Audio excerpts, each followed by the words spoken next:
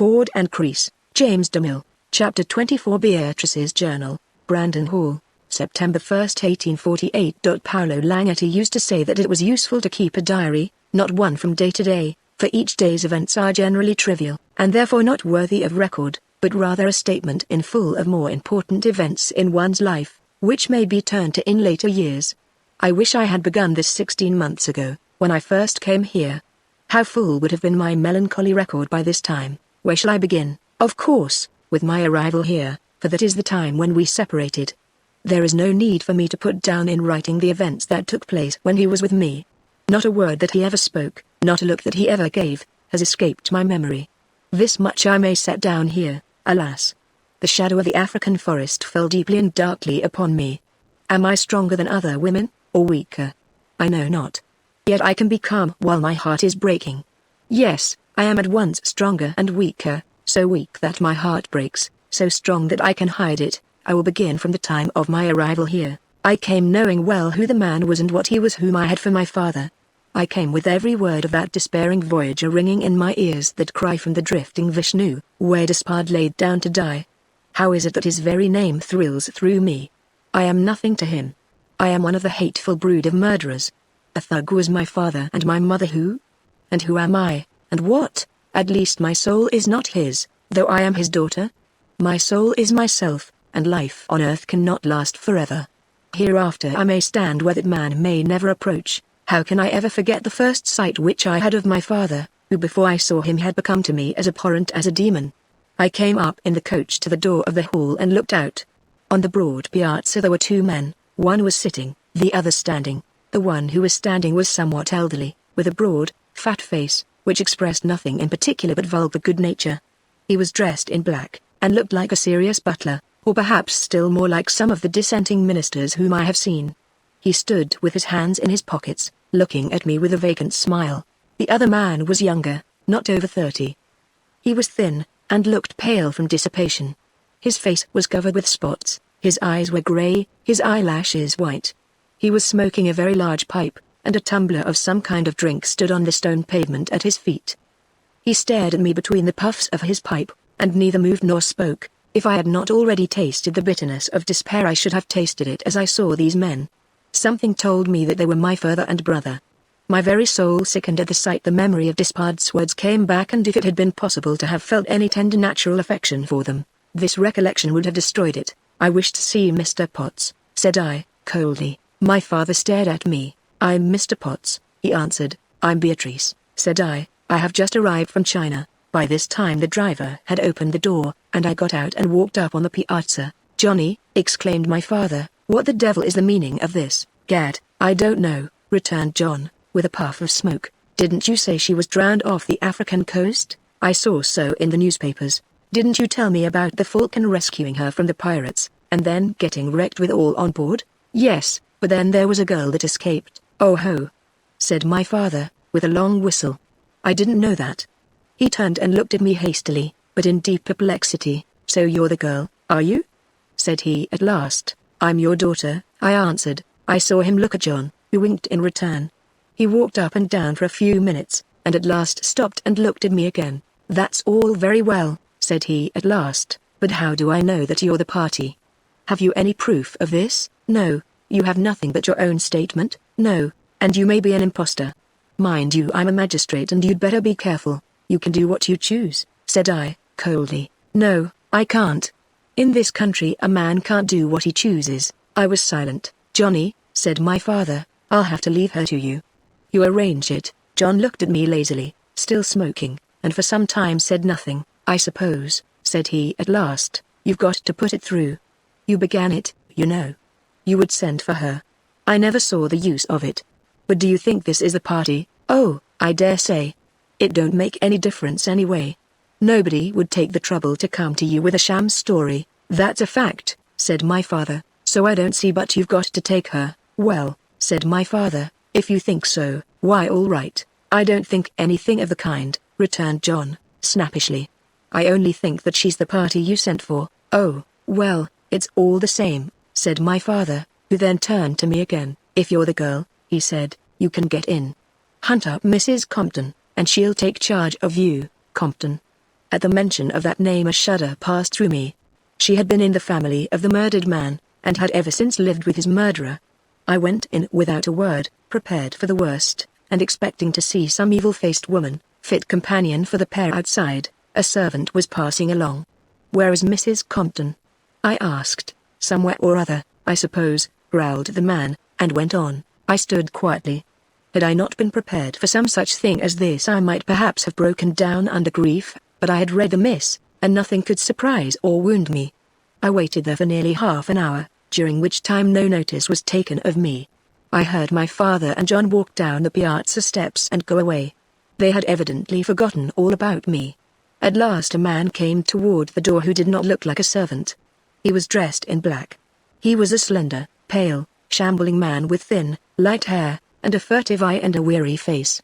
He did not look like one who would insult me, so I asked him where I could find Mrs. Compton. He started as I spoke and looked at me in wonder, yet respectfully. "I have just come from China," said I, "and my father told me to find Mrs. Compton." He looked at me for some time without speaking a word. I began to think that he was imbecile. "So you are Mr. Potts's daughter," said he at last, in a thin, weak voice. I didn't know that you had come." I knew that he was expecting you, but heard you were lost at sea, Mrs. Compton. "Yes, oh yes, I'll show you where you can find Mrs. Compton." He was embarrassed, yet not unkind. There was wonder in his face, as though he was surprised at my appearance. Perhaps it was because he found me so unlike my father. He walked toward the great stairs, from time to time turning his head to look at me, and ascended them. I followed, and after going to the third story we came to a room. "That's the place," said he. He then turned, without replying to my thanks, and left me. I knocked at the door. After some delay it was opened, and I went in. A thin, pale woman was there. Her hair was perfectly white. Her face was marked by the traces of great grief and suffering, yet overspread by an expression of surpassing gentleness and sweetness. She looked like one of these women who live lives of devotion for others, who suffer out of a spirit of self-sacrifice, and count their own comfort and happiness as nothing in comparison with that of those whom they love. My heart warmed toward her at the first glance. I saw that this place could not be altogether corrupt since she was here. "I am Mr. Potts's daughter," said I. "Are you Mrs. Compton?" She stood mute. An expression of deadly fear overspread her countenance, which seemed to turn her white face to a greyish hue, and the look that she gave me was such a look as one may cast upon some object of mortal fear. "You look alarmed," said I, in surprise. "And why? Am I then so frightful?" She seized my hand and covered it with kisses. This new outburst surprised me as much as her former fear. I did not know what to do. "Ah, my sweet child, my dearest," she murmured. "How did you come here of all places on earth?" I was touched by the tenderness and sympathy of her tone. It was full of the gentlest love. "How did you come here?" I asked. She started and turned on me her former look of fear. "Do not look at me so," said I, "dear Mrs. Compton. You are timid. Do not be afraid of me. I am incapable of inspiring fear." I pressed her hand. "Let us say nothing more now about the place. We each seem to know what it is. Since I find one like you living here, it will not seem altogether a place of despair." "Oh, dear child, what words are these? You speak as if you knew all." "I know much," said I, "and I have suffered much." "Ah, my dearest. You are too young and too beautiful to suffer." An agony of sorrow came over her face. Then I saw upon it an expression which I have often marked since, a strange straggling desire to say something, which that excessive and ever-present terror of hers made her incapable of uttering. Some secret thought was in her whole face, but her faltering tongue was paralyzed and could not divulge it. She turned away with a deep sigh. I looked at her with much interest. She was not the woman I expected to find. Her face and voice won my heart. She was certainly one to be trusted.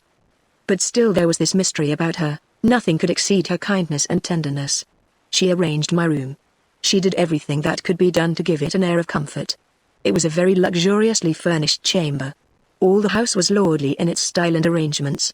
That first night I slept the sleep of the weary. The next day I spent in my room, occupied with my own sad thoughts. At about 3 in the afternoon I saw him come up the avenue. My heart throbbed violently. My eyes were riveted upon that well-known face. How loved! How dear! In vain I tried to conjecture the reason why he should come. Was it to strike the first blow in his implacable vengeance? I longed that I might receive that blow. Anything that came from him would be sweet. He stayed a long time and then left. What passed I cannot conjecture. But it had evidently been an agreeable visit to my father, for I heard him laughing uproariously on the piazza about something not long after he had gone. I have not seen him since. For several weeks I scarcely moved from my room. I ate with Mrs. Compton. Her reserve was impenetrable. It was with painful fear and trembling that she touched upon anything connected with the affairs of the house or the family. I saw it and spared her. Poor thing, she has always been too timid for such a life as this. At the end of a month I began to think that I could live here in a state of obscurity without being molested. Strange that a daughter's feelings toward a father and brother should be those of horror, and that her desire with reference to them should be merely to keep out of their sight. I had no occupation, and needed none, for I had my thoughts and my memories. These memories were bitter, yet sweet. I took the sweet, and tried to solace myself with them. The days are gone forever, no longer does the sea spread wide, no longer can I hear his voice, I can hold him in my arms no more, yet I can remember, das ist Glück für die Brust, nach der schönen Liebe verschwunden Lust, sein der Liebe Schmerzen und Klagen. I think I had lived this sort of life for 3 months without seeing either my father or brother. At the end of that time my father sent for me. He informed me that he intended to give a grand entertainment to the county families, and wanted me to do the honors. He had ordered dressmakers for me. He wished me to wear some jewels which he had in the house, and informed me that it would be the grandest thing of the kind that had ever taken place. Fireworks were going to be let off, the grounds were to be illuminated, and nothing that money could effect would be spared to render it the most splendid festival that could be imagined. I did as he said. The dressmakers came, and I allowed them to array me as they chose. My father informed me that he would not give me the jewels till the time came, hinting a fear that I might steal them. At last the evening arrived. Invitations had been sent everywhere. It was expected that the house would be crowded. My father even ventured to make a personal request that I would adorn myself as well as possible. I did the best I could, and went to the drawing room to receive the expected crowds. The hour came and passed, but no one appeared. My father looked a little troubled, but he and John waited in the drawing room. Servants were sent down to see if anyone was approaching. An hour passed. My father looked deeply enraged. 2 hours passed. Still no one came. 3 hours passed. I waited calmly, but my father and John, who had all the time been drinking freely, became furious. It was now midnight, and all hope had left them. They had been treated with scorn by the whole county. The servants were laughing at my father's disgrace. The proud array in the different rooms was all a mockery. The elaborate fireworks could not be used. My father turned his eyes, inflamed by anger and strong drink, toward me. "She's a bad investment," I heard him say. "I told you so," said John, who did not deign to look at me, "but you were determined." They then sat drinking in silence for some time. "Sold," said my father, suddenly, with an oath. John made no reply. "I thought the county would take to her. She's one of their own sort," my father muttered. "If it weren't for you they might," said John, "but they ain't over fond of her, dear father. But I sent out the invites in her name, no go anyhow. I thought I'd get in with them all right away, hobnob with lords and baronets, and maybe get knighted on the spot." John gave a long scream of laughter. "You old fool," he cried, "so that's what you're up to, is it? Sir John, ha, ha, ha. You'll never be made Sir John by parties, I'm afraid. Oh, don't you be too sure. I'm not put down. I'll try again," he continued, after a pause. "Next year when I'll do it. Why, she'll marry a lord, and then won't I be a lord's father-in-law? What do you say to that? When did you get these notions in your blessed head?" asked John. "Oh, I've had them. It's not so much for myself, Johnny, but for you. For if I'm a lord you'll be a lord too, Lord Potts." "Ha, ha, ha, no," said my father, with some appearance of vexation, "not that. We'll take our title the way all the lords do, from the estates. I'll be Lord Brandon, and when I die you'll get the title, and that's your little game. Well, you've played such good little games in your life that I've nothing to say, except go it. She's the one that'll give me a lift. Well, she ought to be able to do something." By this time I concluded that I had done my duty and prepared to retire. I did not wish to overhear any of their conversation. As I walked out of the room I still heard their remarks. "Blessed if she don't look as if she thought herself the queen," said John. "It's the diamonds, Johnny." "No it ain't, it's the girl herself.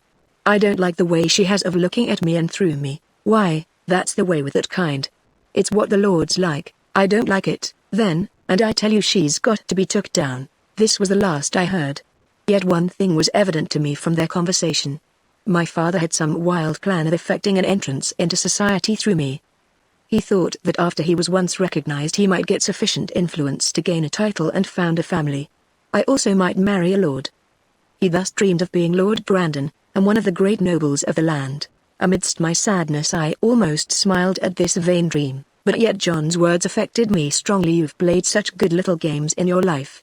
Well, I knew with whom they were played. One was with Despard, the other with Brandon. This then was the reason why he had sent for me from China. The knowledge of his purpose made my life neither brighter nor darker. I still lived on as before. During these months Mrs. Compton's tender devotion to me never ceased. I respected her, and forbore to excite that painful fear to which she was subject. Once or twice I forgot myself and began speaking to her about her strange position here. She stopped me with her look of alarm. "Are you not afraid to be kind to me?" I asked. She looked at me piteously. "You are the only one that is kind to me," I continued. "How have you the courage?" "I cannot help it," she murmured. "You are so dear to me." She sighed and was silent. The mystery about her remained unchanged, her gentle nature, her tender love, and her ever-present fear. What was there in her past that so influenced her life? Had she too been mixed up with the crime on the Vishnu? She? Impossible. Yet surely something as dark as that must have been required to throw so black a cloud over her life. Yet what could that have been?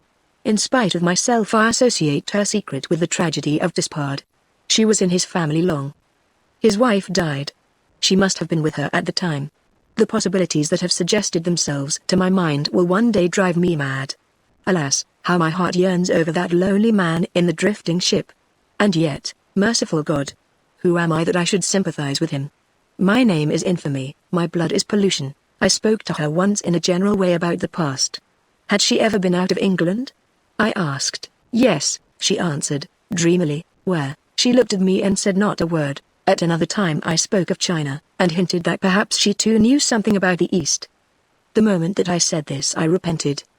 The poor creature was shaken from head to foot with a sudden convulsion of fear. This convulsion was so terrible that it seemed to me as though another would be death. I tried to soothe her, but she looked fearfully at me for a long time after. At another time I asked her directly whether her husband was alive. She looked at me with deep sadness and shook her head. I do not know what position she holds here. She is not housekeeper, none of the servants pay any attention to her whatever. There is an impudent head servant who manages the rest. I noticed that the man who showed me to her room when I first came treats her differently from the rest. Once or twice I saw them talking in one of the halls.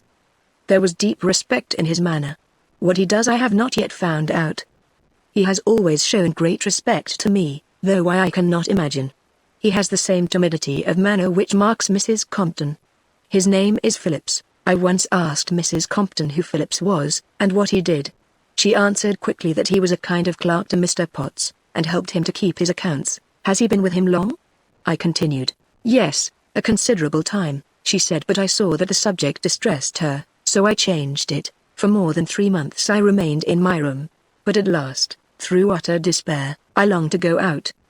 The noble grounds were there, high hills from which the wide sea was visible, that sea which shall be associated with his memory till I die. A great longing came over me to look upon its wide expanse, and feed my soul with old and dear memories. There it would lie, the same sea from which he so often saved me, over which we sailed till he laid down his noble life at my feet, and I gave back that life to him again. I used to ascend a hill which was half a mile behind the hall within the grounds, and pass whole days there unmolested. No one took the trouble to notice what I did, at least I thought so till afterward. There for months I used to go. I would sit and look fixedly upon the blue water, and my imagination would carry me far away to the south, to that island on the African shore, where he once reclined in my arms, before the day when I learned that my touch was pollution to him, to that island where I afterward knelt by him as he lay senseless, slowly coming back to life, when if I might but touch the hem of his garment it was bliss enough for one day. Ah me, how often I have wet his feet with my tears, poor, emaciated feet, and longed to be able to wipe them with my hair, but dared not. He lay unconscious. He never knew the anguish of my love. Then I was less despairing. The air around was filled with the echo of his voice. I could shut my eyes, and bring him before me. His face was always visible to my soul. One day the idea came into my head to extend my ramble into the country outside, in order to get a wider view. I went to the gate. The porter came out and asked what I wanted. I told him. "You can't go out," said he, rudely. "Why not?" "Oh, them's Potts's orders, that's enough, I think." "He never said so to me," I replied, mildly. "That's no odds, he said so to me, and he told me if you made any row to tell you that you were watched, and might just as well give up at once." "Watched?" said I, wonderingly. "Yes, for fear you'd get skittish, and try and do something foolish. Old Potts is bound to keep you under his thumb." I turned away. I did not care much. I felt more surprised than anything else to think that he would take the trouble to watch me. Whether he did or not was of little consequence.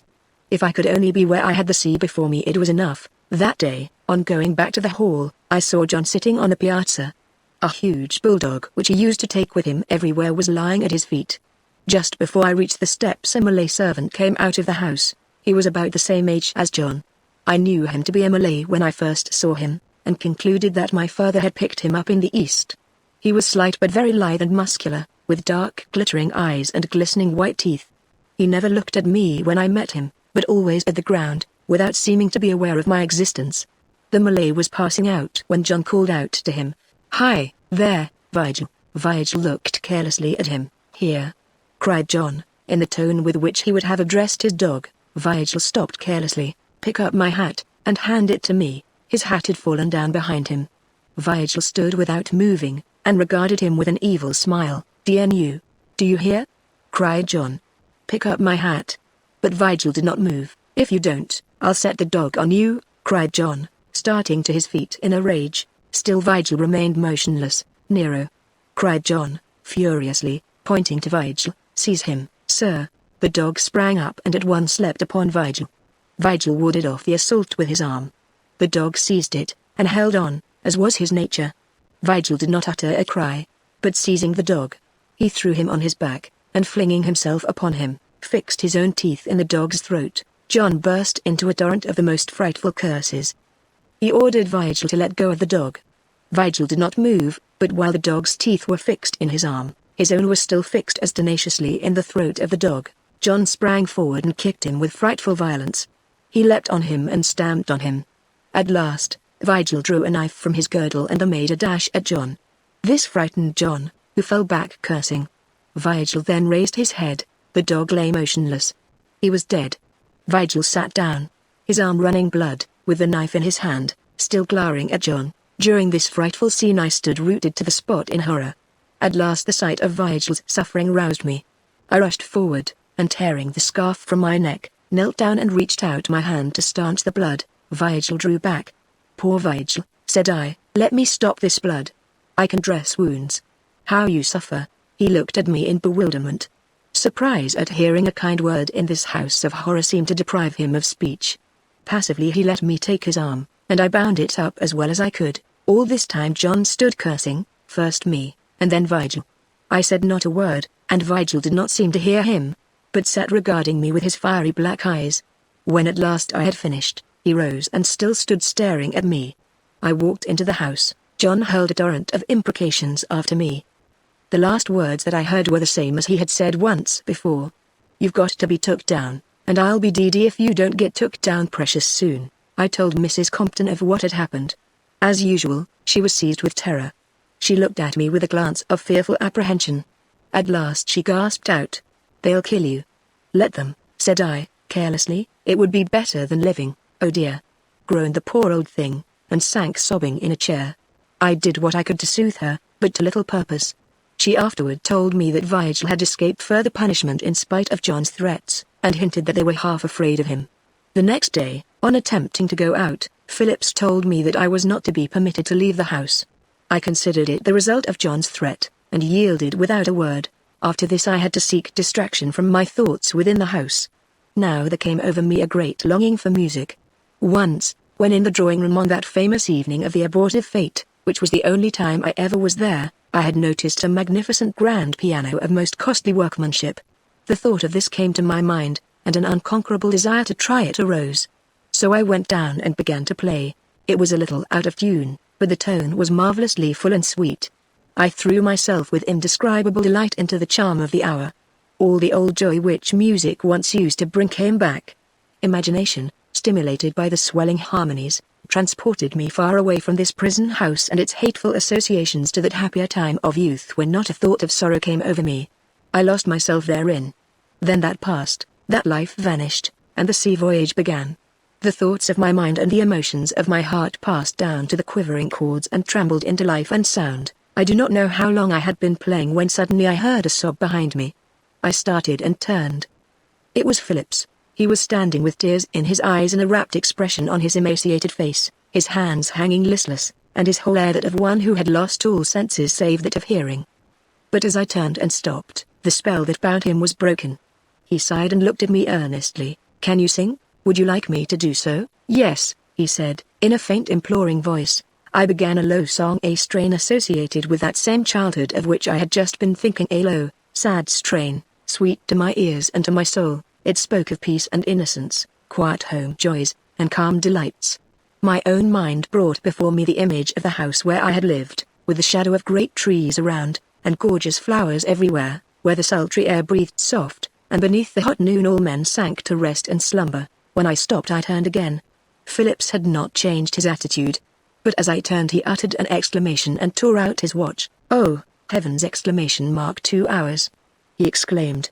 "He'll kill me for this." With these words he rushed out of the room. I kept up my music for about 10 days, when one day it was stopped forever. I was in the middle of a piece when I heard heavy footsteps behind me. I turned and saw my father. I rose and looked at him with an effort to be respectful. It was lost on him, however. He did not glance at me. "I came up to say to you," said he, after a little hesitation, "that I can't stand this infernal squall and clatter any longer. So in future you just shut up." He turned and left me. I closed the piano forever, and went to my room. The year ended, and a new year began. January passed away. My melancholy began to affect my health. I scarcely ever slept at night, and to eat was difficult. I hoped that I was going to die. Alas! Death will not come when one calls. One day I was in my room lying on the couch when Mrs. Compton came. On entering she looked terrified about something. She spoke in a very agitated voice. "They want you downstairs." "Who?" "Mr. Potts and John." "Well," said I, and I prepared to get ready. "When do they want me?" "Now," said Mrs. Compton, who by this time was crying. "Why are you so agitated?" I asked. "I am afraid for you." "Why so? Can anything be worse?" "Ah, my dearest. You don't know." I said nothing more, but went down. On entering the room I saw my father and John seated at a table with brandy before them. A third man was there. He was a thick-set man of about the same height as my father, but more muscular, with a strong, square jaw, thick neck, low brow, and stern face. My father did not show any actual ferocity in his face whatever he felt, but this man's face expressed relentless cruelty. On entering the room I walked up a little distance and stood looking at them. "There, Clark, what do you think of that?" said my father. The name, Clark, at once made known to me who this man was, that old associate of my father, his assistant on board the Vishnu. Yet the name did not add one whit to the abhorrence which I felt. My father was worse even than he. The man Clark looked at me scrutinizingly for some time. "So that's the gal," said he, at last. "That's the gal," said my father. Clark waved his hand at me. "Turn around sideways," said he. I looked at him quietly without moving. He repeated the order, but I took no notice of it. "DN her," said he. "Is she deaf?" "Not a bit of it," said John, "but she's plucky. She'd just as soon you'd kill her as not. There isn't any way of moving her." "Turn round," cried my father, angrily. I turned as he said. "You see," said he, with a laugh, "she's been piously brought up, she honors her father." At this Clark's burst into a loud laugh. Some conversation followed about me as I stood there. Clark then ordered me to turn round and face him. I took no notice, but on my father's ordering it, I obeyed as before. This appeared to amuse them all very greatly, just as the tricks of an intelligent poodle might have done. Clark gave me many commands on purpose to see my refusal, and have my father's order which followed obeyed. "Well," said he, at last, leaning back in his chair, "she is a showy piece of furniture. Your idea isn't a bad one either." He rose from his chair and came toward me. I stood looking at him with a gaze so fixed and intense that it seemed as if all my being were centered in my eyes. He came up and reached out to take hold of my arm. I stepped back. He looked up angrily. But, for some reason, the moment that he caught sight of my face, an expression of fear passed over his. Heavens! He groaned, "Look at that face." I saw my father look at me. The same horror passed over his countenance. An awful thought came to me. As these men turned their faces away from me in fear, I felt my strength going. I turned and rushed from the room. I do not remember anything more. It was early in February when this occurred. Until the beginning of August I lay senseless. For the first 4 months I hovered faintly between life and death. Why did they not let me die? Why did I not die? Alas! Had I died I might now have been beyond this sorrow. I have waked to meet it all again. Mrs. Compton says she found me on the floor of my own room, and that I was in a kind of stupor. I had no fever or delirium. A doctor came, who said it was a congestion of the brain. Thoughts like mine might well destroy the brain forever. For a month I have been slowly recovering. I can now walk about the room. I know nothing of what is going on in the house, and wish to know nothing. Mrs. Compton is as devoted as ever. I have got thus far, and will stop here. I have been several days writing this. I must stop till I am stronger. Chapter 25. The Byzantine Hymnists. More than a year had passed since that visit to Thornton Grange which has already been mentioned. Despard had not forgotten or neglected the melancholy case of the Brandon family. He had written in all directions, and had gone on frequent visits. On his return from one of these he went to the Grange. Mrs. Thornton was sitting in the drawing-room, looking pensively out of the window, when she saw his well-known figure advancing up the avenue. His face was sad, and pervaded by a melancholy expression, which was noticeable now as he walked along, but when he came into the room that melancholy face suddenly lighted up with the most radiant joy. Mrs. Thornton advanced to meet him, and he took her hand in both of his. "I ought to say, welcome back again," said she, with forced liveliness, "but you may have been in Holby a week for all I know. When did you come back? Confess now that you have been secluding yourself in your study instead of paying your respects in the proper quarter." Despard smiled. "I arrived home at 11 this morning. It is now 3 p.m. by my watch.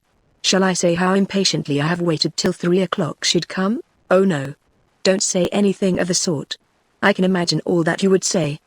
But tell me where you have been on this last visit, wandering like an evil spirit, seeking rest and finding none. Have you been to London again? Where have I not been?" By this time they had seated themselves. "My last journey," said Despard, "like my former ones, was, of course, about the Brandon affair. You know that I have had long conversations with Mr. Thornton about it, and he insists that nothing whatever can be done. But you know, also, that I could not sit down idly and calmly under this conviction. I have felt most keenly the presence of intolerable wrong. Every day I have felt as if I had shared in the infamy of those who neglected the dying man. That was the reason why I wrote to Australia to see if the Brandon who was drowned was really the one I supposed. I heard, you know, that he was the same man, and there is no doubt about that. Then you know, as I told you, that I went around among different lawyers to see if anything could be done. Nearly all asserted that no redress was possible. That is what Mr. Thornton said. There was one who said that if I were rich enough I might begin a prosecution, but as I am not rich that did me no good. That man would have been glad, no doubt, to have undertaken such a task. What is there in law that so hardens the heart?" said Mrs. Thornton, after a pause. "Why should it kill all sentiment, and destroy so utterly all the more spiritual qualities? I don't think that the law does this necessarily. It depends after all on the man himself. If I were a lawyer, I should still love music above all things. But did you ever know a lawyer who loved music? I have not known enough of them to answer that. But in England music is not loved so devotedly as in other countries. Is it inconceivable that an Italian lawyer should love music? I don't know. Law is abhorrent to me. It seems to be a profession that kills the finer sentiments. Why so? More than medicine. The fact is where ordinary men are concerned any scientific profession renders art distasteful. At least this is so in England.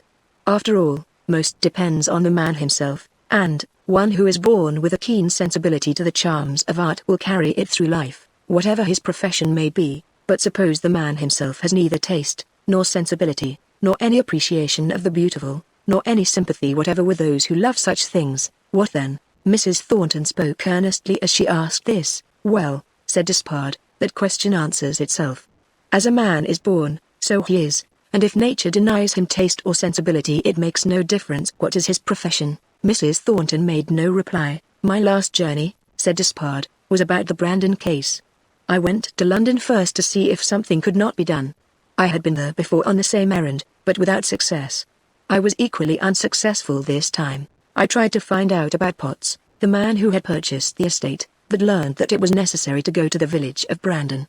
I went there, and made inquiries. Without exception the people sympathized with the unfortunate family, and looked with detestation upon the man who had supplanted them. I heard that a young lady went the last year who was reputed to be his daughter. Everyone said that she was extraordinarily beautiful, and looked like a lady. She stopped at the inn under the care of a gentleman who accompanied her, and went to the hall. She has never come out of it since. The landlord told me that the gentleman was a pale, sad-looking man, with dark hair and beard. He seemed very devoted to the young lady, and parted with her in melancholy silence. His account of this young lady moved me very strangely. He was not at all a sentimental man, but a burly John Bull, which made his story all the more touching. It is strange, I must say, that one like her should go into that place and never be seen again. I do not know what to think of it, nor did any of those with whom I spoke in the village. Do you suppose that she really went there and never came back? That is what they say. Then they must believe that she is kept there. Yes, so they do. Why do they not take some steps in the matter? What can they do? She is his daughter. Some of the villagers who have been to the hall at different times say that they heard her playing and singing. That does not sound like imprisonment. The caged bird sings. Then you think she is a prisoner? I think it odd that she has never come out, not even to go to church. It is odd. This man Potts excited sufficient interest in my mind to lead me to make many inquiries. I found, throughout the county, that everybody utterly despised him. They all thought that poor Alf Brandon had been almost mad, and, by his madness had ruined his family. Everybody believed that Potts had somehow deceived him, but no one could tell how. They could not bring any direct proof against him, but I found out in Brandon the sad particulars of the final fate of the poor wife and her unfortunate children. They had been sent away or assisted away by this Potts to America, and had all died either on the way out or shortly after they had arrived, according to the villagers. I did not tell them what I knew, but left them to believe what they chose. It seemed to me that they must have received this information from Potts himself, who alone in that poor community would have been able to trace the fortunes of the unhappy emigrants. There was a long silence. I have done all that I could, said Despard, in a disconsolate tone, and I suppose nothing now remains to be done. When we hear again from Paolo there may be some new information upon which we can act, and you can go back to your Byzantine poets. Yes, if you will assist me, you know I shall only be too happy, and I shall be eternally grateful. You see, as I told you before, there is a field of labor here for the lover of music which is like a new world. I will give you the grandest musical compositions that you have ever seen. I will let you have the old hymns of the saints who lived when Constantinople was the only civilized spot in Europe, and the Christians there were hurling back the Mohammedans. You shall sing the noblest songs that you have ever seen. How in Greek? You must teach me the alphabet then. No, I will translate them for you. The Greek hymns are all in rhythmical prose, like the Dum and the Gloria. A literal translation can be sung as well as the originals. You will then enter into the mind and spirit of the ancient Eastern Church before the days of the schism. Yes, continued Despard, with an enthusiasm which he did not care to conceal, we will go together at this sweet task, and we will sing the Greek Cathcast Nemeron, which holds the same place in the Greek Church that the Dum does in ours. We will chant together the golden canon of St. John Damascene, the Queen of Canons. The grandest song of Christ is risen that mortals ever composed. Your heart and mine will beat together with one feeling at the sublime choral strain. We will sing the hymn of victory. We will go together over the songs of St. Cosmas, St. Theophanes, and St. Theodore, St. Gregory, St. Donatobus, and St. Andrew of Crete shall inspire us, and the thoughts that have kindled the hearts of martyrs at the stake shall exalt our souls to heaven. But I have more than this. I have some compositions of my own, poor ones, indeed, yet an effort in the right way. They are a collection of those hymns of the primitive church which are contained in the New Testament. I have tried to set them to music. They are, Worthy is the Lamb, unto him that loved us, great and marvelous are thy works, and the Trisagion. Yes, we will go together at this lofty and heavenly work, and I shall be able to gain a new interpretation from your sympathy. Despard spoke with a vehement enthusiasm that kindled his eyes with unusual luster and spread a glow over his pale face. He looked like some devotee under a sudden inspiration. Mrs. Thornton caught all his enthusiasm, her eyes brightened, and her face also flushed with excitement. Whenever you are ready to lead me into that new world of music, said she, I am ready to follow. Are you willing to begin next Monday? Yes. All my time is my own. Then I will come for you. Then I will be waiting for you. By the way, are you engaged for tonight? No. Why? There is going to be a fete on Petra. It is a ridiculous thing for the Holby people to do, but I have to go to play the patroness. Mr. Thornton does not want to go. Would you sacrifice yourself to my necessities, and allow me your escort? Would a thirsty man be willing to accept a cooling draught? Said Despard, eagerly. You open heaven before me, and ask me if I will enter. His voice trembled, and he paused. You never forget yourself, said Mrs. Thornton, with slight agitation, looking away as she spoke. I will be back at any hour you say. You will do no such thing. Since you are here you must remain and dine, and then go with me. Do you suppose I would trust you? Why, if I let you go, you might keep me waiting a whole hour. Well, if your will is not law to me, what is? Speak, and your servant obeys. To stay will only add to my happiness. Then let me make you happy by forcing you to stay. Despard's face showed his feelings, and to judge by its expression his language had not been extravagant. The afternoon passed quietly. Dinner was served up. Thornton came in, and greeted Despard with his usual abstraction, leaving his wife to do the agreeable. After dinner, as usual, he prepared for a nap, and Despard and Mrs. Thornton started for the fete. It was to be in some gardens at the other end of Holby, along the shore. The townspeople had recently formed a park there, and this was one of the preliminaries to its formal inauguration. The trees were hung with innumerable lamps of varied colors. There were bands of music, and triumphal arches, and gay festoons, and wreaths of flowers, and everything that is usual at such a time. On arriving, Despard assisted Mrs. Thornton from the carriage and offered his arm. She took it, but her hand rested so lightly on it that its touch was scarce perceptible. They walked around through the illuminated paths. Great crowds of people were there. All looked with respectful pleasure at Mrs. Thornton and the rector. You ought to be glad that you have come, said she. See how these poor people feel it. We are not persons of very great consequence, yet our presence is marked and enjoyed. All places are alike to me, answered Despard, when I am with you. Still, there are circumstances about this which will make it forever memorable to me. Look at those lights, exclaimed Mrs. Thornton, suddenly. What varied colors. Let us walk into that grotto, said Despard, turning toward a cool, dark place which lay before them. Here, at the end of the grotto, was a tree, at the foot of which was a seat. They sat down and stayed for hours.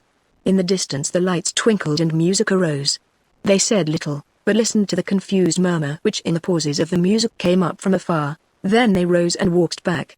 Entering the principal path a great crowd streamed on which they had to face. Despard sighed. You and I, said he, stooping low and speaking in a sad voice, are compelled to go against the tide. Shall we turn back and go with it? We cannot. Do you wish to turn aside? We cannot. We must walk against the tide, and against the rush of men.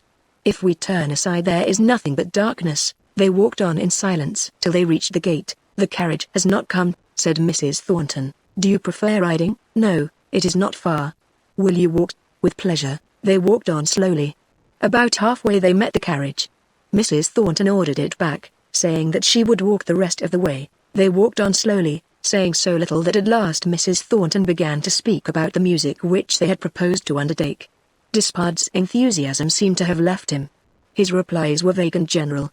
On reaching the gate he stood still for a moment under the trees and half turned toward her. You don't say anything about the music? Said she. That's because I am so stupid. I have lost my head. I am not capable of a single coherent idea. You are thinking of something else all the time. My brain is in a whirl. Yes, I am thinking of something else. Of what? I'm afraid to say. Mrs. Thornton was silent. They entered the gate and walked up the avenue, slowly and in silence. Despard made one or two efforts to stop, and then continued.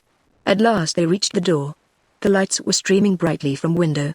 Despard stood, silently. Will you not come in? No, thank you, said he, dreamily. It is rather too late, and I must go. Good night. He held out his hand. She offered hers, and he took it. He held it long, and half stooped as though he wished to say something. She felt the throbbing of his heart in his hand as it clasped hers. She said nothing. Nor did Despard seem able to say anything. At last he let go her hand slowly and reluctantly. You will not forget the music? Said he. No, good night. He took her hand again in both of his. As the light shone through the windows she saw his face, a face full of longing beyond words, and sadness unutterable. Good night, she faltered. He let go her hand, and turning away, was lost amidst the gloom. She waited till the sound of his footsteps had died away, and then went into the house. On the following morning Despard was walking along when he met her suddenly at a corner of the street. He stopped with a radiant face, and shaking hands with her, for a moment was unable to speak. "This is too much happiness," he said at last. "It is like a ray of light to a poor captive when you burst upon me so suddenly. Where are you going?" "Oh, I'm only going to do a little shopping." "I'm sure I wish that I could accompany you to protect you." "Well, why not? On the whole, I think that shopping is not my forte, and that my presence would not be essential." He turned, however, and walked with her some distance, as far as the farthest shop in the town. They talked gaily and pleasantly about the fete. "You will not forget the music," said he, on parting. "Will you come next Monday? If you don't, I won't be responsible for the consequences." "Do you mean to say, sir, that you expect me to come alone?" "I did not hope for anything else." "Why, of course, you must call for me. If you do not I won't go." Despard's eyes brightened. "Oh, then, since you allow me so sweet a privilege, I will go and accompany you. If you fail me I will stay at home," said she, laughingly. He did not fail her, but at the appointed time went up to the Grange. Some strangers were there, and Mrs. Thornton gave him a look of deep disappointment. The strangers were evidently going to spend the day, so Despard, after a short call, withdrew. Before he left, Mrs. Thornton absented herself on some pretext for a few moments, and as he quitted the room she went to the door with him and gave him a note. He walked straight home, holding the note in his hands till he reached his study. Then he locked himself in, opened the note, and read as follows. "Dear Mr. Despard, how does it happen that things turn out just as they ought not? I was so anxious to go with you to the church today about our music. I know my own powers, they are not contemptible, they are not uncultivated, they are simply, and wholly, and irretrievably commonplace. That much I deem it my duty to inform you. These wretched people, who have spoiled a day's pleasure, dropped upon me as suddenly as though they had come from the skies. They leave on Thursday morning. Come on Thursday afternoon. If you do not I will never forgive you. On that day give up your manuscripts and books for music and the organ, and allot some portion of your time to yours, T.T. On Thursday Despard called, and Mrs. Thornton was able to accompany him. The church was an old one, and had one of the best organs in Wales. Despard was to play and she to sing. He had his music ready, and the sheets were carefully and legibly written out from the precious old Greek scores which he loved so dearly and prized so highly. They began with the canon for Easter Day of St. John Damascene, who, according to Despard, was the best of the Eastern hymnists. Mrs. Thornton's voice was rich and full. As she came to the Greek, Anastasios Hemera Resurrection Day it took up a tone of indescribable exaltation, blending with the triumph peal of the organ. Despard added his own voice, a deep, strong, full-toned basso in their blended strains bore aloft the sublimest of utterances, "Christ is arisen." Then followed a more mournful chant, full of sadness and profound melancholy. There, Greek, Teleuteion Spasm and the Last Kiss, the Hymn of the Dead, by the same poet. Then followed a sublimer strain, the hymn of Saint Theodore on the Judgment, Greek, Hemerant and Fruchten, where all the horrors of the day of doom are set forth. The chant was commensurate with the dread splendors of the theme. The voices of the two singers blended in perfect concord. The sounds which were thus wrought out bore themselves through the vaulted aisles, returning again to their own ears, imparting to their own hearts something of the awe with which imagination has enshrouded the day of days, and giving to their voices that saddened cadence which the sad spirit can convey to its material utterance. Despard then produced some composition of his own, made after the manner of the Eastern chants, which he insisted were the primitive songs of the early church. The words were those fragments of hymns which are embedded in the text of the New Testament. He chose first the Song of the Angels, which was first sung by a great voice out of heaven, Greek, Idu, he scanitadi behold, the tabernacle of God is with men. The chant was a marvelous one. It spoke of sorrow past, of grief stayed, of misery at an end forever, of tears dried, and a time when there shall be no more death, neither sorrow nor crying. There was a gentle murmur in the flow of that solemn, soothing strain which was like the sighing of the evening wind among the hoary forest trees. It soothed and comforted, it brought hope, and holy calm, and sweet peace. As Despard rose from the organ Mrs. Thornton looked at him with moistened eyes. "I do not know whether your song brings calm or unrest," said she, sadly, "but after singing it I would wish to die." "It is not the music, it is the words," answered Despard, "which bring before us a time when there shall be no sorrow or sighing." "May such a time ever be?" murmured she. "That," he replied, "it is ours to aim after. There is such a world. In that world all wrongs will be righted, friends will be reunited, and those severed here through all this earthly life will be joined forevermore. Their eyes met. Their spirit lived and glowed in that gaze. It was sad beyond expression, but each one held commune with the other in a mute intercourse, more eloquent than words. Despard's whole frame trembled. "Will you sing the Ave Maria?" he asked, in a low, scarce audible voice. Her head dropped. She gave a convulsive sigh. He continued, "We used to sing it in the old days. The sweet, never-forgotten days now past forever. We sang it here. We stood hand in hand." His voice faltered. "Sing," he said, after a time. "I cannot," Despard sighed. "Perhaps it is better not, for I feel as though, if you were to sing it, my heart would break." "Do you believe that hearts can break?" she asked gently, but with indescribable pathos. Despard looked at her mournfully, and said not a word. Chapter 26. Clasped hands. Their singing went on. They used to meet once a week and sing in the church at the organ. Despard always went up to the Grange and accompanied her to the church. Yet he scarcely ever went at any other time. A stronger connection and a deeper familiarity rose between them, which yet was accompanied by a profound reverence on Despard's part, that never diminished, but as the familiarity increased only grew more tender and more devoted. There were many things about their music which he had to say to her. It constituted a common bond between them on which they could talk, and to which they could always revert. It formed a medium for the communion of soul lofty, spiritual intercourse, where they seemed to blend, even as their voices blended, in a purer realm, free from the trouble of earth. Amidst it all Despard had so much to tell her about the nature of the Eastern music that he wrote out a long letter, which he gave her. They parted after an unusually lengthy practice. Part of it was on the subject of music, and the rest of a different character. The next time that they met she gave him a note in response. "Dear Mr. Despard, why am I not a seraph endowed with musical powers beyond mortal reach? You tell me many things, and never seem to imagine that they are all beyond me. You never seem to think that I am hopelessly commonplace. You are kind in doing what you do, but where is the good where one is so stupid as I am? I suppose you have given up visiting the Grange forever. I don't call your coming to take me to the church visits. I suppose I may as well give you up. It is as difficult to get you here as if you were the Grand Lama of Thibet. Amidst all my stupidities I have 2 or 3 ideas which may be useful in our music, if I can only put them in practice. Bear with me, and deal gently with, yours, despondingly, T. To this Despard replied in a note which he gave her at their next meeting, calling her Dear Seraph, and signing himself Grand Lama. After this they always called each other by these names. Grand Lama was an odd name, but it became the sweetest of sounds to Despard since it was uttered by her lips, the sweetest, the most musical, and the tenderest. As to himself he knew not what to call this dear companion of his youth, but the name Seraph came into use, and grew to be associated with her, until at last he never called her anything else. Yet after this he used to go to the Grange more frequently. He could not stay away. His steps wandered there irresistibly. An uncontrollable impulse forced him there. She was always alone awaiting him, generally with a sweet confusion of face and a tenderness of greeting which made him feel ready to fall on his knees before her. How else could he feel? Was she not always in his thoughts? Were not all his sleeping hours one long dream of her? Were not all his waking thoughts filled with her radiant presence? How is it under our control to love or not to love? Did he know what it was that he felt for her? He never thought. Enough that he felt. And that feeling was one long agony of intense longing and yearning after her. Had not all his life been filled by that one bright image? Youth gave it to him. After years could not efface it. The impress of her face was upon his heart. Her voice was always in his ears.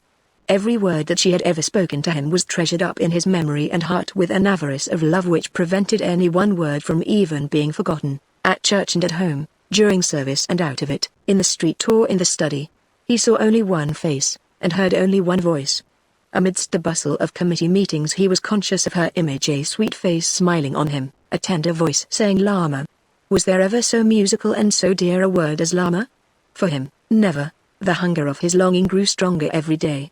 That strong, proud, self-secluded nature of his was most intense in all its feelings, and dwelt with concentrated passion upon this one object of its idolatry. He had never had any other object but this one. A happy boyhood passed in the society of this sweet playmate, then a young girl of his own age, a happy boyhood here in Holby, where they had always been inseparable, wandering hand in hand along the shore or over the hills, a happy boyhood where she was the one and only companion whom he knew or cared for. This was the sole legacy of his early life. Leaving Holby he had left her, but had never forgotten her. He had carried with him the tender memory of this bright being, and cherished his undying fondness, not knowing what that fondness meant. He had returned to find her married, and severed from him forever, at least in this life. When he found that he had lost her, he began to understand how dear she was. All life stood before him aimless, pointless, and meaningless without her. He came back, but the old intercourse could not be renewed, she could not be his, and he could only live, and love, and endure. Perhaps it would have been wiser if he had at once left Holby and sought out some other abode. But the discovery of his love was gradual, it came through suffering and anguish, and when he knew that his love was so intense it was then impossible to leave. To be near her, to breathe the same air, to see her face occasionally, to nurse his old memories, to hoard up new remembrances of her words and looks, these now became the chief occupation of his hours of solitude, and the only happiness left him in his life. One day he went up with a stronger sense of desolation in his heart than usual, going up to see her in order to get consolation from the sight of her face and the sound of her voice. Their former levity had given place to a seriousness of manner which was very different. A deep, intense joy shone in the eyes of each at meeting, but that quick repartee and light badinage which they had used of old had been dropped. Music was the one thing of which they could speak without fear. Despard could talk of his Byzantine poets, and the chants of the Eastern Church, without being in danger of reawakening painful memories. The piano stood close by, and always afforded a convenient mode of distracting attention when it became too absorbed in one another, for Mrs. Thornton did not repel him, she did not resent his longing, she did not seem forgetful of what he so well remembered. How was it with her who had given her hand to another? What she felt the while dare he think? Yet there were times when he thought it possible that she might feel as he did. The thought brought joy, but it also brought fear. For, if the struggle against this feeling needed all the strength of his nature, what must it cost her? If she had such a struggle as he, how could she endure it? Then, as he considered this, he thought to himself that he would rather she would not love him than love him at such a cost. He was willing to sacrifice his own heart. He wished only to adore her, and was content that she should receive, and permit, and accept his adoration, herself unmoved, a passionless divinity. In their intercourse it was strange how frequently there were long pauses of perfect silence, during which neither spoke a word. Sometimes each sat looking at the floor, sometimes they looked at one another, as though they could read each other's thoughts, and by the mere gaze of their earnest eyes could hold ample spiritual communion. On one such occasion they stood by the window looking out upon the lawn, but seeing nothing in that abstracted gaze. Despard stood facing her, close to her. Her hand was hanging by her side. He stooped and took that little slender hand in his. As he did so he trembled from head to foot. As he did so a faint flush passed over her face. Her head fell forward. Despard held her hand and she did not withdraw it. Despard drew her slightly toward him. She looked up into his face with large, eloquent eyes, sad beyond all description, yet speaking things which thrilled his soul. He looked down upon her with eyes that told her all that was in his heart. She turned her head away. Despard clung to her hand as though that hand were his life, his hope, his joy, as though that alone could save him from some abyss of despair into which he was falling. His lips moved. In vain. No audible sound broke that intense stillness in which the beating and throbbing of those two forlorn hearts could be heard. His lips moved, but all sound died away upon them. At last a stronger effort broke the silence. Teresa. It was a strange tone, a tone of longing unutterable, a tone like that which a dying man might use in calling before him one most dear. And all the pent-up feeling of years rushed forth in concentrated energy, and was borne to her ears in the sound of that one word. She looked up with the same glance as before. "Little playmate," said he, in a tone of infinite sweetness, "have you ever forgotten the old days? Do you remember when you and I last stood hand in hand?" His voice sounded like the utterance of tears, as though, if he could have wept, he would then have wept as no man wept before, but his eyes were dry through his manhood, and all that tears can express were shown forth in his tone. As he began to speak her head fell again. As he ended she looked up as before. Her lips moved. She whispered but one word. "Courtney." She burst into a flood of tears and sank into a chair. And Despard stood, not daring even to soothe her, for fear lest in that vehement convulsion of his soul all his self-command should give way utterly. At length Mrs. Thornton rose. "Lama," said she, at last, in a low, sad voice, "let us go to the piano." "Will you sing the Ave Maria?" he asked, mournfully. "I dare not," said she, hastily. "No, anything but that. I will sing Rossini's Cuja Sanaman." Then followed those words which tell in lofty strains of a broken heart. Cujus animam gementum contristatam et flebentum per transivit gladius. Chapter 27 Journal of Paolo Langhetti. When Mrs. Thornton saw Despard next, she showed him a short note which she had just received from her brother, accompanying his journal. Nearly 2 years had elapsed since she had last heard from him. His journal was written as before at long intervals, and was as follows. Halifax, April 10, 1847. I exist here, but nothing more. Nothing is offered by this small colonial town that can afford interest. Life goes on monotonously. The officers and their families are what they are everywhere. They are amiable and pleasant, and try to get the best out of life. The townspeople are hospitable, and there is much refinement among them, but I live for the most part in a cottage outside of the town, where I can be secluded and free from observation. Near my house is the northwest arm. I cross it in a boat, and am at once in a savage wilderness. From the summit of a hill, appropriately named Mount Misery, I can look down upon this city which is bordered by such a wilderness. The winter has passed since my last entry, and nothing has occurred. I have learned to skate. I went out on a moose hunt with Colonel Despard. The gigantic horns of a moose which I killed are now over the door of my studio. I have joined in some festivities, and have done the honors of my house. It is an old-fashioned wooden structure which they call the Priory, so the winter has passed, and April is now here. In this country there is no spring. Snow is yet on the ground. Winter is transformed gradually till summer. I must keep up my fires till June. They say, during the winter I have guarded my treasure well. I took a house on purpose to have a home for her. But her melancholy continued, and the state of mind in which I found her still endures. Will it ever change? I gave out here that she was a relative who was in ill health. But the winter has passed, and she remains precisely the same. Can she live on long in this mood? At length I have decided to try a change for her. The Holy Sisterhood of Mercy have a convent here, where she may find a higher and purer atmosphere than anywhere else. There I have placed her. I have told nothing of her story. They think she is in grief for the death of friends. They have received her with that warm sympathy and holy love which it is the aim of their life to cherish. O Mater Alma Christ. Carissima, to nunc flagetant devota corda et ora pro nobis, August 5, 1847. The summer goes on pleasantly. A bracing climate, a cool sea breeze, fishing and hunting in the forests, sailing in the harbor, these are the amusements which one can find if he has the leisure. She has been among the Sisterhood of Mercy for some months. The deep calm of that holy retreat has soothed her, but only this much, that her melancholy has not lessened but grown more placid. She is in the midst of those whose thoughts are habitually directed to that work which she longs after. The home from which she has been exiled is the desire of their hearts. They aim after that place for which she longs with so deep a longing. There is sympathy in all those hearts with one another. She hears in their chants and prayers those hopes and desires, and these are but the utterances of what she feels. Here they sing the matchless rhythm of Bernard de Moor Lakes, and in these words she finds the highest expression that human words can give of the thoughts and desires of her soul. They tell me that the first time they sang it, as they came to this passage, she burst into tears and sank down almost senseless. O bona patria! Lumina sobriat speculantur, ad tua nomina sobria luminaca lacrymentur, et tua mentio pectra sanctis, cura doloris, concipientibus ethers mentibus ignis amoris. November 17. The winter must soon be here again. My treasure is well guarded by the Holy Sisterhood. They revere her and look upon her as a saint. They tell me wonderful things about her which have sunk into my soul. They think that she is another Saint Cecilia, or rather Saint Teresa, the saint of love and longing. She told them once that she was not a Catholic, but that any form of worship was sweet and precious to her most of all. The lofty utterances of the prayers and hymns of the Church.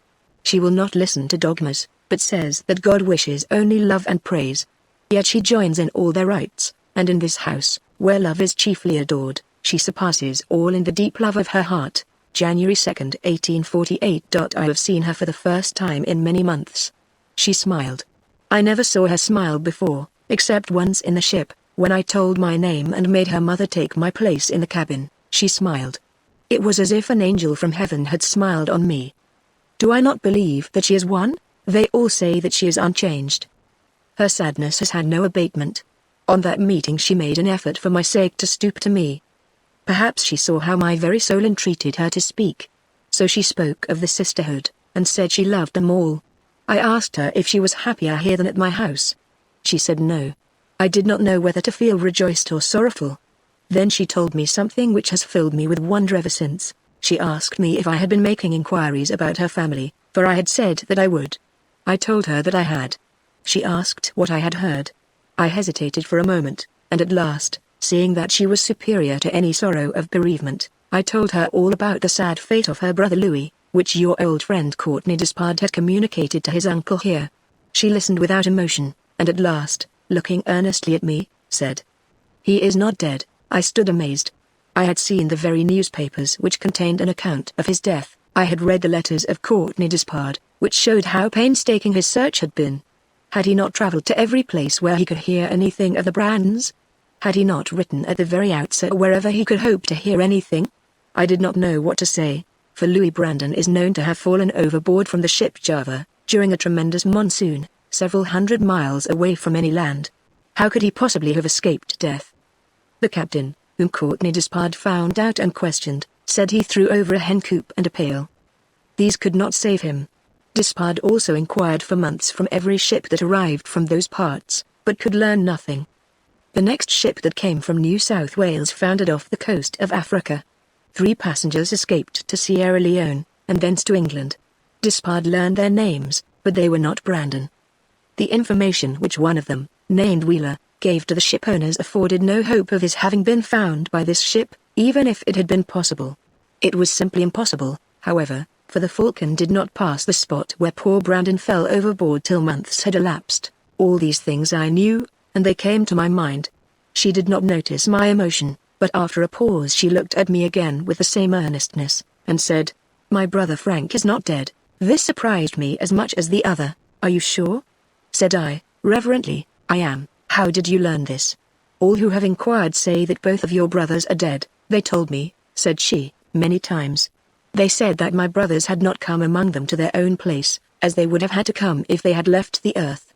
She spoke solemnly and with mysterious emphasis. I said nothing, for I knew not what to say. On going home and thinking over this, I saw that she believed herself to have the power of communicating with the departed. I did not know whether this intelligence, which she believed she had received, had been gained in her trance, or whether she thought that she had recent interviews with those on high. I went to see her again, and asked this. She told me that once since her recovery she had fallen into that state, and had been, as she called it, in her home. I ventured to ask her more about what she considered a communion with the departed.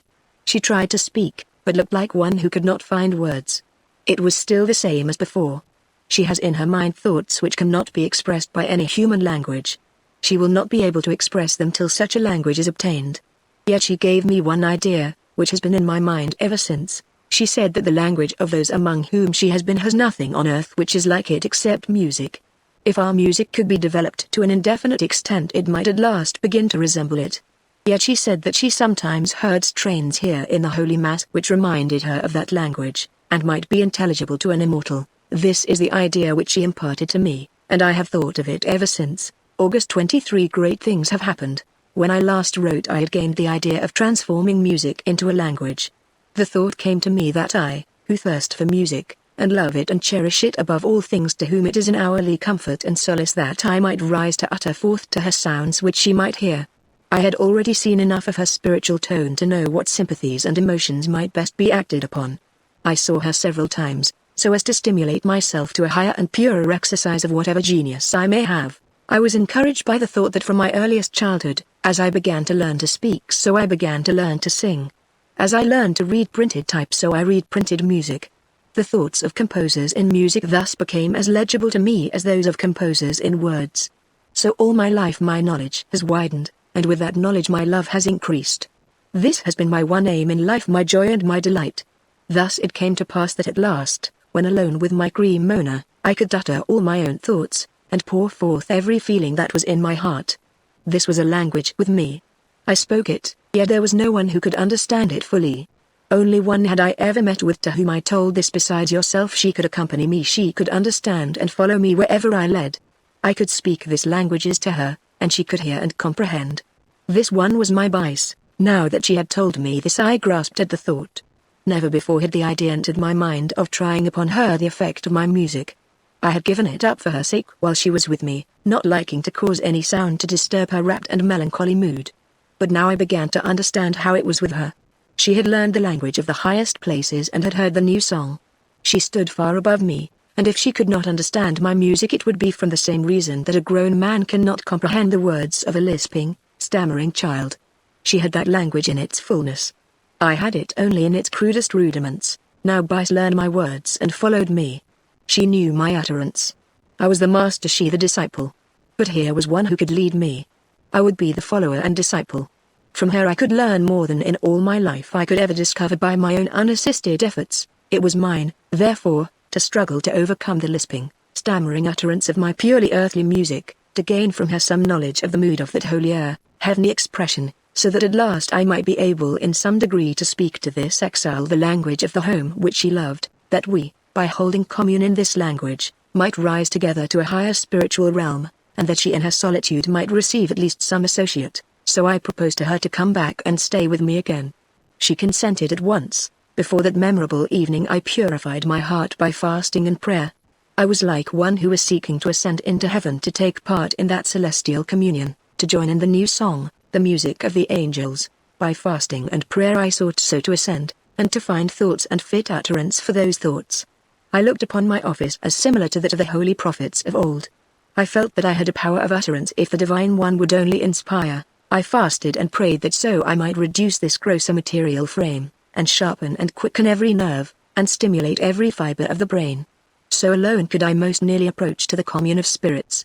Thus had those saints and prophets of old done when they had entered upon the search after this communion, and they had received their reward, even the visitation of angels and the vision of the blessed.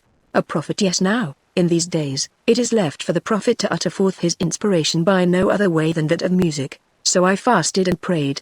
I took up the words from the holy priesthood, and I said, as they say, Munda cormum, ac labia mea, omnipotens Deus, qui labia iei propheti, calculo mundasti ignito, for so Isaiah had been exalted till he heard the language of heaven, the music of the seraphim. She, my divinity, my adored, enshrined again in my house, bore herself as before kind to me and gentle beyond all expression, but with thoughts of her own that placed between us a gulf as wide as that which separates the mortal from the immortal. On that evening she was with me in the parlor which looks out upon the northwest arm. The moon shone down there, the dark, rocky hills on the opposite side rose in heavy masses. The servants were away in the city. We were alone. Ah, my Cremona! If a material instrument were ever able to utter forth sounds to which immortals might listen, thou, best gift of my father, thou canst utter them. You are pale, said she, for she was always kindly and affectionate as a mother with a child, as a guardian angel with his ward. You are pale. You always forget yourself for others, and now you suffer anxiety for me. Do not suffer. I have my consolations. I did not make any reply, but took my Cremona, and sought to lift up all my soul to a level with hers, to that lofty realm where her spirit ever wandered, that so I might not be comfortless. She started at the first tone that I struck forth, and looked at me with her large, earnest eyes. I found my own gaze fixed on hers, rapt and entranced. Now there came at last the inspiration so longed for, so sought for. It came from where her very soul looked forth into mine, out of the glory of her lustrous, spiritual eyes. They grew brighter with an almost immortal radiance, and all my heart rose up till it seemed ready to burst in the frenzy of that inspired moment. Now I felt the spirit of prophecy, I felt the afflatus of the inspired sibyl or seer, and a voice of music which for a lifetime I had sought to utter forth now at last sounded as I longed that it should sound. I exulted in that sound. I knew that at last I had caught the tone, and from her. I knew its meaning and exulted, as the poet or the musician must always exult when some idea sublimer than any which he has ever known is wafted over his upturned spiritual gaze. She shared my exultation. There came over her face swiftly, like the lightning flash, an expression of surprise and joy. So the face of the exile lightens up at the throbbing of his heart, when, in some foreign land, he suddenly and unexpectedly hears the sound of his own language. So his eyes light up, and his heart beats faster, and even amidst the very longing of his soul after home, the desire after that home is appeased by these its most hallowed associations. And the full meaning of that eloquent gaze of hers as her soul looked into mine became more apparent to me. Speak on, it said, sound on, O strains of the language of my home. Unheard so long, now heard at last, I knew that I was comprehended. Now all the feelings of the melancholy months came rushing over my heart, and all the holiest ideas which had animated my life came thronging into my mind, bursting forth into tones, as though of their own accord, involuntarily, as words come forth in a dream. O thou, I said, in that language which my own lips could not utter. O thou whom I saved from the tomb, the life to which I restored thee is irksome, but there remains a life to which at last thou shalt attain. O thou, I said, whose spirit moves among the immortals, I am mortal yet immortal. My soul seeks commune with them. I yearn after that communion. Life here on earth is not more dear to me than to thee. Help me to rise above it. Thou hast been on high, show me to the way. O thou, I said, who hast seen things ineffable, impart to me thy confidence. Let me know thy secret. Receive me as the companion of thy soul. Shut not thyself up in solitude. Listen, I can speak thy language. Attend, I cried, for it is not for nothing that the Divine One has sent thee back. Live not these mortal days in loneliness and in uselessness. Regard thy fellow mortals and seek to bless them. Thou hast learned the mystery of the highest. Let me be thine interpreter. All that thou hast learned I will communicate to man. Rise up, I cried, to happiness and to labor. Behold, I give thee a purpose in life. Blend thy soul with mine, and let me utter thy thoughts so that men shall hear and understand. For I know that the highest truth of highest heaven means nothing more than love. Gather up all thy love, let it flow forth to thy fellow men. This shall be at once the labor and the consolation of thy life. Now all this, and much more, far more, was expressed in the tones that flowed from my Cremona. It was all in my heart. It came forth. It was apprehended by her. I saw it, I knew it, and I exulted. Her eyes dilated more widely. My words were not unworthy of her hearing. I then was able to tell something which could rouse her from her stupor. Oh, music! Divine music! What power thou hast over the soul! There came over her face an expression which I never saw before, one of peace ineffable, the peace that passeth understanding. Me. I seemed to draw her to myself. For she rose and walked toward me. And a great calm came over my own soul. My Cremona spoke of peace soft, sweet, and deep, the profound peace that dwelleth in the soul which has its hope in fruition. The tone widened into sweet modulation, sweet beyond all expression. She was so close that she almost touched me. Her eyes were still fixed on mine. Tears were there, but not tears of sorrow. Her face was so close to mine that my strength left me. My arms dropped downward. The music was over. She held out her hand to me. I caught it in both of mine, and wet it with my tears. Paolo, said she, in a voice of musical tone, Paolo, you are already one of us.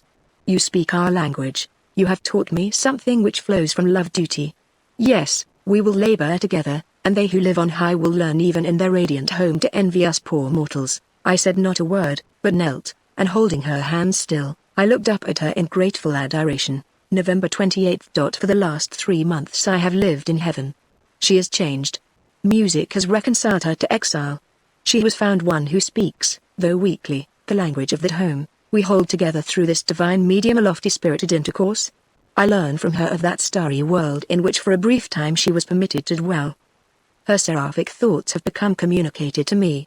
I have made them my own, and all my spirit has risen to a higher altitude, so I have at last received that revelation for which I longed, and the divine thoughts with which she has inspired me I will make known to the world.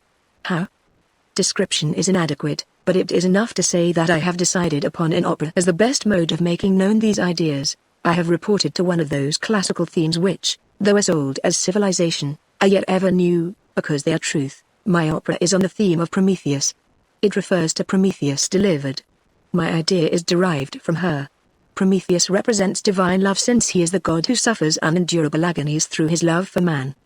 Zeus represents the old austere god of the sects and creeds, the gloomy god of vengeance, the stern, the inexorable, the cruel. Love endures through the ages, but at last triumphs.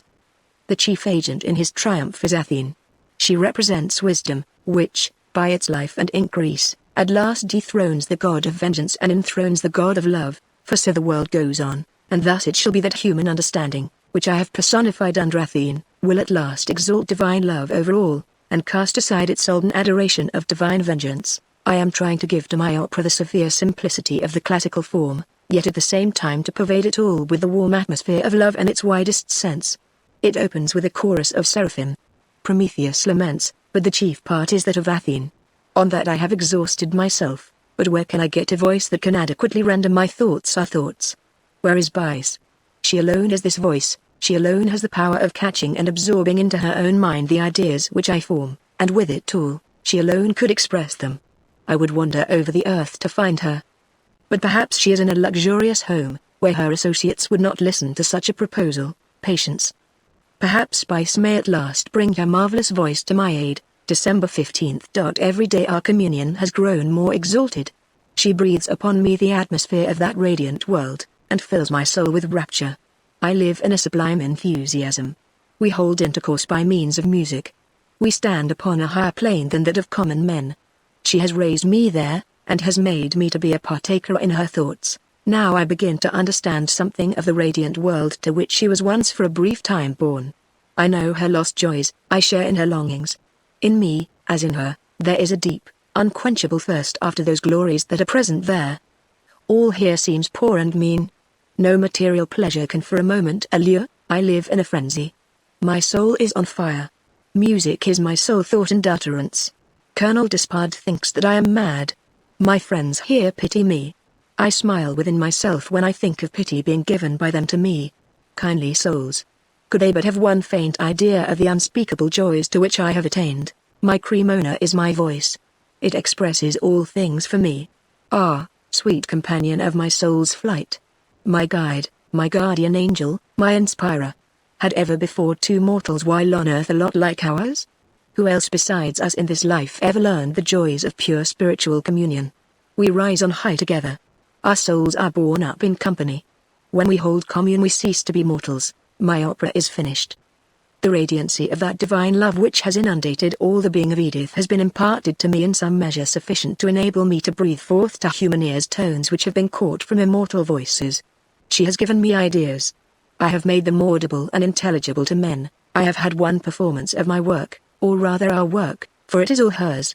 Hers are the thoughts, mine is only the expression. I sought out a place of solitude in which I might perform undisturbed and without interruption the theme which I have tried to unfold. Opposite my house is a wild, rocky shore covered with the primeval woods. Here in one place there rises a barren rock, perfectly bare of verdure, which is called Mount Misery. I chose his place as the spot where I might give my rehearsal. She was the audience, I was the orchestra, we two were alone. Mount Misery is one barren rock without a blade of grass on all its dark iron-like surface. Around it is a vast accumulation of granite boulders and vast rocky ledges. The trees are stunted, the very ferns can scarcely find a place to grow. It was night. There was not a cloud in the sky. The moon shone with marvelous luster. Down in front of us lay the long arm of the sea that ran up between us and the city. On the opposite side were woods, and beyond them rose the citadel, on the other side of which the city lay nestling at its base like those Rhenish towns which lie at the foot of feudal castles. On the left hand all was a wilderness. On the right, close by, was a small lake, which seemed like a sheet of silver in the moon's rays. Farther on lay the ocean, stretching in its boundless extent away to the horizon. There lay islands and sandbanks with lighthouses. There, under the moon, lay a broad path of golden light, molten gold and ruffled undisturbed in that dead calm. My opera begins with an Alleluia chorus.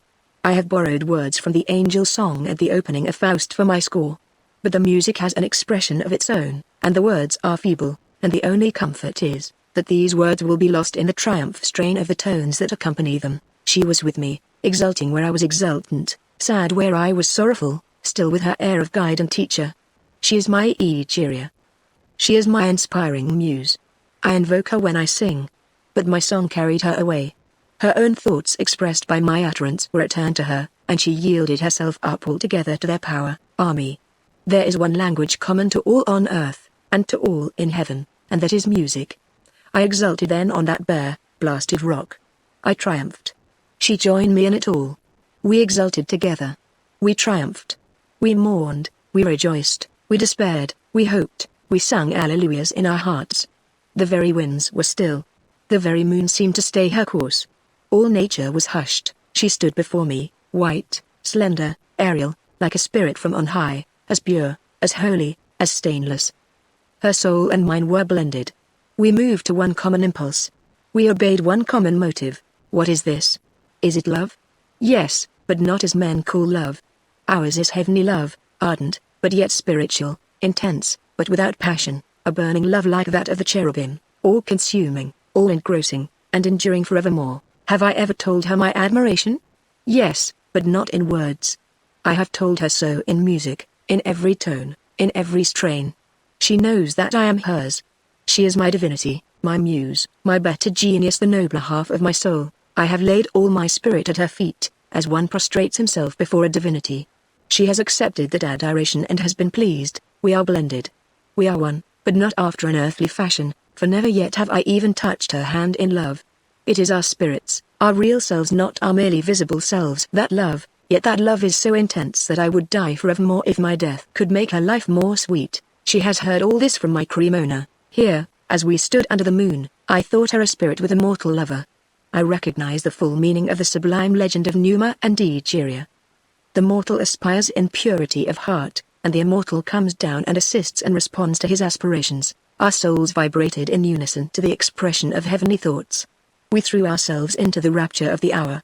We trembled, we thrilled, till at last frail mortal nature could scarcely endure an intensity of that perfect joy, so we came to the end.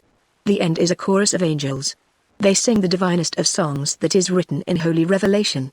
All the glory of that song reaches its climax in the last strain. And God shall wipe away all tears from their eyes. We wept together. But we dried our tears and went home, musing on that tearless eternity which lies before us. Morning is dawning as I write, and all the feeling of my soul can be expressed in one word. The sublimest of all words, which is intelligible to many of different languages and different races. I will end with this. Alleluia, chapter 28. This must end. The note which accompanied Langeti's journal was as follows. Halifax, December 18, 1848, Tirasuola via Dulcissima, I send you my journal, Sor Ella Carissima. I have been silent for a long time. Forgive me. I have been sad and in affliction. But affliction has turned to joy, and I have learned things unknown before. Teresina mia, I am coming back to England immediately. You may expect to see me at any time during the next 3 months. She will be with me. But so sensitive is she, so strange would she be to you, that I do not know whether it will be well for you to see her or not. I dare not let her be exposed to the gaze of anyone unknown to her. Yet, sweetest Sor Elena, perhaps I may be able to tell her that I have a dearest sister, whose heart is love, whose nature is noble, and who could treat her with tenderest care. I intend to offer my opera to the world at London. I will be my own impresario. Yet I want one thing, and that is a voice. Oh, for a voice like that of Pice. But it is idle to wish for her. Never have I heard any voice like hers, my Teresina. God grant that I may find her. Expect soon and suddenly to see your most loving brother, Paolo. Mrs. Thornton showed this note to Despard the next time they met. He had read the journal in the meantime. So he is coming back? Said he. Yes, and with this marvelous girl? Yes, she seems to me like a spirit, and to me, Paolo's own nature is so lofty and so spiritual that one like her is intelligible to him. Happy is it for her that he found her. Paolo is more spiritual than human. He has no materialism. He is spiritual. I'm of the earth, earthy, but my brother is a spirit imprisoned, who chafes at his bonds and longs to be free. And think what Paolo has done for her in his sublime devotion. I know others who would do as much, said Despard, in a voice that seemed full of tears. I know others who, like him, would go to the grave to rescue the one they loved, and make all life one long devotion. I know others, he continued, who would gladly die, if by dying they could gain what he has won, the possession of the one they love. Me. Paolo is happy and blessed beyond all men. Between him and her there is no insuperable barrier, no gulf as deep as death. Despard spoke impetuously, but suddenly checked himself. I received, said he, by the last mail a letter from my uncle in Halifax. He is ordered off to the Cape of Good Hope. I wrote him a very long time ago, as I told you, asking him to tell me without reserve all that he knew about my father's death. I told him plainly that there was a mystery about it which I was determined to solve. I reproached him for keeping it secret from me, and reminded him that I was now a mature man, and that he had no right nor any reason to maintain any farther secrecy. I insisted on knowing all, no matter what it might be. I received his letter by the last mail. Here it is, and he handed it to her. Read it when you get home. I have written a few words to you, little playmate, also. He has told me all. Did you know this before? Yes, Lama, said Mrs. Thornton, with a look of sorrowful sympathy. You knew all my father's fate? Yes, Lama, and you kept it secret? Yes, Lama. How could I bear to tell you and give you pain? Her voice trembled as she spoke. Despard looked at her with an indescribable expression. One thought, said he, slowly, and one feeling engrosses all my nature, and even this news that I have heard cannot drive it away. Even the thought of my father's fate, so dark and so mysterious, cannot weaken the thoughts that have all my life been supreme. Do you know, little playmate, what those thoughts are? She was silent. Despard's hand wandered over the keys. They always spoke in low tones, which were almost whispers, tones which were inaudible except to each other. And Mrs. Thornton had to bow her head close to his to hear what he said. "I must go," said Despard, after a pause, "and visit Brandon again. I do not know what I can do, but my father's death requires further examination. This man Potts is intermingled with it. My uncle gives dark hints. I must make an examination." "And you are going away again?"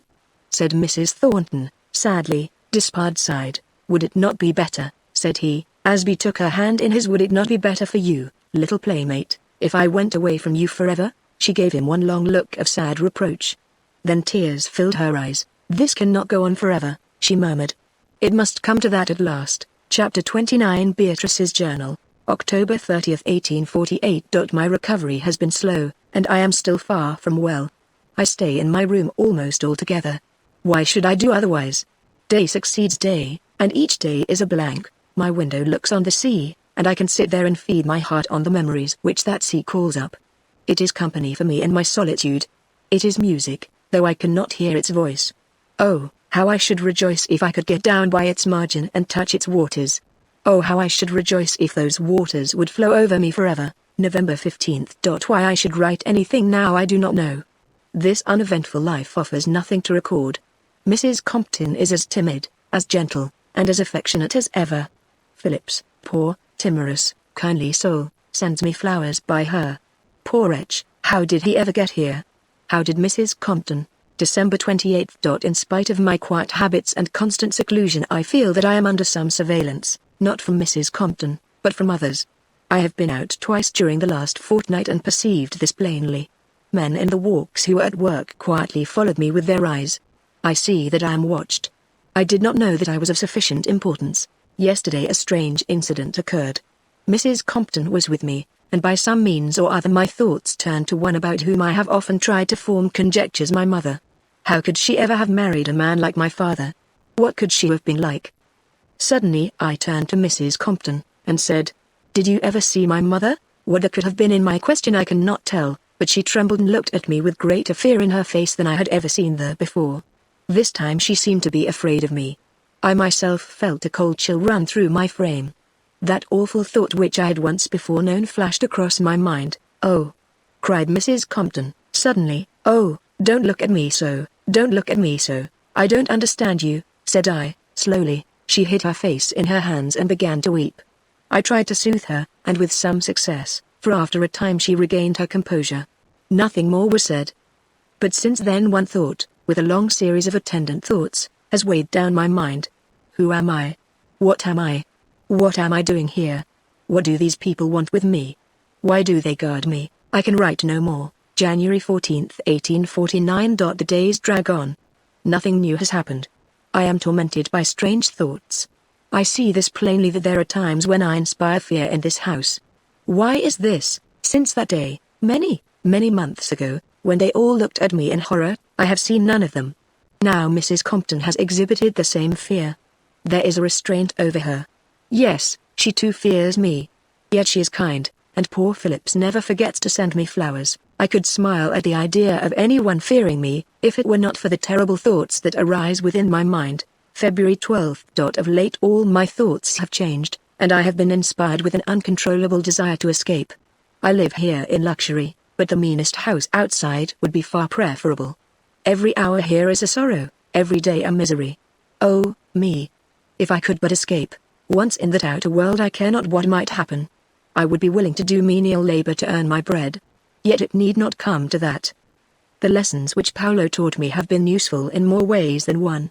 I know that I at least need not be dependent. He used to say to me that if I chose to go on the stage and sing, I could do something better than gain a living or make a fortune. He said I could interpret the ideas of the great masters, and make myself a blessing to the world. Why need I stay here when I have a voice which he used to deign to praise? He did not praise it because he loved me, but I think he loved me because he loved my voice. He loves my voice better than me. And that other one? Ah me, will he ever hear my voice again? Did he know how sweet his voice was to me? Oh me! Its tones ring in my ears and in my heart night and day. March 5th. My resolution is formed. This may be my last entry. I pray to God that it may be. I will trust in him and fly. At night they cannot be watching me. There is a door at the north end, the key of which is always in it. I can steal out by that direction and gain my liberty. O thou who hearest prayer, grant deliverance to the captive. Farewell now, my journal. I hope never to see you again. Yet I will secrete you in this chamber, for if I am compelled to return I may be glad to seek you again. March 6th. Not yet. Not yet, alas. And since yesterday what things have happened. Last night I was to make my attempt. They dined at 8, and I waited for them to retire. I waited long. They were longer than usual. At about 10 o'clock Mrs. Compton came into my room, with as frightened a face as usual. They want you, said she. I knew whom she meant. Must I go? Said I. Alas, dear child, what can you do? Trust in God. He can save you. He alone can save me, said I, if he will. It has come to this that I have none but him in whom I can trust. She began to weep. I said no more, but obeyed the command and went down. Since I was last the months had passed, months of suffering and anguish in body and mind. The remembrance of my last visit came over me as I entered. Yet I did not tremble or falter. I crossed the threshold and entered the room, and stood before them in silence. I saw the 3 men who had been there before. He and his son, and the man Clark. They had all been drinking. Their voices were loud and their laughter boisterous as I approached. When I entered they became quiet, and all 3 stared at me. At last he said to his son, "She don't look any fatter, does she, Johnny?" "She gets enough to eat, anyhow," answered John. "She's one of them kind," said the man Clark, "that don't fatten up." "But then, Johnny, you needn't talk, you haven't much fat yourself, lad. Hard work," said John, whereupon the others, thinking it an excellent joke, burst into hoarse laughter. This put them into great good humor with themselves, and they began to turn their attention to me again. Not a word was said for some time. "Can you dance?" said he, at last, speaking to me abruptly. "Yes," I answered. "Ah, I thought so. I paid enough for your education, anyhow. It would be hard if you hadn't learned anything else except squalling and banging on the piano." I said nothing. "Why do you stare so, DNU?" he cried, looking savagely at me. I looked at the floor. "Come now," said he. "I sent for you to see if you can dance." "Dance?" I stood still. "Dance," he repeated with an oath. "Do you hear? I cannot," said I. "Perhaps you want a partner," continued he, with a sneer. "Here, Johnny, go and help her." "I'd rather not," said John. "Clark, you try it, you were always gay," and he gave a hoarse laugh. "Yes, Clark," cried John. "Now's your chance." Clark hesitated for a moment, and then came toward me. I stood with my arms folded, and looked at him fixedly. I was not afraid, for I thought in that hour of who these men were, and what they were. My life was in their hands, but I held life cheap. I rose above the fear of the moment, and felt myself their superior. Clark came up to me and stopped. I did not move. "Curse her," said he. "I'd as soon dance with a ghost. She looks like one, anyhow." He laughed boisterously. "He's afraid. He's getting superstitious," he cried. "What do you think of that, Johnny?" "Well," drawled John, "it's the first time I ever heard of Clark being afraid of anything." These words seemed to sting Clark to the quick. "Will you dance?" said he, in a hoarse voice. I made no answer. "Curse her. Make her dance," he shouted, starting up from his chair. "Don't let her bully you, you fool." Clark stepped toward me and laid one heavy hand on mine, while he attempted to pass the other round my waist. At the horror of his polluting touch all my nature seemed transformed. I started back. There came something like a frenzy over me. I neither knew nor cared what I said, yet I spoke slowly, and it was not like passion. All that I had read in that manuscript was in my heart. The very spirit of the murder despard seemed to inspire me. "Touch me not," I said. "Trouble me not. I'm near enough to death already." "And you," I cried, stretching out my hand to him, "thug. Never again will I obey one command of yours. Kill me if you choose, and send me after Colonel Despard." These words seemed to blast and wither them. Clark shrank back. He gave a groan, and clutched the arm of his chair. John looked in fear from one to the other, and stammered with an oath. "She knows all. Mrs. Compton told her." "Mrs. Compton never knew it, about the thug," said he, and then looked up fearfully at me. They all looked once more. Again that fear which I had seen in them before was shown upon their faces. I looked upon these wretches as though I had surveyed them from some lofty height. That one of them was my father was forgotten. I seemed to utter words which were inspired within me. Colonel Despard has spoken to me from the dead, and told me all, said I. I am appointed to avenge him. I turned and went out of the room. As I left I heard John's voice. If she's the devil himself, as I believe she is, he cried, she's got to be took down. I reached my room. I lay awake all night long. A fever seemed raging in all my veins. Now with a throbbing head and trembling hands I write this. Will these be my last words? God grant it, and give me safe deliverance. Amen. Amen. Chapter 30. Smithers and C.O. The Brandon Bank, John Potts, President, had one day risen suddenly before the eyes of the astonished county and filled all men with curious speculations. John Potts had been detestable, but now, as a bank president, he began to be respectable, to say the least. Wealth has a charm about it which fascinates all men, even those of the oldest families, and now that this parvenu showed that he could easily employ his superfluous cash in a banking company, people began to look upon his name as still undoubtedly vulgar, yet as undoubtedly possessing the ring of gold. His first effort to take the county by storm, by an ordinary invitation to Brandon Hall, had been sneered at everywhere. But this bank was a different thing. Many began to think that perhaps Potts had been an ill-used and slandered man. He had been Brandon's agent, but who could prove anything against him after all? There were very many who soon felt the need of the peculiar help which a bank can give if it only chooses. Those who went there found Potts marvelously accommodating. He did not seem so grasping or so suspicious as other bankers. They got what they wanted, laughed at his pleasant jokes, and assured everybody that he was a much belied man. Surely it was by some special inspiration that Potts hit upon this idea of a bank, if he wished to make people look kindly upon him. To be to his faults a little blind, and to his virtues very kind, he could not have conceived any better or shorter way toward the accomplishment of so desirable a result. So lenient were these people that they looked upon all those who took part in the bank with equal indulgence. The younger Potts was considered as a very clever man, with a dry, caustic humor, but thoroughly good-hearted. Clark, one of the directors, was regarded as bluff, and shrewd, and cautious, but full of the milk of human kindness, and Phillips, the cashier, was universally liked on account of his gentle, obsequious manner. So widespread and so active were the operations of this bank that people stood astonished and had nothing to say. The amount of their accommodations was enormous. Those who at first considered it a mushroom concern soon discovered their mistake, for the Brandon Bank had connections in London which seemed to give the command of unlimited means, and any sum whatever that might be needed was at once advanced where the security was at all reliable. Nor was the bank particular about security. John Potts professed to trust much to people's faces and to their character, and there were times when he would take the security without looking at it, or even decline it and be satisfied with the name.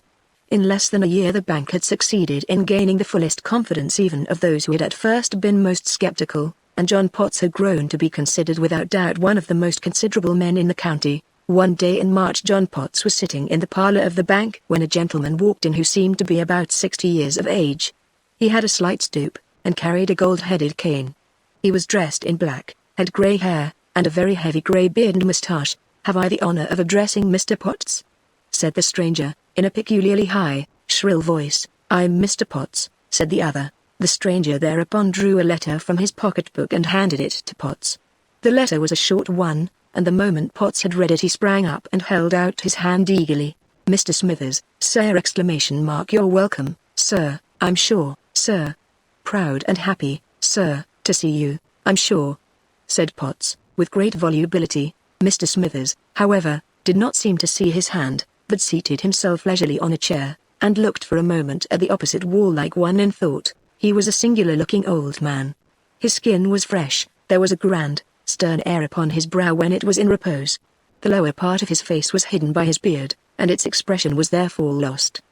His eyes, however, were singularly large and luminous, although he wore spectacles and generally looked at the floor. "I have but recently returned from a tour," said he, in the same voice, "and my junior partner has managed all the business in my absence, which has lasted more than a year. I had not the honor of being acquainted with your banking house when I left, and as I had business up this way I thought I would call on you. Proud, sir, and most happy to welcome you to our modest parlor," said Potts, obsequiously. "This is a pleasure indeed, I may say, sir, a privilege which I have long wished to have. In fact, I have never seen your junior partner, sir, any more than yourself. I have only seen your agents, sir, and have gone on and done my large business with you by writing." Mr. Smithers bowed. "Quite so," said he. "We have so many connections in all parts of the world that it is impossible to have the pleasure of a personal acquaintance with them all.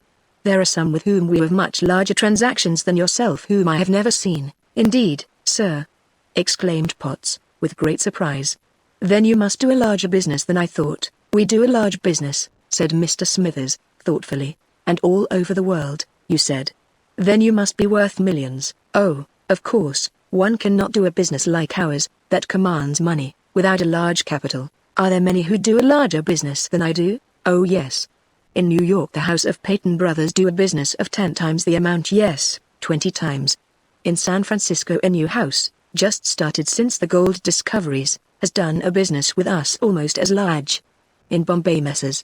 Nickerson, Bolton, and Company are our correspondents. In Calcutta Messrs. Hosterman, Jennings, and Black. In Hong Kong are Messrs. Naylor and Tibbets. In Sydney Messrs. Sanford and Purley. Besides these, we have correspondents through Europe and in all parts of England who do a much larger business than yours." "But I thought you were aware of this," said Mr. Smithers, looking with a swift glance at Potts. Of course," said Potts, hastily. "I knew your business was enormous, but I thought our dealings with you were considerable." "Oh, you are doing a snug business," said Smithers, in a patronizing tone. "It is our custom whenever we have correspondents who are sound men to encourage them to the utmost. This is the reason why you have always found us liberal and prompt." "You have done great service, sir," said Potts. "In fact, you have made the Brandon Bank what it is today." "Well," said Smithers, "we have agents everywhere. We heard that this bank was talked about, and knowing the concern to be in sure hands we took it up. My junior has made arrangements with you which he says have been satisfactory." "Very much so to me," replied Potts. "You have always found the money, and you, I suppose, have furnished the securities." "Yes, and a precious good lot of them you are now holding." "I dare say," said Smithers. "For my part one have nothing to do with the books. I merely attend to the general affairs, and trust to my junior for particulars." "And you don't know the exact state of our business?" said Potts, in a tone of disappointment. "No. How should I? The only ones with which I am familiar are our American, European, and Eastern agencies. Our English correspondents are managed by my junior." "You must be one of the largest houses in London," said Potts, in a tone of deep admiration. "Oh yes. Strange I never heard of you till 2 years or so." "Very likely. There was a friend of mine who was telling me something about some Sydney merchants who were sending consignments of wool to you. Compton and Brandon. Do you know them?" "I have heard my junior speak of them." "You were in Sydney, were you not?" "Yes, on my last tour I touched there." "Do you know Compton and Brandon?" "I looked in to see them." "I think Brandon is dead, isn't he? Drowned at sea or something of that sort?" said Smithers, indifferently. "Yes," said Potts. "Are you familiar with the banking business?" asked Smithers, suddenly. "Well, no, not very. I haven't had much experience, but I'm growing into it." "Ah. I suppose your directors are good businessmen?" "Somewhat, but the fact is, I trust a good deal to my cashier." "Who is he?" "His name is Phillips, a very clever man, a first-rate accountant." "That's right. Very much indeed depends on the cashier. He is a most useful and reliable man. Your business appears to be growing, from what I have heard, very fast indeed, sir." "Why, sir, in another year one expect to control this whole county financially. There is no reason why I shouldn't. Every one of my moves is successful." "That is right. The true mode of success in a business like yours is boldness. That is the secret of my success. Perhaps you are not aware," continued Mr. Smithers, in a confidential tone, "that I began with very little. A few thousands of pounds formed my capital. But my motto was boldness, and now I am worth I will not say how many millions. If you want to make money fast you must be bold." "Did you make your money by banking?" asked Potts, eagerly. "No. Much of it was made in that way, but I have embarked in all kinds of enterprises, foreign loans, railway scrip, and ventures in stock of all sorts. I have lost millions, but I have made 10 times more than ever I lost. If you want to make money, you must go on the same plan." "Well, I'm sure," said Potts, "I'm bold enough. I'm enlarging my business every day in all directions." "That's right. I control the county now, and hope in another year to do so in a different way." "How so?" "I'm thinking of setting up for Parliament." "An excellent idea, if it will not injure the business." "Oh, It will not hurt it at all. Phillips can manage it all under my directions. Besides, I don't mind telling a friend like you that this is the dream of my life, a very laudable aim, no doubt, to those who have a genius for statesmanship. But that is a thing which is altogether out of my line. I keep to business. And now, as my time is limited, I must not stay longer. I will only add that my impressions are favorable about your bank, and you may rely upon us to any extent to cooperate with you in any sound enterprise. Go on and enlarge your business, and draw on us for what you want as before. If I were you, I would embark all my available means in this bank. Well, I'm gradually coming to that, I think, said Potts. Then, when you get large deposits, as you must expect, that will give you additional capital to work on. The best way when you have a bank is to use your cash in speculating in stocks. Have you tried that yet? Yes, but not much. If you wish anything of that kind done, we will do it for you. But I don't know what are the best investments. Oh, that is very easily found out. But if you can't learn, we will let you know. The Mexican loan just now is the most promising. Some of the California companies are working quietly, and getting enormous dividends. California? Said Potts. That ought to pay. Oh, there's nothing like it. I cleared nearly $500,000 in a few months. A few months? Cried Potts, opening his eyes. Yes, we have agents who keep us well up, and so, you know, we are able to speculate to the best advantage. California? Said Potts, thoughtfully. I should like to try that above all things. It has a good sound. It is like the chink of cash. Yes, you get the pure gold out of that. There's nothing like it. Do you know any chances for speculation there? Yes, one or two. Would you have any objection to let me know? Not in the least. It will extend your business. I will ask my junior to send you any particulars you may desire. This California business must be the best there is. If all I hear is true, you haven't heard the real truth. Haven't I? Exclaimed Potts, in wonder. I thought it was exaggerated. I could tell you stories far more wonderful than anything you have heard. Tell me, cried Potts, breathlessly. Well, said Smithers, confidentially, I don't mind telling you something which is known, I'm sorry to say, in certain circles in London, and is already being acted on. One half of our fortune has been made in California operations. You don't say so. You see, I've always been bold, continued Smithers, with an air of still greater confidence. I read some time since in one of Humboldt's books about gold being there. At the first news of the discovery, I chartered a ship and went out at once. I took everything that could be needed. On arriving at San Francisco, where there were already very many people, I sold the cargo at an enormous profit, and hired the ship as a warehouse at enormous prices. I then organized a mining company, and put a first-rate man at the head of it. They found a place on the Sacramento River where the gold really seems inexhaustible. I worked it for some months, and forwarded 2 million sterling to London. Then I left, and my company is still working. Why did you leave? Asked Potts, breathlessly. Because I could make more money by being in London. My man there is reliable. I have bound him to us by giving him a share in the business. People soon found out that Smithers and Company had made enormous sums of money in California, but they don't know exactly how. The immense expansion of our business during the last year has filled them with wonder. For you know, every piece of gold that I sent home has been utilized by my junior. Potts was silent, and sat looking in breathless admiration at this millionaire. All his thoughts were seen in his face. His whole heart was laid bare, and the one thing visible was an intense desire to share in that golden enterprise. I have organized 2 companies on the same principle as the last. The shares are selling at a large premium in the London market.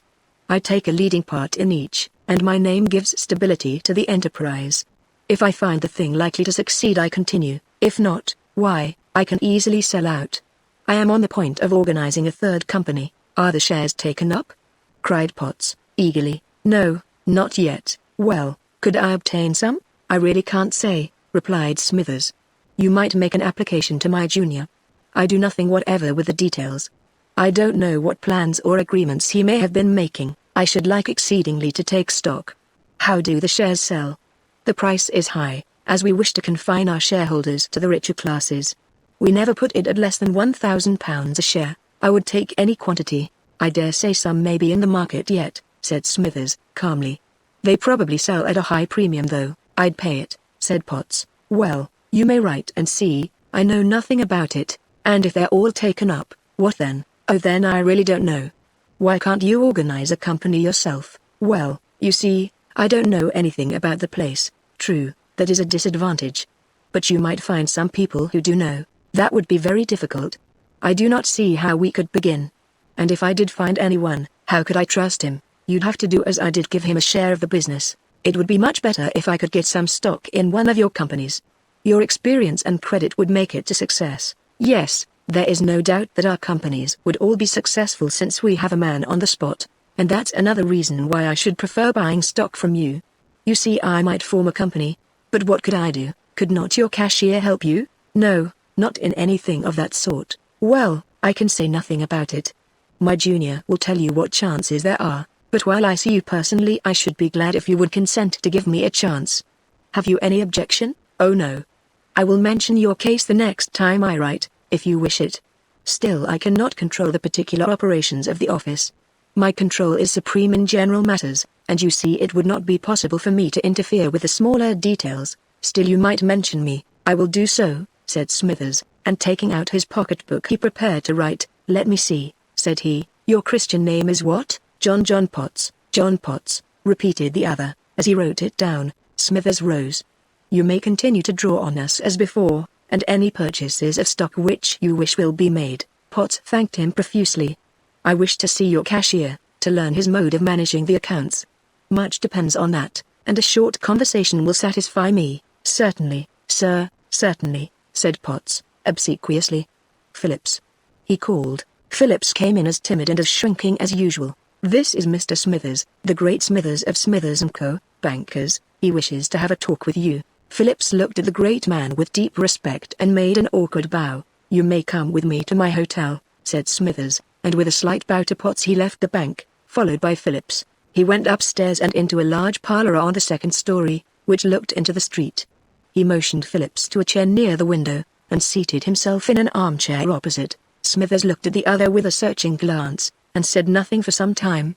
His large, full eyes, as they fixed themselves on the face of the other, seemed to read his inmost thoughts and study every part of his weak and irresolute character. At length he said, abruptly, in a slow, measured voice, Edgar Lawton. At the sound of this name Phillips started from his chair, and stood on his feet trembling. His face, always pale, now became ashen, his lips turned white, his jaw fell, his eyes seemed to start from their sockets. He stood for a few seconds, then sank back into a chair. Smithers eyed him steadfastly. You see, I know you, said he, after a time. Phillips cast on him an imploring look. The fact that I know your name, continued Smithers, shows also that I must know something of your history. Do not forget that. My history? Faltered Phillips. Yes, your history. I know it all, wretched man. I knew your father whom you ruined, and whose heart you broke. Phillips said not a word, but again turned an imploring face to this man. I have brought you here to let you know that there is one who holds you in his power, and that one is myself. You think Potts or Clark have you at their mercy. Not so. I alone hold your fate in my hands. They dare not do anything against you for fear of their own necks. Phillips looked up now in wonder, which was greater than his fear. Why, he faltered, you are Potts's friend. You got him to start the bank, and you have advanced him money. You are the cashier, said Smithers, calmly. Can you tell me how much the Brandon Bank owes Smithers & Co.? Phillips looked at the other and hesitated. Speak. £289,000. And if Smithers & Company chose to demand payment tomorrow, do you think the Brandon Bank would be prompt about it? Phillips shook his head. Then you see that the man whom you fear is not so powerful as some others. I thought you were his friend. Do you know who I am? Smithers & Co., said Phillips, wearily. Well, let me tell you, the plans of Smithers & Company are beyond your comprehension. Whether they are friends to Potts or not, it seems that they are his creditors to an amount which it would be difficult for him to pay if they chose to demand it. Phillips looked up. He caught sight of the eyes of Smithers, which blazed like two dark, fiery orbs as they were fastened upon him. He shuddered. I merely wished to show you the weakness of the man whom you fear. Shall I tell you something else? Phillips looked up fearfully. I have been in New York, in Calcutta, and in Manila, and I know what Potts did in each place. You look frightened. You have every reason to be so. I know what was done at York. I know that you were sent to Botany Bay. I know that you ran away from your father to India. I know your life there. I know how narrowly you escaped going on board the Vishnu, and being implicated in the Manila murder. Madman that you were, why did you not take your poor mother and fly from these wretches forever? Phillips trembled from head to foot. He said not a word, but bowed his head upon his knees and wept. "Where is she now?" said Smithers, sternly. Phillips mechanically raised his head, and pointed over toward Brandon Hall. "Is she confined against her will?" Phillips shook his head. "She stays." "Then, through love of you?" Phillips nodded. "Is anyone else there?" said Smithers, after a pause, and in a strange, sad voice, in which there was a faltering tone which Phillips, in his fright, did not notice. "Miss Potts," he said. "She is treated cruelly," said Smithers. "They say she is a prisoner." Phillips nodded. "Has she been sick?" "Yes." "How long?" 8 months, last year." "Is she well now?" "Yes." Smithers bowed his head in silence, and put his hand on his heart. Phillips watched him in an agony of fright, as though every instant he was apprehensive of some terrible calamity. "How is she?" continued Smithers, after a time. "Has she ever been happy since she went there?" Phillips shook his head slowly and mournfully. "Does her father ever show her any affection?" "Never." "Does her brother?" "Never." "Is there anyone who does?" "Yes." "Who?" "Mrs. Compton." "Your mother?" "Yes." "I will not forget that." "No, I will never forget that." "Do you think that she is exposed to any danger, Miss Potts?" Smithers bowed. "I don't know. I sometimes fear so." "Of what kind?" "I don't know. Almost any horrible thing may happen in that horrible place." A pang of agony shot across the somber brow of Smithers. He was silent for a long time. "Have you ever slighted her?" he asked at last. "Never," cried Phillips. "I could worship her." Smithers smiled upon him with a smile so sweet that it chased all Phillips's fears away. He took courage and began to show more calm. "Fear nothing," said Smithers, in a gentle voice. "I see that in spite of your follies and crimes there is something good in you yet. You love your mother, do you not?" Tears came into Phillips's eyes. He sighed. "Yes," he said, humbly. "And you are kind to her, that other one?" "I love her as my mother," said Phillips, earnestly. Smithers again relapsed into silence for a long time. At last he looked up. Phillips saw his eyes this time, no longer stern and wrathful, but benignant and indulgent. "You have been all your life under the power of merciless men," said he. "You have been led by them into folly and crime and suffering. Often you have been forced to act against your will. Poor wretch! I can save you, and I intend to do so in spite of yourself. You fear these masters of yours. You must know now that I, not they, am to be feared. They know your secret but dare not use it against you. I know it, and can use it if I choose. You have been afraid of them all your life. Fear them no longer, but fear me. These men whom you fear are in my power as well as you are. I know all their secrets. There is not a crime of theirs of which you know that I do not know also, and I know far more. You must from this time forth be my agent. Smithers and Company have agents in all parts of the world. You shall be their agent in Brandon Hall. You shall say nothing of this interview to anyone, not even to your mother. You shall not dare to communicate with me unless you are requested, except about such things as I shall specify. If you dare to shrink in any one point from your duty, at that instant I will come down upon you with a heavy hand. You, too, are watched. I have other agents here in Brandon besides yourself. Many of those who go to the bank as customers are my agents. You cannot be false without my knowing it, and when you are false, that moment you shall be handed over to the authorities. Do you hear?" The face of Smithers was mild, but his tone was stern. It was the warning of a just yet merciful master. All the timid nature of Philip spent in deep subjection before the powerful spirit of this man. He bowed his head in silence. "Whenever an order comes to you from Smithers and Company you must obey. If you do not obey instantly, whatever it is, it will be at the risk of your life. Do you hear?" Phillips bowed. "There is only one thing now in which I wish you to do anything. You must send every month a notice directed to Mr. Smithers, Sr., about the health of his daughter. Should any sudden danger impend you must at once communicate it. You understand?" Phillips bowed. "Once more I must warn you always to remember that I am your master. Fail in one single thing, and you perish. Obey me, and you shall be rewarded. Now go." Phillips rose, and, more dead than alive, tottered from the room. When he left, Smithers locked the door. He then went to the window and stood looking at Brandon Hall, with his stern face softened into sadness. He hummed low words as he stood, the words which once had been sung far away. Among them were these, with which the strain ended. "And the sad memory of our life below shall but unite us closer evermore. No net of thine shall loose thee from the eternal bond, nor shall revenge have power to disunite us there." With a sigh he sat down and buried his face in his hands. His grey hair loosened and fell off as he sat there. At last he raised his head. and revealed the face of a young man whose dark hair showed the grey beard to be false. Yet when he once more put on his wig, none but a most intimate friend with the closest scrutiny could recognize the features of Louis Brandon. Chapter 31. Paolo Langhetti. Many weeks passed on, and music still formed the chief occupation in life for Despard and Mrs. Thornton. His journey to Brandon village had been without result. He knew not what to do. The inquiries which he made everywhere turned out useless. Finally Thornton informed him that it was utterly hopeless, at a period so long after the event, to attempt to do anything whatever. Enough had been done long ago. Now nothing more could possibly be effected. Baffled, but not daunted, Despard fell back for the present from his purpose, yet still cherished it and wrote to different quarters for information. Meantime he had to return to his life at Holby, and Mrs. Thornton was still ready to assist him, so the time went on, and the weeks passed, till one day in March Despard went up as usual. On entering the parlor he heard voices, and saw a stranger. Mrs. Thornton greeted him as usual and sat down smiling. The stranger rose, and he and Despard looked at one another. He was of medium size and slight in figure. His brow was very broad and high. His hair was black, and clustered in curls over his head.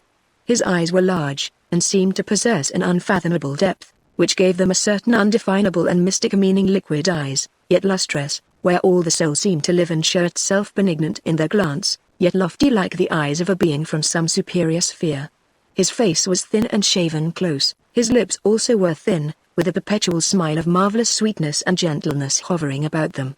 It was such a face as artists love to give to the Apostle John, the sublime, the divine, the loving, the inspired. "You do not know him," said Mrs. Thornton. "It is Paolo." Despard at once advanced and greeted him with the warmest cordiality. "I was only a little fellow when I saw you last, and you have changed somewhat since then," said Despard. "But when did you arrive?" "I knew that you were expected in England, but was not sure that you would come here." "What? Tirasuola mia," said Langhetti with a fond smile at his sister. "Were you really not sure, Sor Elena, that I would come to see you first of all? Infidel." And he shook his head at her, playfully. A long conversation followed, chiefly about Langhetti's plans. He was going to engage a place in London for his opera, but wished first to secure a singer. Oh, if he only could find Bice his Piscina, the divinest voice that mortal ever heard. Despard and Mrs. Thornton exchanged glances, and at last Despard told him that there was a person of the same name at Brandon Hall. She was living in a seclusion so strict that it seemed confinement, and there was a mystery about her situation which he had tried without success to fathom. Langhetti listened with a painful surprise that seemed like positive anguish. "Then I must go myself." "Oh, my Piscina, to what misery have you come? But you say that you have been there?" "Yes." "Did you go to the hall?" "No." "Why not?" "Because I know the man to be a villain indescribable." Langhetti thought for a moment, and then said, "True, he is all that, and perhaps more than you imagine. I have done the utmost that can be done," said Despard. "Perhaps so, still each one wishes to try for himself, and though I can scarce hope to be more successful than you, yet I must try, if only for my own peace of mind. Oh, Piscina cara! To think of her sweet and gentle nature being subject to such torments as those ruffians can inflict. You do not know how it is," said he at last, very solemnly, "but there are reasons of transcendent importance why Bice should be rescued. I cannot tell them, but if I dared mention what I hope, if I only dared to speak my thoughts, you, he cried, with piercing emphasis, and in a tone that thrilled through Despard, to whom he spoke, "you would make it the aim of all your life to save her." "I do not understand," said Despard, in astonishment. "No, no," murmured Langhetti. "You do not, nor dare I explain what I mean. It has been in my thoughts for years. It was brought to my mind first in Hong Kong, when she was there. Only one person besides Potts can explain." "Only one? Who?" cried Despard, eagerly. "A woman named Compton." "Compton?" "Yes." "Perhaps she is dead." "Alas, and alas, and alas, if she is. Yet could I but see that woman, I would tear the truth from her if I perished in the attempt." And Langhetti stretched out his long, slender hand, as though he were plucking out the very heart of some imaginary enemy.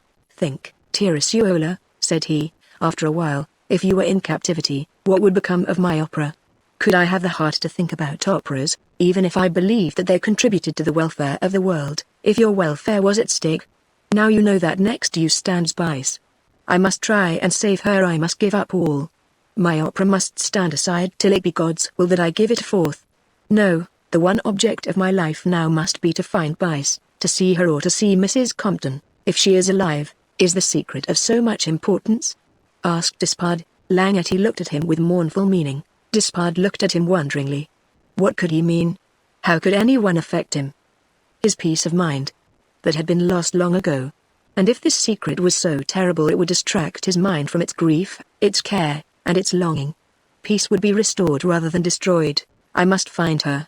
I must find her," said Langetty, speaking half to himself. "I am weak, but much can be done by a resolute will." "Perhaps Mr. Thornton can assist you," said Despard. Langetty shook his head. "No, he is a man of law, and does not understand the man who acts from feeling. I can be as logical as he, but I obey impulses which are unintelligible to him. He would simply advise me to give up the matter, adding, perhaps, that I would do myself no good.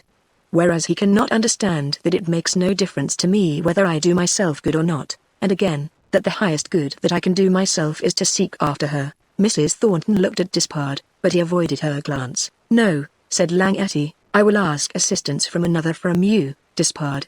You are one who acts as I act. Come with me." "When?" "Tomorrow morning." "I will." "Of course you will. You would not be a Despard if you did not. You would not be the son of your father," he repeated, in thrilling tones, as his eyes flashed with enthusiasm. "Despard," he cried, after a pause, "your father was a man whom you might pray to now. I saw him once. Shall I ever forget the day when he calmly went to lay down his life for my father? Despard, I worship your father's memory. Come with me. Let us emulate those two noble men who once before rescued a captive. We cannot risk our lives as they did. Let us at least do what we can. I will do exactly what you say. You can think and I will act. No, you must think too. Neither of us belong to the class of practical men whom the world now delights to honor, but no practical man would go on our errand. No practical man would have rescued my father. Generous and lofty acts must always be done by those who are not practical men. But I must go out. I must think," he continued. "I will go and walk about the grounds." Saying this, he left the room. "Where is Edith Brandon?" asked Despard, after he had gone. "She is here," said Mrs. Thornton. "Have you seen her?" "Yes." "Is she what you anticipated?" "More. She is incredible. She is almost unearthly. I feel awe of her, but not fear. She is too sweet to inspire fear." Chapter 32 Flight. The last entry in Beatrice's journal was made by her in the hope that it might be the last. In her life at Brandon Hall her soul had grown stronger and the more resolute. Besides, it had now come to this, that henceforth she must either stay and accept the punishment which they might contrive or fly instantly. For she had dared them to their faces, she had told them of their crimes, she had threatened punishment. She had said that she was the avenger of Despard. If she had desired instant death she could have said no more than that. Would they pass it by? She knew their secret of secrets, she had proclaimed it to their faces. She had called Potts a thug and disowned him as her father. What now remained? But one thing: flight. And this she was fully resolved to try. She prepared nothing. To gain the outside world was all she wished. The need of money was not thought of, nor if it had been would it have made any difference. She could not have obtained it. The one idea in her mind was therefore flight. She had concealed her journal under a looser piece of the flooring in one of the closets of her room. Being unwilling to encumber herself with it, and dreading the result of a search in case she was captured, she made no other preparations whatever. A light hat and a thin jacket were all that she took to resist the chill air of March. There was a fever in her veins which was heightened by excitement and suspense. Mrs. Compton was in her room during the evening. Beatrice said but little. Mrs. Compton talked drearily about the few topics on which she generally spoke. She never dared talk about the affairs of the house. Beatrice was not impatient, for she had no idea of trying to escape before midnight. She sat silently while Mrs. Compton talked top roast, absorbed in her own thoughts and plans. The hours seemed to her interminable. Slowly and heavily they dragged on. Beatrice's suspense and excitement grew stronger every moment, yet by a violent effort she preserved so perfect an outward calm that a closer observer than Mrs. Compton would have failed to detect any emotion. At last, about 10 o'clock, Mrs. Compton retired, with many kind wishes to Beatrice, and many anxious counsels as to her health. Beatrice listened patiently, and made some general remarks, after which Mrs. Compton withdrew. She was now left to herself, and 2 hours still remained before she could dare to venture. She paced the room fretfully and anxiously, wondering why it was that the time seemed so long, and looking from time to time at her watch in the hope of finding that half an hour had passed. but seeing to her disappointment that only 2 or 3 minutes had gone, at last 11 o'clock came. She stole out quietly into the hall and went to the top of the grand stairway. There she stood and listened. The sound of voices came up from the dining room, which was near the hall door. She knew to whom those voices belonged. Evidently it was not yet the time for her venture. She went back, controlling her excitement as best she might. At last, after a long suspense, midnight sounded. Again she went to the head of the stairway. The voices were still heard. They kept late hours down there. Could she try now, while they were still up? Not yet, not yet. The suspense became agonizing. How could she wait? But she went back again to her room, and smothered her feelings until 1 o'clock came. Again she went to the head of the stairway. She heard nothing. She could see a light streaming from the door of the dining hall below. Lights, also, were burning in the hall itself, but she heard no voices. Softly and quietly she went downstairs. The lights flashed out through the door of the dining room into the hall, and as she arrived at the foot of the stairs she heard subdued voices in conversation. Her heart beat faster. They were all there. What if they now discovered her? What mercy would they show her, even if they were capable of mercy? Fear lent wings to her feet. She was almost afraid to breathe for fear that they might hear her. She stole on quietly and noiselessly up the passage that led to the north end, and at last reached it. All was dark there. At this end there was a door. On each side was a kind of recess formed by the pillars of the doorway. The door was generally used by the servants, and also by the inmates of the house for convenience. The key was in it. There was no light in the immediate vicinity. Around it all was gloom. Nearby was a stairway, which led to the servants' hall. She took the key in her hands, which trembled violently with excitement, and turned it in the lock. Scarcely had she done so when she heard footsteps and voices behind her. She looked hastily back, and, to her horror, saw 2 servants approaching with a lamp. It was impossible for her now to open the door and go out. Concealment was her only plan. But how? There was no time for hesitation. Without stopping to think she slipped into one of the niches formed by the projecting pillars, and gathered her skirts close about her so as to be as little conspicuous as possible. There she stood awaiting the result. She half wished that she had turned back. For if she were now discovered in evident concealment, what excuse could she give? She could not hope to bribe them, for she had no money. And, what was worst, these servants were the 2 who had been the most insolent to her from the first. She could do nothing, therefore, but wait. They came nearer, and at last reached the door. "Hello," said one, as he turned the key. "It's been unlocked." "It hain't been locked yet," said the other. "Yes, it has. I locked it myself an hour ago." "Who could have been here?" "Anyone," said the other, quietly. "Our blessed young master has, no doubt, been out this way." "No, he hasn't. He hasn't stirred from his whiskey since 8 o'clock. "Nonsense. You're making a fuss about nothing. Lock the door and come along. Anyhow, I'm responsible, and I'll get a precious overhauling if this thing goes on. I'll take the key with me this time." And saying this, the man locked the door and took out the key. Both of them then descended to the servants' hall. The noise of that key as it grated in the lock sent a thrill through the heart of the trembling listener. It seemed to take all hope from her. The servants departed. She had not been discovered. But what was to be done? She had not been prepared for this. She stood for some time in despair. She thought of other ways of escape. There was the hall door, which she did not dare to try, for she would have to pass directly in front of the dining room. Then there was the south door at the other end of the building, which was seldom used. She knew of no others. She determined to try the south door. Quietly and swiftly she stole away, and glided, like a ghost, along the entire length of the building.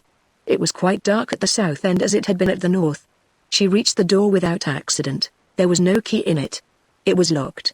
Escape by that way was impossible. She stood despairing. Only one way was now left, and that lay through the hall door itself. Suddenly, as she stood there, she heard footsteps. A figure came down a long hall straight toward her. There was not the slightest chance of concealment here. There were no pillars behind which she might crouch. She must stand, then, and take the consequences. Or, rather, would it not be better to walk forward and meet this newcomer? Yes, that would be best. She determined to do so. So, with a quiet, slow step she walked back through the long corridor. About halfway she met the other. He stopped and started back. "Miss Potts!" he exclaimed, in surprise. It was the voice of Phillips. "Ah, Phillips," said she, quietly, "I am walking about for exercise and amusement. I cannot sleep. Don't be startled. It's only me. Philip stood like one paralyzed. Don't be cast down, he said at last, in a trembling voice. You have friends, powerful friends. They will save you. What do you mean? Asked Beatrice, in wonder. Never mind, said Phillips, mysteriously. It will be all right. I dare not tell. But cheer up. What do you mean by friends? You have friends who are more powerful than your enemies, that's all, said Phillips, hurriedly. Cheer up, Beatrice wondered. A vague thought of Brandon came over her mind, but she dismissed it at once. Yet the thought gave her a delicious joy, and at once dispelled the extreme agitation which had thus far disturbed her. Could Phillips be connected with him? Was he in reality considerate about her while shaping the course of his gloomy vengeance? These were the thoughts which flashed across her mind as she stood. I don't understand, said she, at last, but I hope it may be as you say. God knows, I need friends. She walked away, and Phillips also went onward. She walked slowly, until at last his steps died out in the distance. Then a door banged. Evidently she had nothing to fear from him. At last she reached the main hall, and stopped for a moment. The lights from the dining room were still flashing out through the door. The grand entrance lay before her. There was the door of the hall, the only way of escape that now remained. Dare she try it? She deliberated long. Two alternatives lay before her: to go back to her own room, or to try to pass that door. To go back was as repulsive as death, in fact more so. If the choice had been placed full before her then, to die on the spot or to go back to the room, she would have deliberately chosen death. The thought of returning, therefore, was the last upon which she could dwell, and that of going forward was the only one left. To this she gave her attention. At last she made up her mind, and advanced cautiously, close by the wall, toward the hall door. After a time she reached the door of the dining room. Could she venture to pass it, and how? She paused. She listened. There were low voices in the room. Then they were still awake, still able to detect her if she passed the door. She looked all around. The hall was wide. On the opposite side the wall was but feebly lighted. The hall lights had been put out, and those which shone from the room extended forward but a short distance. It was just possible therefore to escape observation by crossing the doorway along the wall that was most distant from it, yet before she tried this she ventured to put forward her head so as to peep into the room. She stooped low and looked cautiously and slowly. The three were there at the farthest end of the room. Bottles and glasses stood before them, and they were conversing in low tones. Those tones, however, were not so low but that they reached her ears. They were speaking about her. How could she have found it out? Said Clark. Mrs. Compton only knows one thing, said Potts, and that is the secret about her. She knows nothing more. How could she, then how could that cursed girl have found out about the thug business? Exclaimed John. There was no reply. She's a deep one, said John. Deeper than I ever thought. I always said she was plucky, cursed plucky, but now I see she's deep too, and I begin to have my doubts about the way she ought to be took down. I never could make her out, said Potts. And now I don't even begin to understand how she could know that which only we have known. Do you think, Clark, that the devil could have told her of it? Yes, said Clark. Nobody but the devil could have told her that, and my belief is that she's the devil himself. She's the only person I ever felt afraid of. It, I can't look her in the face. Beatrice retreated and passed across to the opposite wall. She did not wish to see or hear more. She glided by. She was not noticed. She heard John's voice sharp and clear. We'll have to begin tomorrow and take her down, that's a fact. This was followed by silence. Beatrice reached the door. She turned the knob. Oh, joy. It was not locked. It opened. Noiselessly she passed through. Noiselessly she shut it behind her. She was outside. She was free. The moon shone brightly. It illumined the lawn in front and the tops of the clumps of trees whose dark foliage rose before her. She saw all this, yet, in her eagerness to escape, she saw nothing more, but sped away swiftly down the steps, across the lawn, and under the shade of the trees. Which way should she go? There was the main avenue which led in a winding direction toward the gate and the porter's lodge. There was also another path which the servants generally took. This led to the gate also. Beatrice thought that by going down this path she might come near the gate and then turn off to the wall and try and climb over. A few moments of thought were sufficient for her decision. She took the path and went hurriedly along, keeping on the side where the shadow was thickest. She walked swiftly, until at length she came to a place where the path ended. It was close by the porter's lodge. Here she paused to consider. Late as it was, there were lights in the lodge and voices at the door. Someone was talking with the porter. Suddenly the voices ceased and a man came walking toward the place where she stood. To dart into the thick trees where the shadow lay deepest was the work of a moment. She stood and watched. But the underbrush was dense, and the crackling which she made attracted the man's attention. He stopped for a moment, and then rushed straight toward the place where she was. Beatrice gave herself up for lost. She rushed on wildly, not knowing where she went. Behind her was the sound of her pursuer. He followed resolutely and relentlessly. There was no refuge for her but continued flight. Onward she sped, and still onward, through the dense underbrush, which at every step gave notice of the direction which she had taken. Perhaps if she had been wiser she would have plunged into some thick growth of trees into the midst of absolute darkness and remained still. As it was she did not think of this. Escape was her only thought, and the only way to this seemed to be by flight, so she fled, and after her came her remorseless, her unpitying pursuer. Fear lent wings to her feet. She fled on through the underbrush that crackled as she passed and gave notice of her track through the dark, dense groves, yet still amidst darkness and gloom her pursuer followed. At last, through utter weakness and weariness, she sank down. Despair came over her. She could do no more. The pursuer came up. So dense was the gloom in that thick grove that for some time he could not find her. Beatrice heard the crackling of the underbrush all around. He was searching for her. She crouched down low and scarcely dared to breathe. She took refuge in the deep darkness, and determined to wait till her pursuer might give up his search. At last all was still. Beatrice thought that he had gone. Yet in her fear she waited for what seemed to her an interminable period. At last she ventured to make a movement. Slowly and cautiously she rose to her feet and advanced. She did not know what direction to take, but she walked on, not caring where she went so long as she could escape pursuit. Scarcely had she taken 20 steps when she heard a noise. Someone was moving. She stood still, breathless. Then she thought she had been mistaken. After waiting a long time she went on as before. She walked faster. The noise came again. It was close by. She stood still for many minutes. Suddenly she bounded up, and ran as one runs for life. Her long rest had refreshed her. Despair gave her strength. But the pursuer was on her track. Swiftly, and still more swiftly, his footsteps came up behind her. He was gaining on her. Still she rushed on. At last a strong hand seized her by the shoulder, and she sank down upon the moss that lay under the forest trees. "Who are you?" cried a familiar voice. "Vigil," cried Beatrice. The other let go his hold. "Will you betray me?" cried Beatrice, in a mournful and despairing voice. Vigil was silent. "What do you want?" said he, at last. "Whatever you want to do I will help you. I will be your slave. I wish to escape." "Come then you shall escape," said Vigil. Without uttering another word he walked on and Beatrice followed. Hope rose once more within her. Hope gave strength. Despair and its weakness had left her. After about half an hour's walk they reached the park wall. "I thought it was a poacher," said Vigil, sadly, "yet I am glad it was you, for I can help you. I will help you over the wall." He raised her up. She clambered to the top, where she rested for a moment. "God bless you, Vigil, and goodbye," said she. Vigil said nothing. The next moment she was on the other side. The road lay there. It ran north away from the village. Along this road Beatrice walked swiftly. Chapter 33 Picked up adrift. On the morning following 2 travelers left a small inn which lay on the roadside, about 10 miles north of Brandon. It was about 8 o'clock when they took their departure, driving in their own carriage at a moderate pace along the road.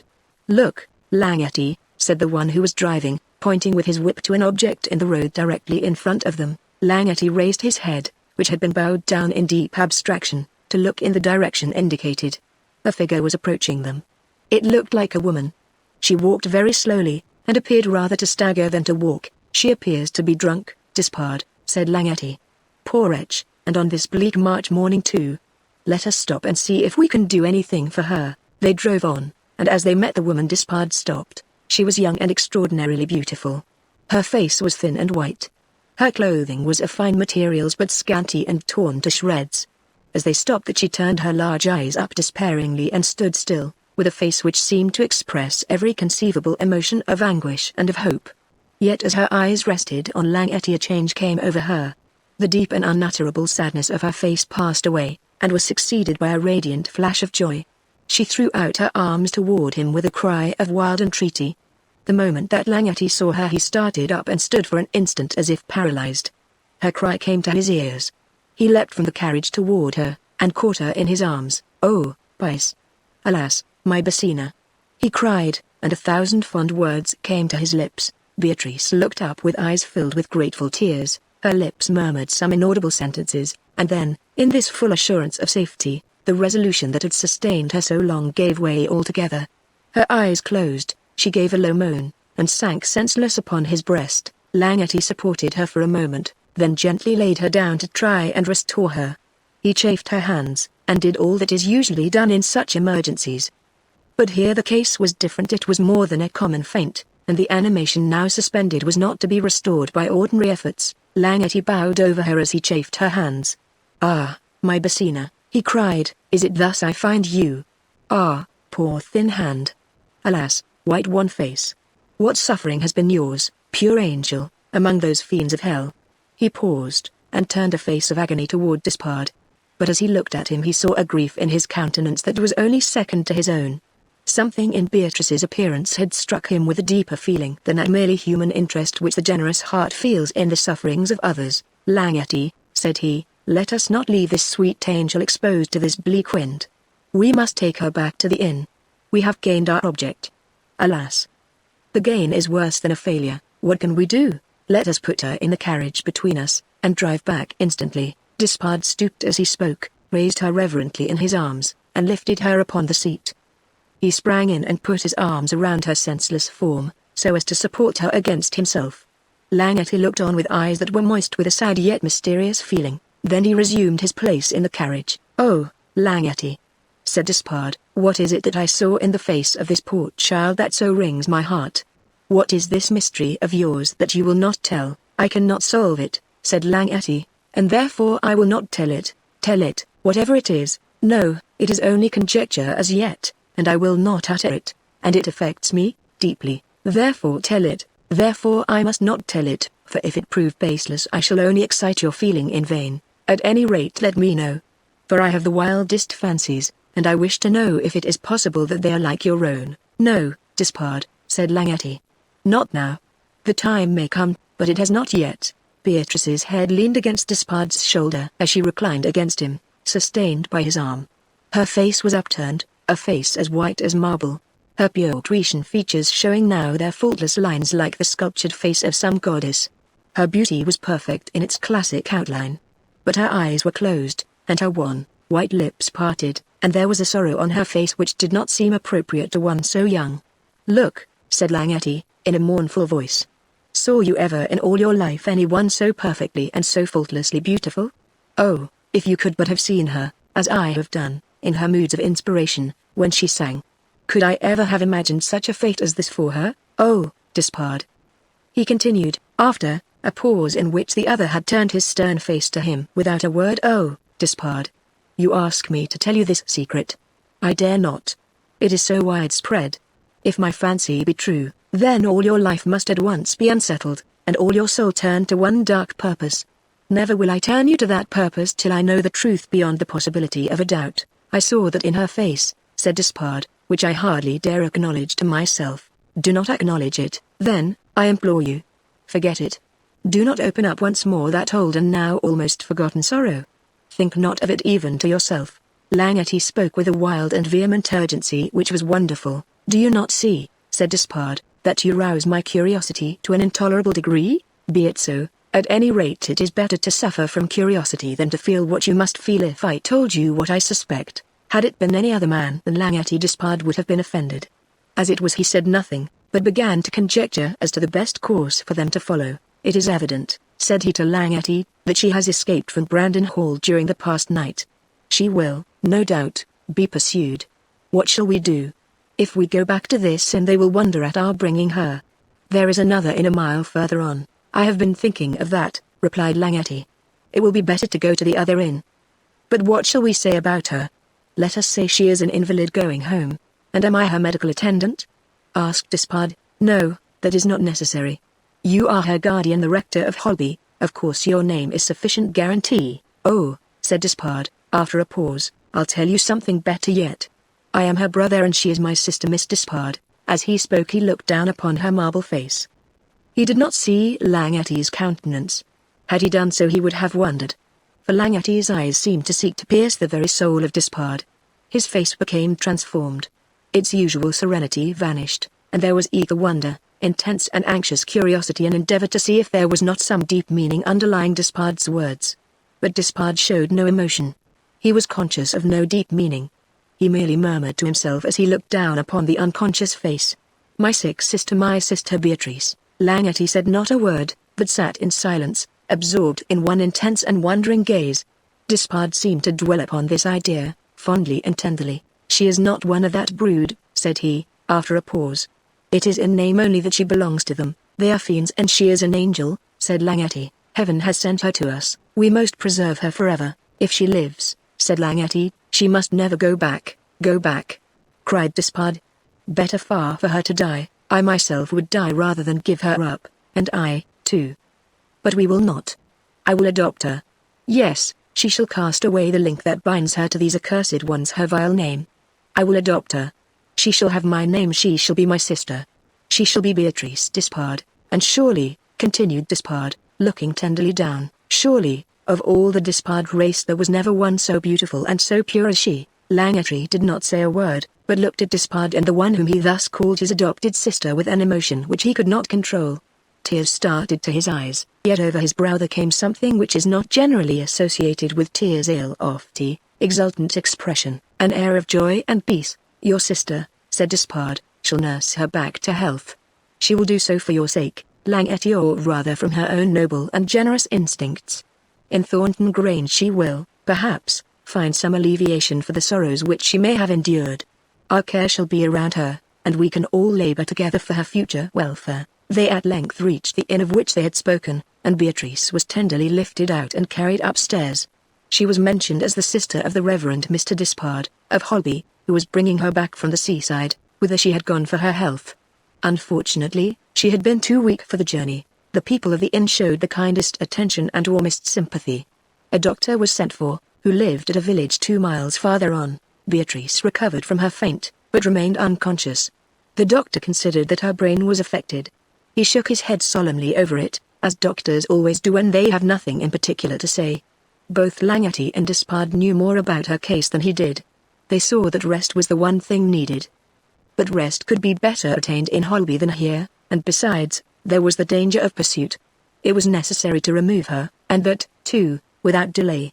A closed carriage was procured without much difficulty, and the patient was deposited therein. A slow journey brought them by easy stages to Holby. Beatrice remained unconscious. A nurse was procured, who travelled with her. The condition of Beatrice was the same which she described in her diary. Great grief and extraordinary suffering and excitement had overtasked the brain, and it had given way. So Despard and Langetty conjectured. At last they reached Holby. They drove at once to Thornton Grange. "What is this?"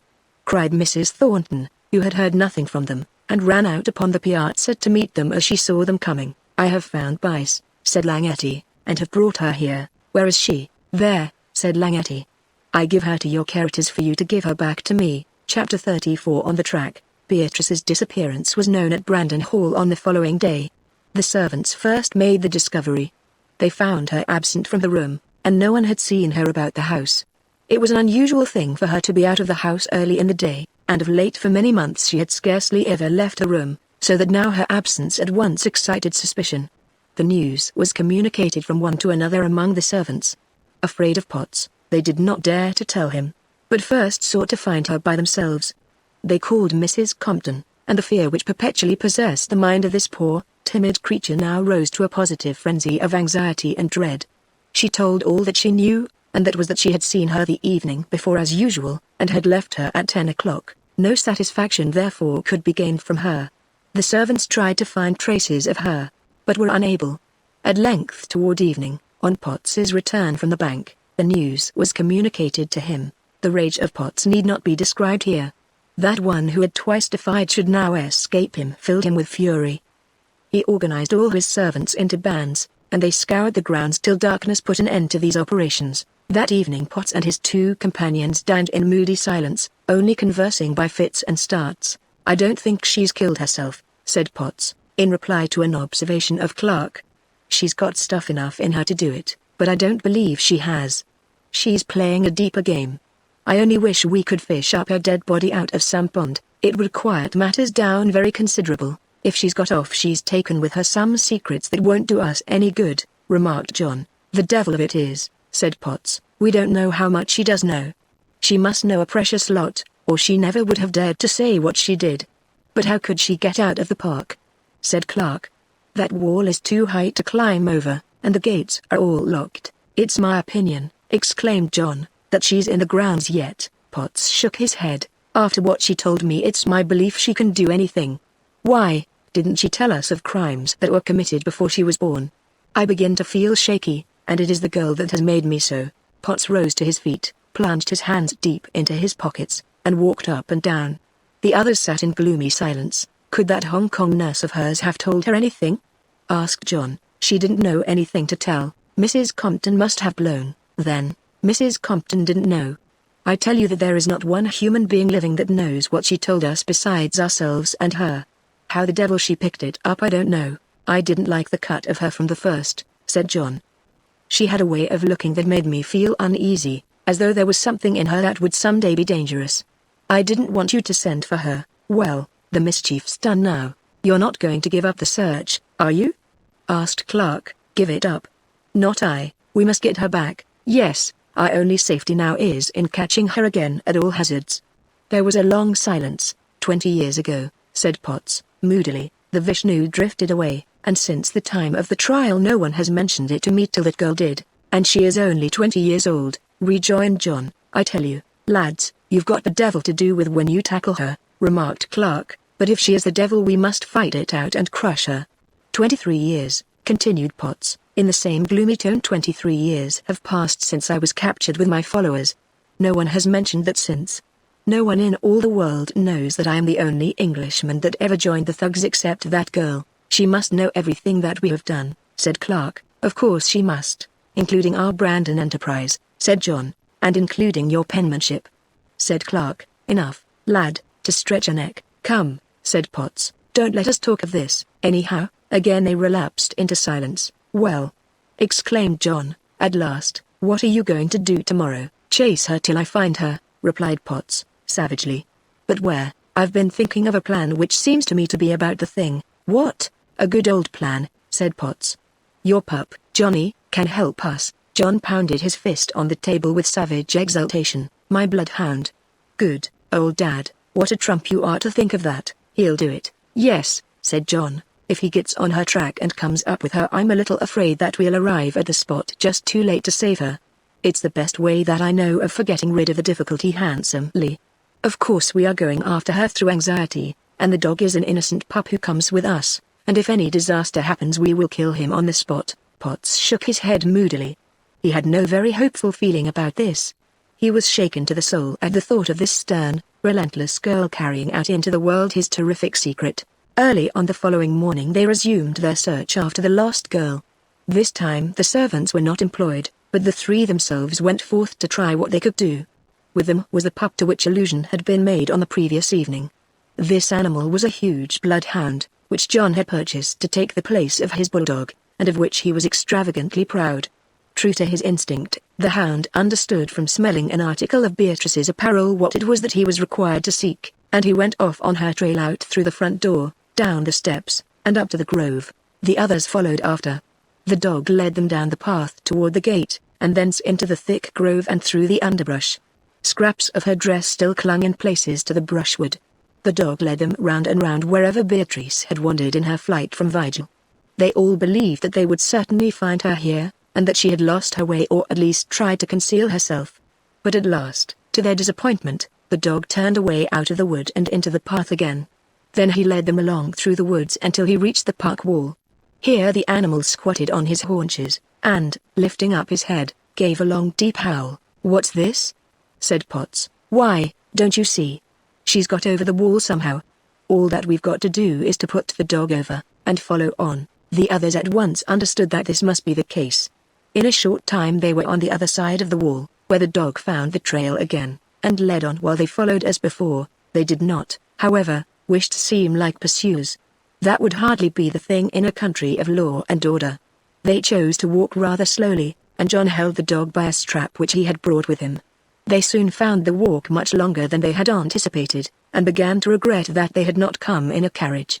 They had gone too far, however, to remedy this now, so they resolved to continue on their way as they were. "Gad," said John, who felt fatigued first, "what a walk as she is, she's the devil," growled Clark, savagely. At last, after about 3 hours' walk, the dog stopped at a place by the roadside, and snuffed in all directions.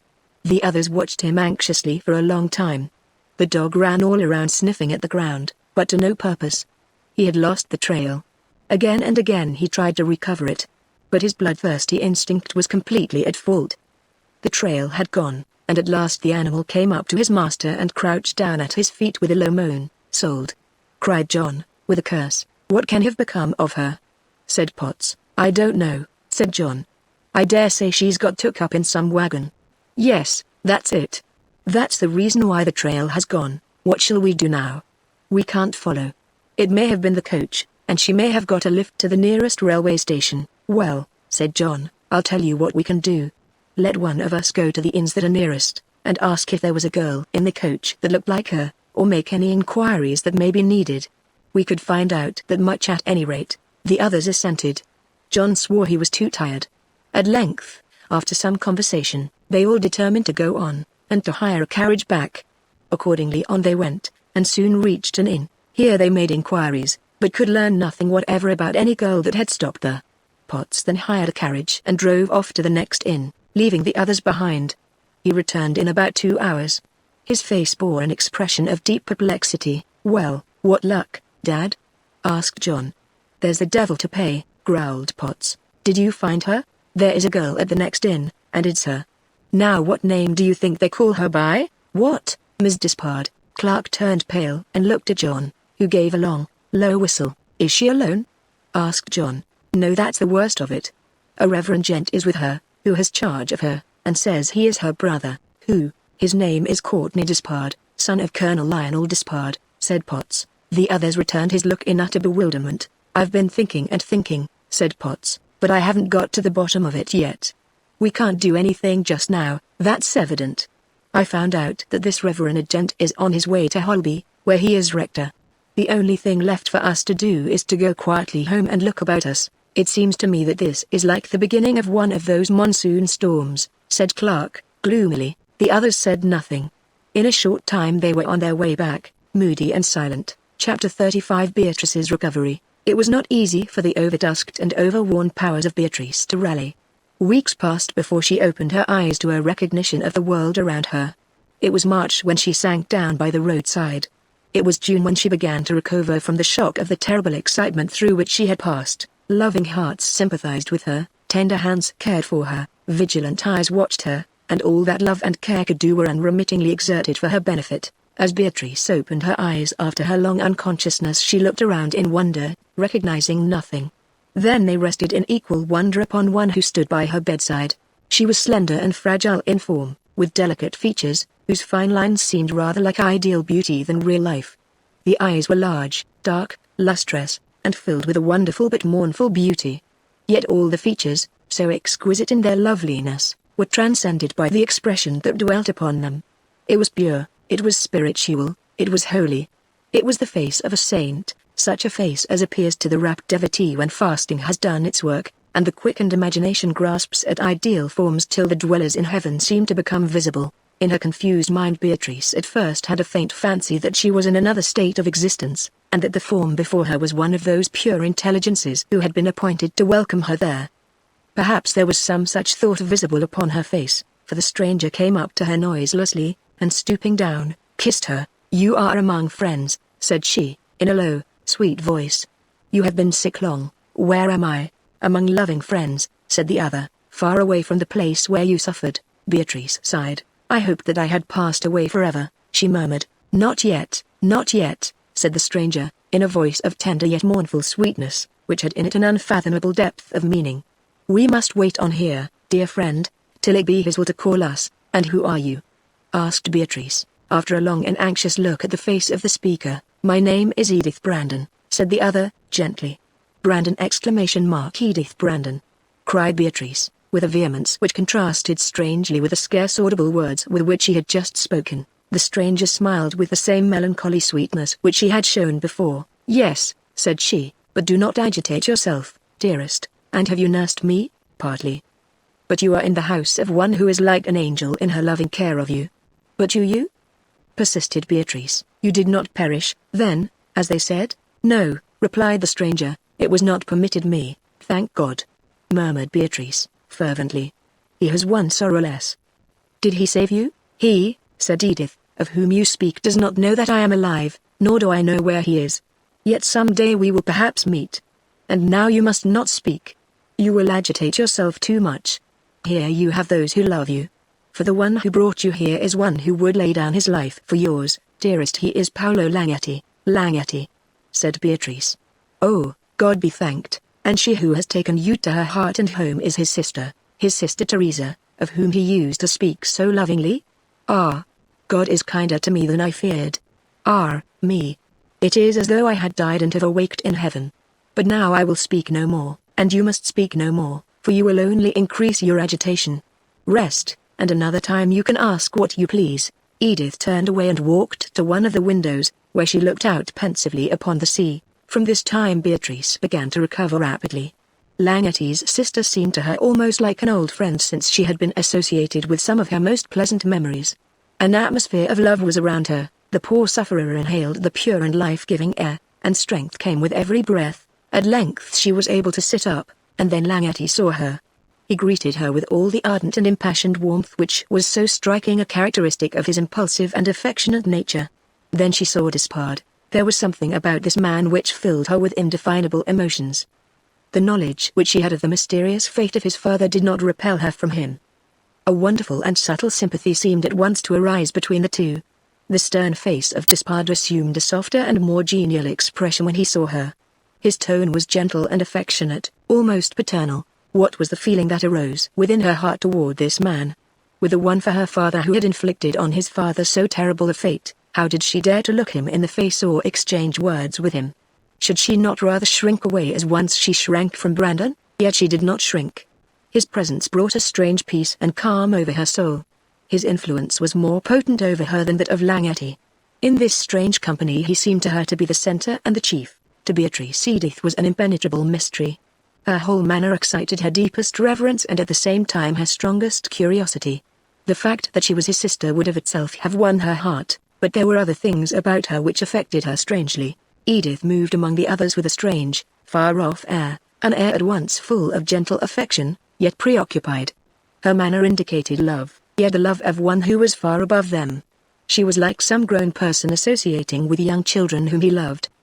Her soul was like a star and dwelt apart. Paolo seemed more like an equal, but Paolo himself approached equality only because he could understand her best. He alone could enter into communion with her. Beatrice noticed a profound and unalterable reverence in his manner toward Edith, which was like that which a son might pay a mother, yet more delicate and more chivalrous.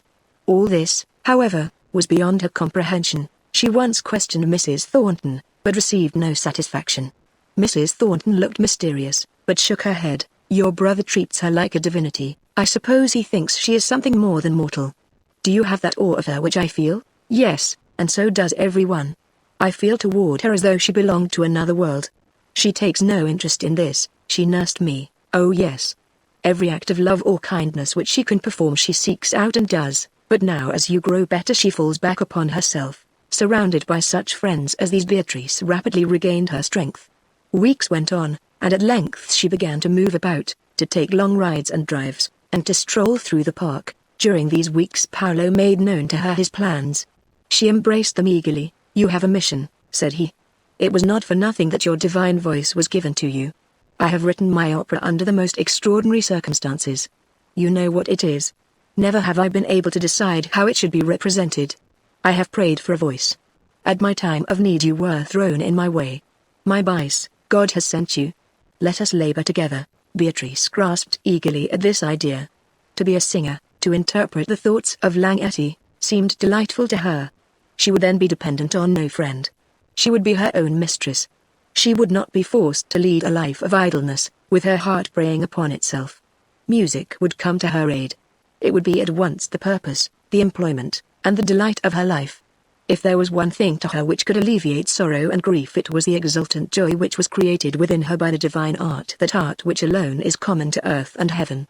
And for Beatrice there was this joy, that she had one of those natures which was so sensitive to music that under its power heaven itself appeared to open before her. All these were lovers of music, and therefore had delights to which common mortals are strangers. To the soul which is endowed with the capacity for understanding the delights of tone there are joys peculiar, at once pure and enduring, which nothing else that this world gives can equal. Langetti was the high priest of this charmed circle. Edith was the presiding awe-inspiring divinity. Beatrice was the medium of utterance, the voice that brought down heaven to earth. Mrs. Thornton and Despard stood apart, the recipients of the sublime effects and holy emotions which the others wrought out within them. Edith was like the soul, Langetti like the mind. Beatrice resembled the material element by which the spiritual is communicated to man. Hers was the voice which spoke. Langetti thought that they as a trio of powers formed a means of communicating new revelations to man. It was natural indeed that he in his high and generous enthusiasm should have some such thoughts as these, and should look forward with delight to the time when his work should first be performed.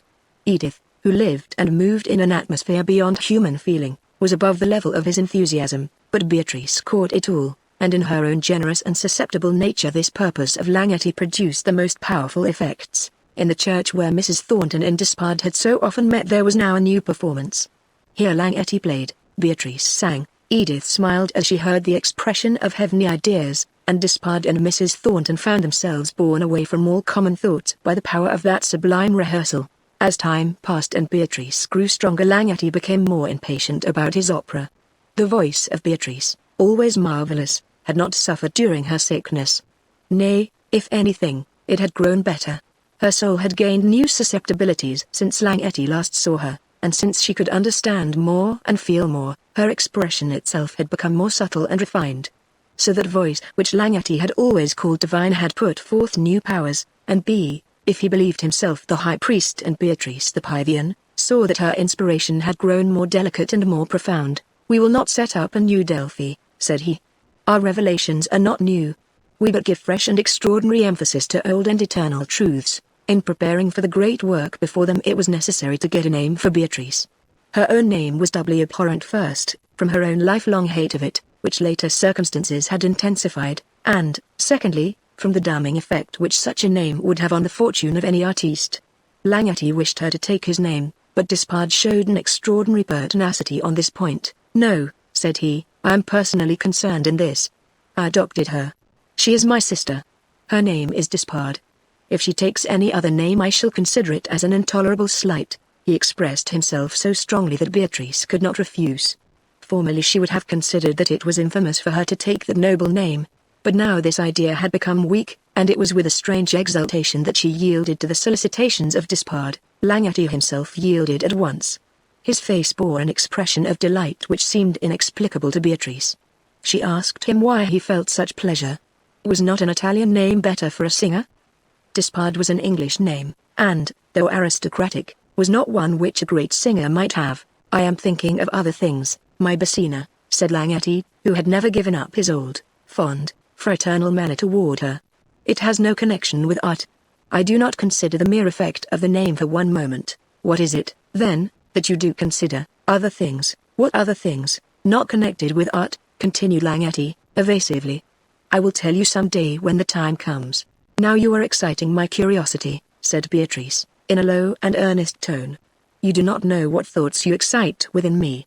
Either you ought not to excite such ideas, or if you do, it is your duty to satisfy them. It is not time yet." "What do you mean by that?" "That is a secret. Of course, you make it one, but if it is one connected with me, then surely I ought to know." "It is not time yet for you to know. When will it be time?" "I cannot tell, and you will therefore keep it a secret forever?" "I hope, my Basina, that the time will come before long." "Yet why do you wait? If you know or even suspect anything in which I am concerned, I wish to spare you." "That is not necessary." "Am I so weak that I cannot bear to hear anything which you may have to tell? You forget what a life I have had for 2 years. Such a life might well prepare me for anything. If it were merely something which might create sorrow I would tell it. I believe that you have a self-reliant nature, which has grown stronger through affliction. But that which I have to tell is different. It is of such a character that it would of necessity destroy any peace of mind which you have, and fill you with hopes and feelings that could never be satisfied, yet even that I could bear. Do you not see that by your very vagueness you are exciting my thoughts and hopes? You do not know what I know. What do you know?" asked Langety, eagerly. Beatrice hesitated. No, she could not tell. That would be to tell all the holiest secrets of her heart.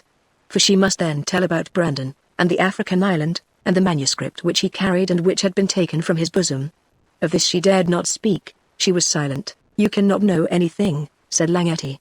"You may suspect much. I only have suspicions. Yet it would not be wise to communicate these to you, since they would prove idle and without result." So the conversation ended, and Langety still maintained his secret, though Beatrice hoped to find it out. At length she was sufficiently recovered to be able to begin the work to which Langety wished to lead her. It was August, and Langety was impatient to be gone. So when August began he made preparations to depart, and in a few days they were in London. Edith was left with Mrs. Thornton. Beatrice had an attendant who went with her, half chaperone half lady's maid. Chapter 36 The affairs of Smithers and Co. For more than a year the vast operations of Smithers and Company had astonished business circles in London.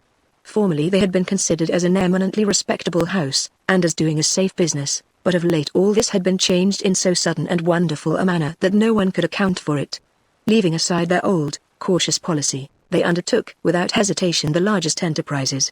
Foreign railroads, national loans, vast joint stock companies, these were the things that now occupied Smithers and Company. The bearings themselves were outrivaled, and Smithers and Company reached the acme of their sudden glory on one occasion, when they took the new Spanish loan out of the grasp of even the Rothschilds themselves. How to account for it became the problem.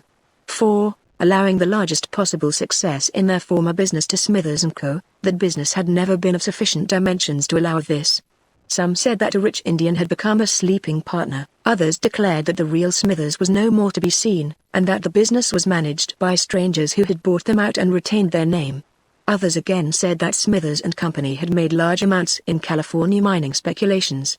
At length the general belief was that some individuals who had made millions of money in California had bought out Smithers & Co., and were now doing business under their name.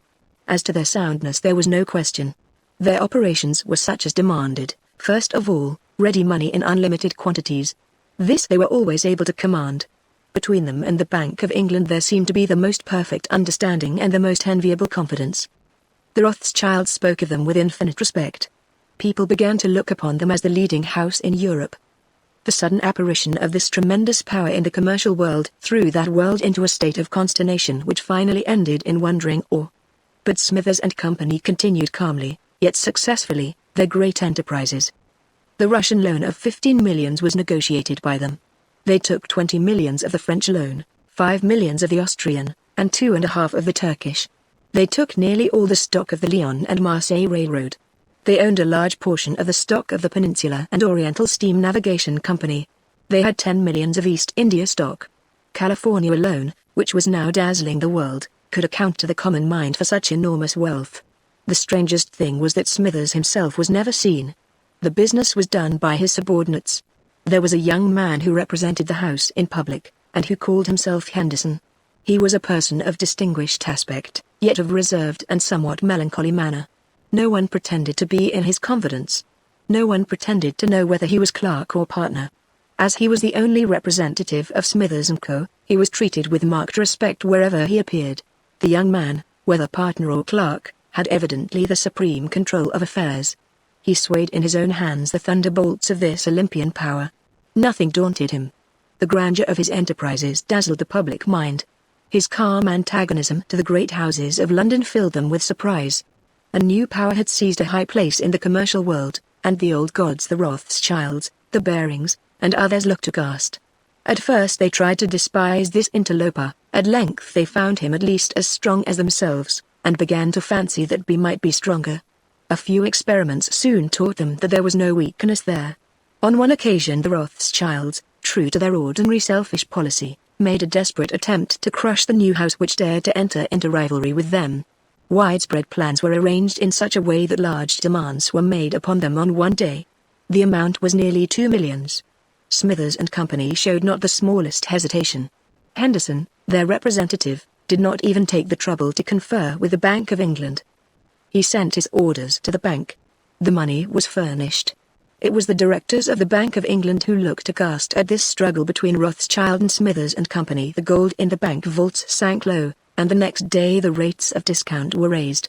All London felt the result of that struggle. Smithers and Company waited for a few months, and then suddenly retorted with terrific force. The obligations of the Rothschilds were obtained from all quarters. Some which were due were held over and not presented till the appointed day. Obligations in many forms, in all the forms of indebtedness that may arise in a vast business, all these had been collected from various quarters with untiring industry and extraordinary outlay of care and money. At last in one day they were all poured upon the Rothschilds. Nearly 4 millions of money were required to meet the demand. The great house of Rothschild reeled under the blow. Smithers and Company were the ones who administered it. James Rothschild had a private interview with the directors of the Bank of England. There was a sudden and enormous sale of securities that day on 'Change. In selling out such large amounts the loss was enormous.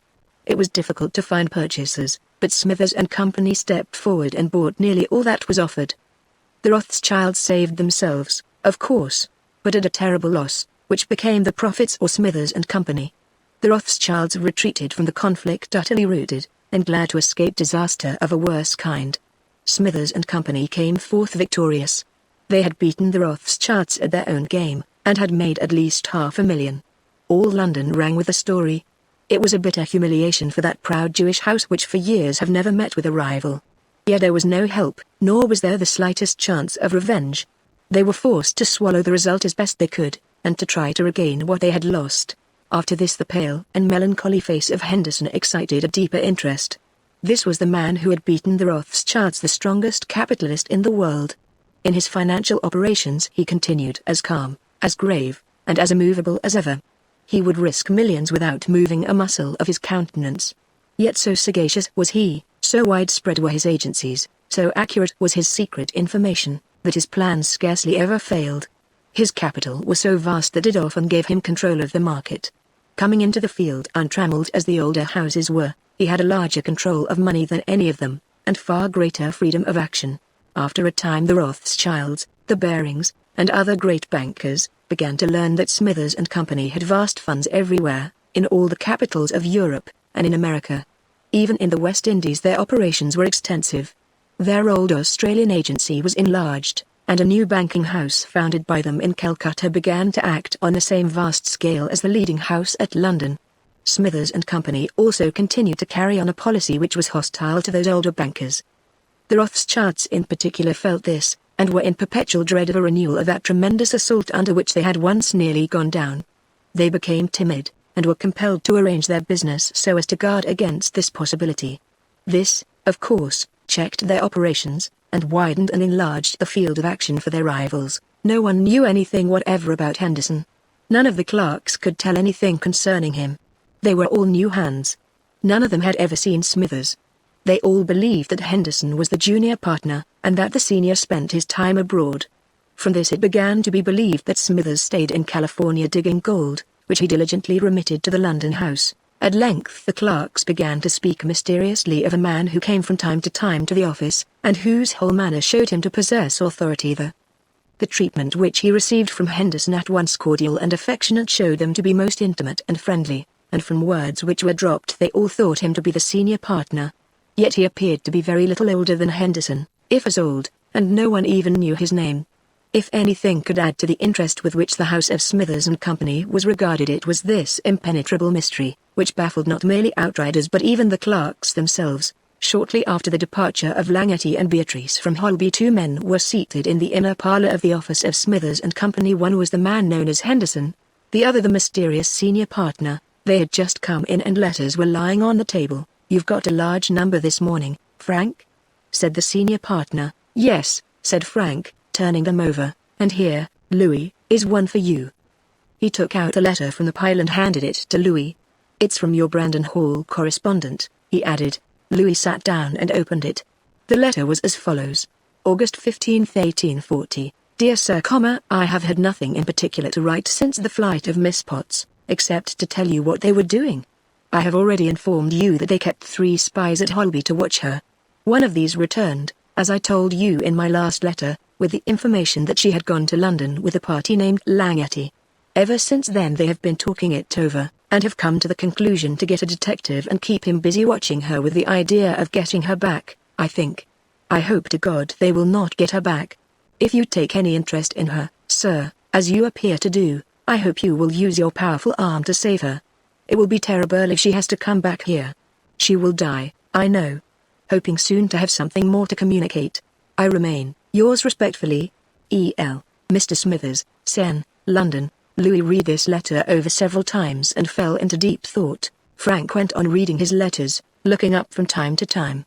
At last he put down the last one. Louis, said he. Louis looked up. You came so late last night that I haven't had a chance to speak about anything yet. I want to tell you something very important. Well, Langetti is alive, I know it, you knew it. When? Why did you not tell me? I didn't want to tell anything that might distract you from your purpose. I am not a child, Louis. After my victory over Rothschild I ought to be worthy of your confidence. That's not the point, Frank, said Louis.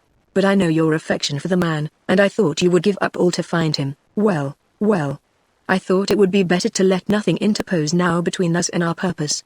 No, he continued, with a stern tone, no one however dear, however loved, and therefore I said nothing about Langetti. I thought that your generous heart would only be distressed. You would feel like giving up everything to find him out and see him, and, therefore, I did not wish you even to know it. Yet I have kept an account of his movements, and know where he is now. He is here in London, said Frank, with deep emotion. Yes, thank God, said Louis. You will see him, and we all will be able to meet some day. But, asked Frank, do you not think Langetti is a man to be trusted? That is not the point, replied Louis. I believe Langetti is one of the noblest men that ever lived. It must be so from what I have heard. All my life I will cherish his name and try to assist him in every possible way. I believe also that if we requested it he might perhaps keep our secret. But that is not the point, Frank. This is the way I look at it. We are dead. Our deaths have been recorded. Louis Brandon and Frank Brandon have perished. I am Wheeler, or Smithers, or Forsyth, or anybody else. You are Henderson. We keep our secret because we have a purpose before us. Our father calls us from his tomb to its accomplishment. Our mother summons us. Our sweet sister Edith, from her grave of horror unutterable, calls us. All personal feeling must stand aside, Frank, yours and mine whatever they be, till we have done our duty. You are right, Louis, said Frank, sternly. Langetti is in London, continued Louis. You will not see him, but you can show your gratitude, and so can I. He is going to hire an opera house to bring out an opera. I saw that in the papers. It is a thing full of risk, but he perhaps does not think of that. Let us enable him to gain the desire of his heart. Let us fill the house for him. You can send your agents to furnish tickets to people who may make the audience, or you can send around those who can praise him sufficiently. I don't know what his opera may be worth. I know, however, from what I have learned, that he has musical genius, and I think if we give him a good start he will succeed. That is the way to show your gratitude, Frank. I'll arrange all that, said Frank. The house shall be crowded. I'll send an agent to him. I can easily find out where he is, I suppose, and make him an offer of Covent Garden Theatre on his own terms. Yes, Langetti shall have a fair chance. I'll arrange a plan to enforce success. Do so, and you will keep him permanently in London till the time comes when we can arise from the dead. They were silent for a long time. Louis had thoughts of his own, excited by the letter which he had received, and these thoughts he did not care to utter. One thing was a secret even from Frank, and what could he do? That Beatrice had fallen among friends he well knew. He had found this out when, after receiving a letter from Phillips about her flight, he had hurried there and learned the result. Then he had himself gone to Holby, and found that she was at Mrs. Thornton's. He had watched till she had recovered. He had seen her as she took a drive in Thornton's carriage. He had left an agent there to write him about her when he left. What was he to do now? He read the letter over again. He paused at that sentence. They have been talking it over, and have come to the conclusion to get a detective, and keep him busy watching her with the idea of getting her back. What was the nature of this danger? Beatrice was of age. She was with Langetti. She was her own mistress. Could there be any danger of her being taken back against her will? The villains at Brandon Hall were sufficiently unscrupulous, but would they dare to commit any violence? And if they did, would not Langetti's protection save her? Such were his thoughts. Yet, on the other hand, he considered the fact that she was inexperienced, and might have peculiar ideas about a father's authority. If Potts came himself, demanding her return. Perhaps, out of a mistaken sense of filial duty, she might go with him. Or, even if she was unwilling to do so, she might yield to coercion, and not feel justified in resisting. The possibility of this filled him with horror. The idea of her being taken back to life under the power of those miscreants from whom she had escaped was intolerable. Yet he knew not what to do. Between him and her there was a gulf unfathomable, impassable. She was one of that accursed brood which he was seeking to exterminate. He would spare her if possible.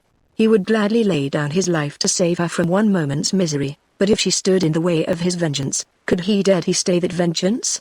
For that he would sacrifice life itself. Would he refuse to sacrifice even her if she were more dear than life itself? Yet here was a case in which she was no longer connected with, but striving to sever herself from them. She was flying from that accursed father of hers. Would he stand idly by, and see her in danger? That were impossible. All along, ever since his return to England, he had watched over her, unseen himself and unsuspected by her, and had followed her footsteps when she fled. To desert her now was impossible.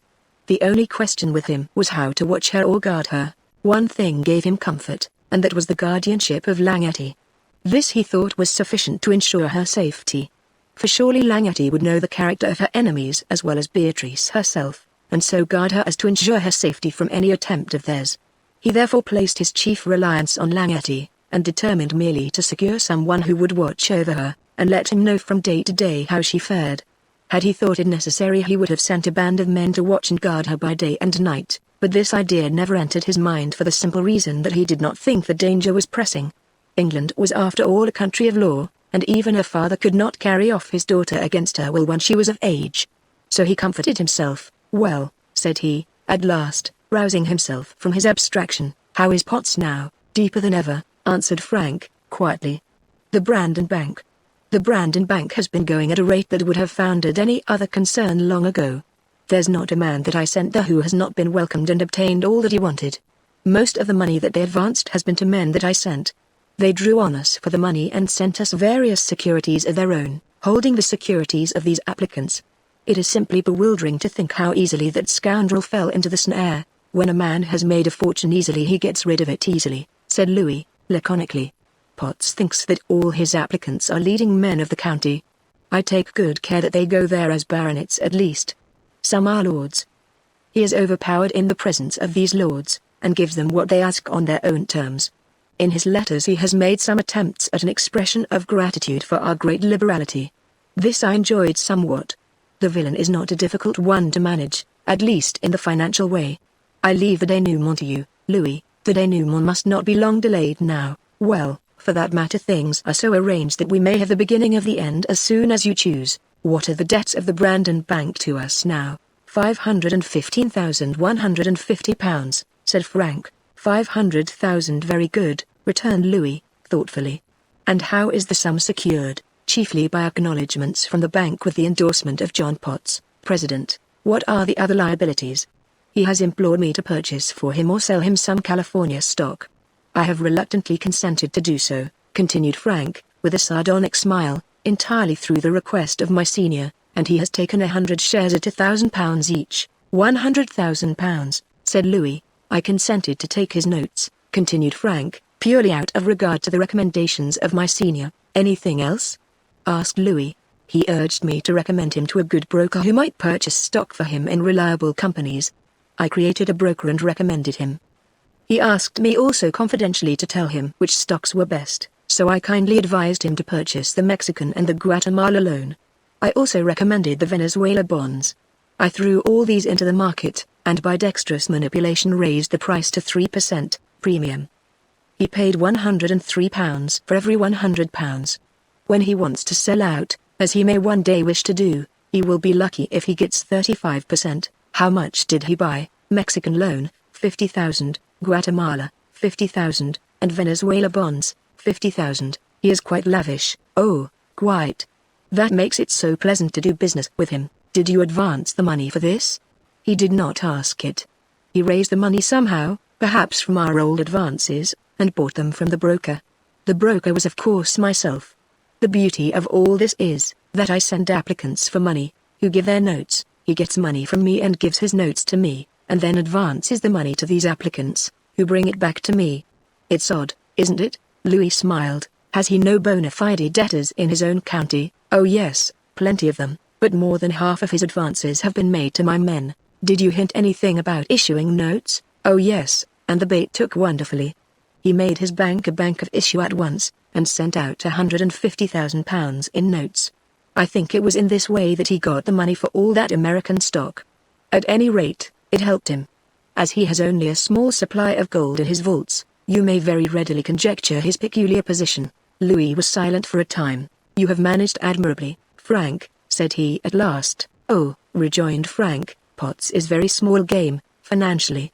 There is no skill needed in playing with him. He is such a clumsy bungler that he does whatever one wishes. There is not even excitement. Whatever I tell him to do he does.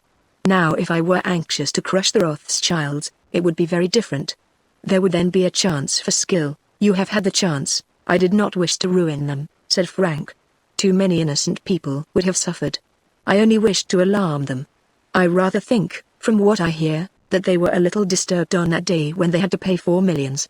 Yet I could have crushed them if I had chosen, and I managed things so as to let them see this. How? I controlled other engagements of theirs, and on the same day I magnanimously wrote them a letter, saying that I would not press for payment, as their notes were as good to me as money. Had I pressed they would have gone down. Nothing could have saved them. But I did not wish that. The fact is they have locked up their means very much, and have been rather careless of late. They have learned a lesson now. Louis relapsed into his reflections, and Frank began to answer his letters. Chapter 37 The Prometheus. It took some time for Langety to make his preparations in London. September came before he had completed them. To his surprise these arrangements were much easier than he had supposed. People came to him of their own accord before he thought it possible that they could have heard of his project. What most surprised him was a call from the manager of Covent Garden Theatre, who offered to put it into his hands for a price so low as to surprise Langety more than anything else that had occurred. Of course he accepted the offer gratefully and eagerly. The manager said that the building was on his hands, and he did not wish to use it for the present, for which reason he would be glad to turn it over to him. He remarked also that there was very much stock in the theatre that could be made use of, for which he would charge nothing whatever. Langety went to see it, and found a large number of magnificently painted scenes, which could be used in his piece. On asking the manager how scenes of this sort came to be there, he learned that someone had been representing the Midsummer Night's Dream, or something of that sort. Langety's means were very limited, and as he had risked everything on this experiment he was rejoiced to find events so very greatly in his favor. Another circumstance which was equally in his favor, if not more so, was the kind consideration of the London papers. They announced his forthcoming work over and over again. Some of their writers came to see him so as to get the particulars, and what little he told them they described in the most attractive and effective manner. A large number of people presented themselves to form his company, and he also received applications by letter from many whose eminence and fortunes placed them above the need of any such thing. It was simply incomprehensible to Langety, who thoroughly understood the ways of the musical world, yet since they offered he was only too happy to accept. On having interviews with these persons he was amazed to find that they were one and all totally indifferent about terms. They all assured him that they were ready to take any part whatever, and merely wished to assist in the representation of a piece so new and so original as his was said to be. They all named a price which was excessively low, and assured him that they did so only for form's sake, positively refusing to accept anything more, and leaving it to Langety either to take them on their own terms or to reject them. He, of course, could not reject aid so powerful and so unexpected. At length, he had his rehearsal. After various trials he invited representatives of the London press to be present at the last. They all came, and all without exception wrote the most glowing accounts for their respective journals. I don't know how it is, said he to Beatrice. Everything has come into my hands. I don't understand it. It seems to me exactly as if there was some powerful, unseen hand assisting me, someone who secretly put everything in my way, who paid these artists first and then sent them to me, and influenced all the journals in my favor. I should be sure of this if it were not a more incredible thing than the actual result itself. As it is I am simply perplexed and bewildered. It is a thing that is without parallel. I have a company such as no one has ever before gathered together on one stage. I have eminent prima donnas who are quite willing to sing second and third parts without caring what I pay them, or whether I pay them or not. I know the musical world. All I can say is that the thing is unexampled, and I cannot comprehend it. I have tried to find out from some of them what it all means, but they give me no satisfaction. At any rate, My Basina, you will make your debut under the most favorable circumstances. You saw how they admired your voice at the rehearsal. The world shall admire it still more at your first performance. Langetty was puzzled, and, as he said, bewildered, but he did not slacken a single effort to make his opera successful. His exertions were as unremitting as though he was still struggling against difficulties. After all that had been done for him, he knew very well that he was sure of a good house, yet he worked as hard as though his audience was very uncertain. At length the appointed evening came. Langetty had certainly expected a good house from those happy accidents which had given him the cooperation of the entire musical world and of the press. Yet when he looked out and saw the house that waited for the rising of the curtain, he was overwhelmed. When he thus looked out, it was long before the time. A great murmur had attracted his attention. He saw the house crammed in every part. All the boxes were filled. In the pit was a vast congregation of gentlemen and ladies, the very galleries were thronged. The wonder that had all along filled him was now greater than ever. He well knew under what circumstances even an ordinarily good house is collected together. There must either be undoubted fame in the prima donna, or else the most widespread and comprehensive efforts on the part of a skillful impresario. His efforts had been great, but not such as to ensure anything like this. To account for the prodigious crowd which filled every part of the large edifice was simply impossible. He did not attempt to account for it. He accepted the situation, and prepared for the performance. What sort of an idea that audience may have had of the Prometheus of Langetty need hardly be conjectured. They had heard of it as a novelty. They had heard that the company was the best ever collected at one time, and that the prima donna was a prodigy of genius. That was enough for them. They waited in a state of expectation which was so high-pitched that it would have proved disastrous in the extreme to any piece, or any singer who should have proved to be in the slightest degree inferior. Consummate excellence alone in every part could now save the piece from ruin. This Langetty felt, but he was calm, for he had confidence in his work and in his company. Most of all, he had confidence in Beatrice. At last the curtain rose. The scene was such a one as have never before been represented. A blaze of dazzling light filled the stage, and before it stood 7 forms, representing the 7 archangels. They began one of the sublimest strains ever heard. Each of these singers had in some way won eminence. They had thrown themselves into this work. The music which had been given to them had produced an exalted effect upon their own hearts, and now they rendered forth that grand chorus of angels which those who heard the Prometheus have never forgotten. The words resembled, in some measure, the opening song in Goethe's Faust, but the music was Langetty's.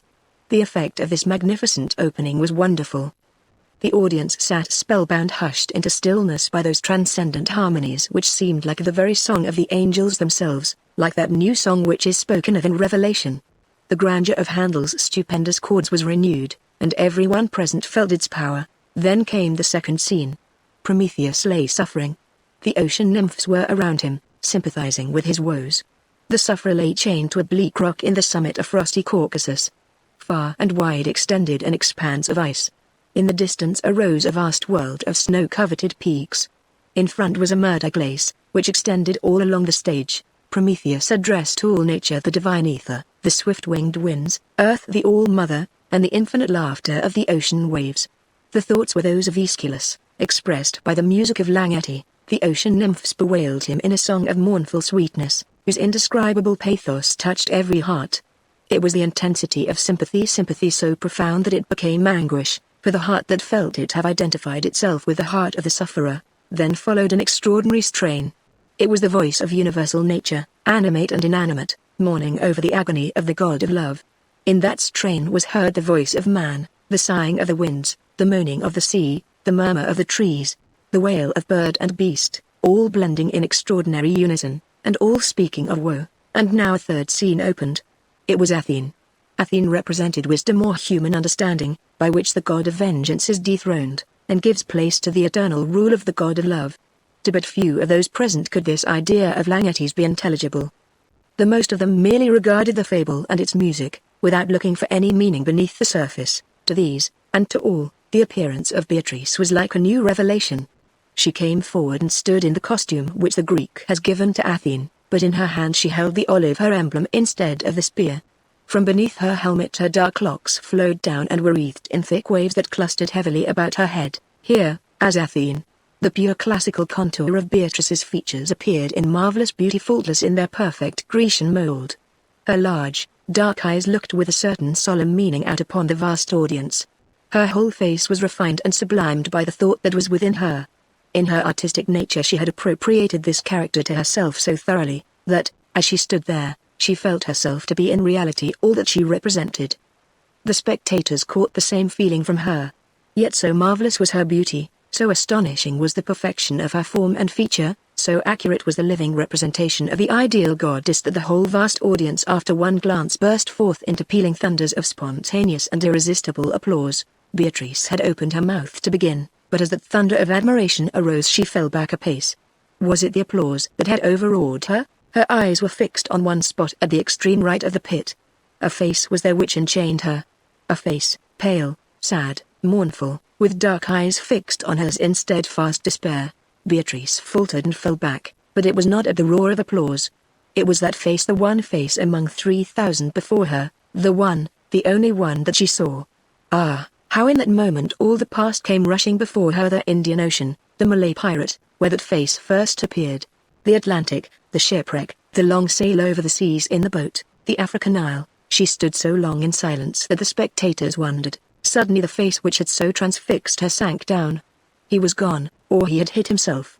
Was it because he knew that he was the cause of her silence? The face disappeared, and the spell was broken. Langety stood at the side scenes, watching with deep agitation the silence of Beatrice. He was on the point of taking the desperate step of going forward when he saw that she had regained her composure. She regained it, and moved a step forward with such calm serenity that no one could have suspected her of having lost it. She began to sing. In an opera words are nothing, music is all in all. It is sufficient if the words express, even in a feeble and general way, the ideas which breathe and burn in the music. Thus it was with the words in the opening song of Beatrice. But the music, what language can describe it? Upon this all the richest stores of Langety's genius had been lavished. Into this all the soul of Beatrice was thrown with sublime self-forgetfulness. She ceased to be herself. Before the audience she was Athene. Her voice, always marvelously rich and full, was now grander and more capacious than ever. It poured forth a full stream of matchless harmony that carried all the audience captive. Strong, soaring, penetrating, it rose easily to the highest notes, and flung them forth with a lavish, and at the same time far-reaching power that penetrated every heart, and thrilled all who heard it. Roused to the highest enthusiasm by the sight of that vast assemblage, Beatrice gave herself up to the intoxication of the hour. She threw herself into the spirit of the piece, she took deep into her heart the thought of Langety, and uttered it forth to the listeners with harmonies that were almost divine, such harmonies as they had never before heard. There was the silence of death as she sang. Her voice stilled all other sounds. Each listener seemed almost afraid to breathe. Some looked at one another in amazement, but most of them sat motionless, with their heads stretched forward, unconscious of anything except that one voice. At last it ceased. For a moment there was a pause. Then there arose a deep, low thunder of applause that deepened and intensified itself every moment till at last it rose on high in one sublime outburst, a frenzy of acclamation, such as is heard not seldom, but, once heard, is never forgotten. Beatrice was called out. She came, and retired. Again and again she was called. Flowers were showered down in heaps at her feet. The acclamations went on, and only ceased through the consciousness that more was yet to come. The piece went on. It was one long triumph. At last it ended. Beatrice had been loaded with honors. Langety was called out and welcomed with almost equal enthusiasm. His eyes filled with tears of joy as he received this well-merited tribute to his genius. He and Beatrice stood on the stage at the same time. Flowers were flung at him. He took them and laid them at the feet of Beatrice. At this a louder roar of acclamation arose. It increased and deepened, and the two who stood there felt overwhelmed by the tremendous applause. So ended the first representation of the Prometheus, Chapter 38. The Secret. The triumph of Beatrice continued. The daily papers were filled with accounts of the new singer. She had come suddenly before them, and had at one bound reached the highest eminence. She had eclipsed all the popular favorites. Her sublime strains, her glorious enthusiasm, her marvelous voice, her perfect beauty, all kindled the popular heart. The people forgave her for not having an Italian name, since she had one which was so aristocratic. Her whole appearance showed that she was something very different from the common order of artistes, as different, in fact, as the Prometheus was from the common order of operas. For here in the Prometheus there were no endless iterations of the one theme of love, no perpetual repetitions of the same rhyme of me and Q or amor and Q. but rather the effort of the soul after sublimer mysteries.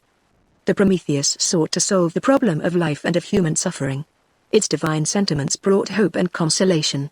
The great singer rose to the altitude of a sibyl, she uttered inspirations, she herself was inspired, as she stood with her grand Grecian beauty. Her pure classic features, she looked as beautiful as a statue, and as ideal and passionless. In one sense she could never be a popular favorite. She had no archness or coquetry like some, no voluptuousness like others, no arts to win applause like others. Still she stood up and sang as one who believed that this was the highest mission of humanity, to utter divine truth to human ears. She sang loftily, thrillingly, as an angel might sing, and those who saw her revered her while they listened. And thus it was that the fame of this new singer went quickly through England, and foreign journals spoke of it half wonderingly, half cynically, as usual, for Continentals never have any faith in English art, or in the power which any Englishman may have to interpret art.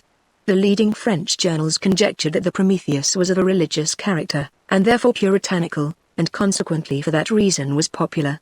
They amused themselves with the idea of a puritanical opera, declared that the English wished to Protestantize music, and suggested Calvin or the Sabbath as good subjects for this new and entirely English class of operas. But soon the correspondents of some of the continental papers began to write glowing accounts of the piece, and to put Langetti in the same class with Handel. He was an Italian, they said, but in this case he united Italian grace and versatility with German solemnity and melancholy. They declared that he was the greatest of living composers, and promised for him a great reputation. Night after night the representation of the Prometheus went on with undiminished success, and with a larger and profounder appreciation of its meaning among the better class of minds. Langetti began to show a stronger and fuller confidence in the success of his piece than he had yet dared to evince. Yet now its success seemed assured. What more could he wish? September came on, and every succeeding night only made the success more marked. One day Langetti was with Beatrice at the theatre, and they were talking of many things. There seemed to be something on his mind, for he spoke in an abstracted manner. Beatrice noticed this at last, and mentioned it. He was at first very mysterious. "It must be that secret of yours which you will not tell me," said she.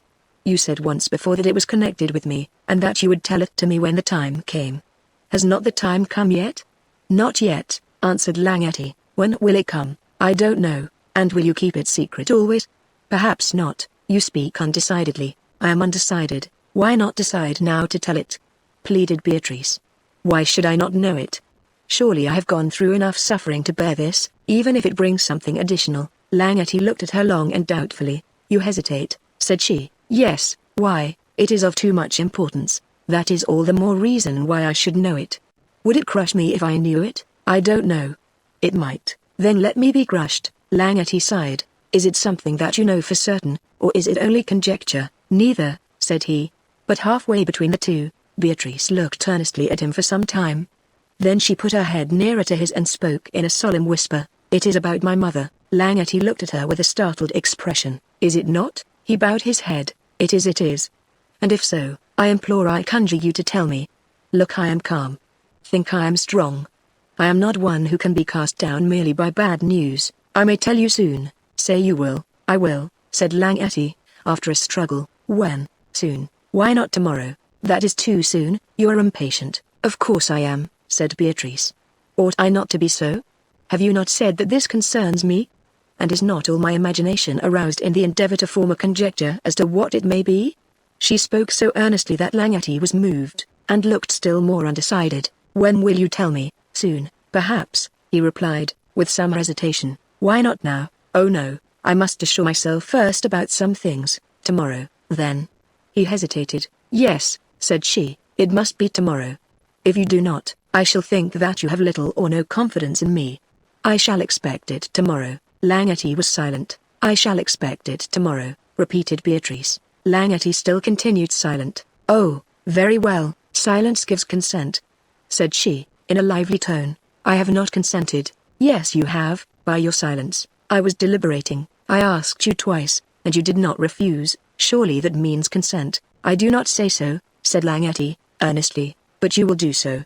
Do not be so certain." "Yes, I will be certain, and if you do not tell me you will very deeply disappoint me. In telling you I could only give you sorrow or joy, whatever it is, I can bear it so long as I know this." You will not suppose that I am actuated by simple feminine curiosity. You know me better. This secret is one which subjects me to the tortures of suspense, and I am anxious to have them removed. The removal will be worse than the suspense. That is impossible. You would not say so if you knew what it was. Tell me, then. That is what I fear to do. Do you fear for me, or for some other person? Only for you. Do not fear for me, then, I beseech you, for it is not only my desire, but my prayer, that I may know this. Langety seemed to be in deep perplexity. Whatever this secret was with which he was so troubled, he seemed afraid to tell it to Beatrice, either from fear that it might not be anything in itself or result in anything, or, as seemed more probable, lest it might too greatly affect her. This last was the motive which appeared to influence him most strongly. In either case, the secret of which he spoke must have been one of a highly important character, affecting most deeply the life and fortunes of Beatrice herself.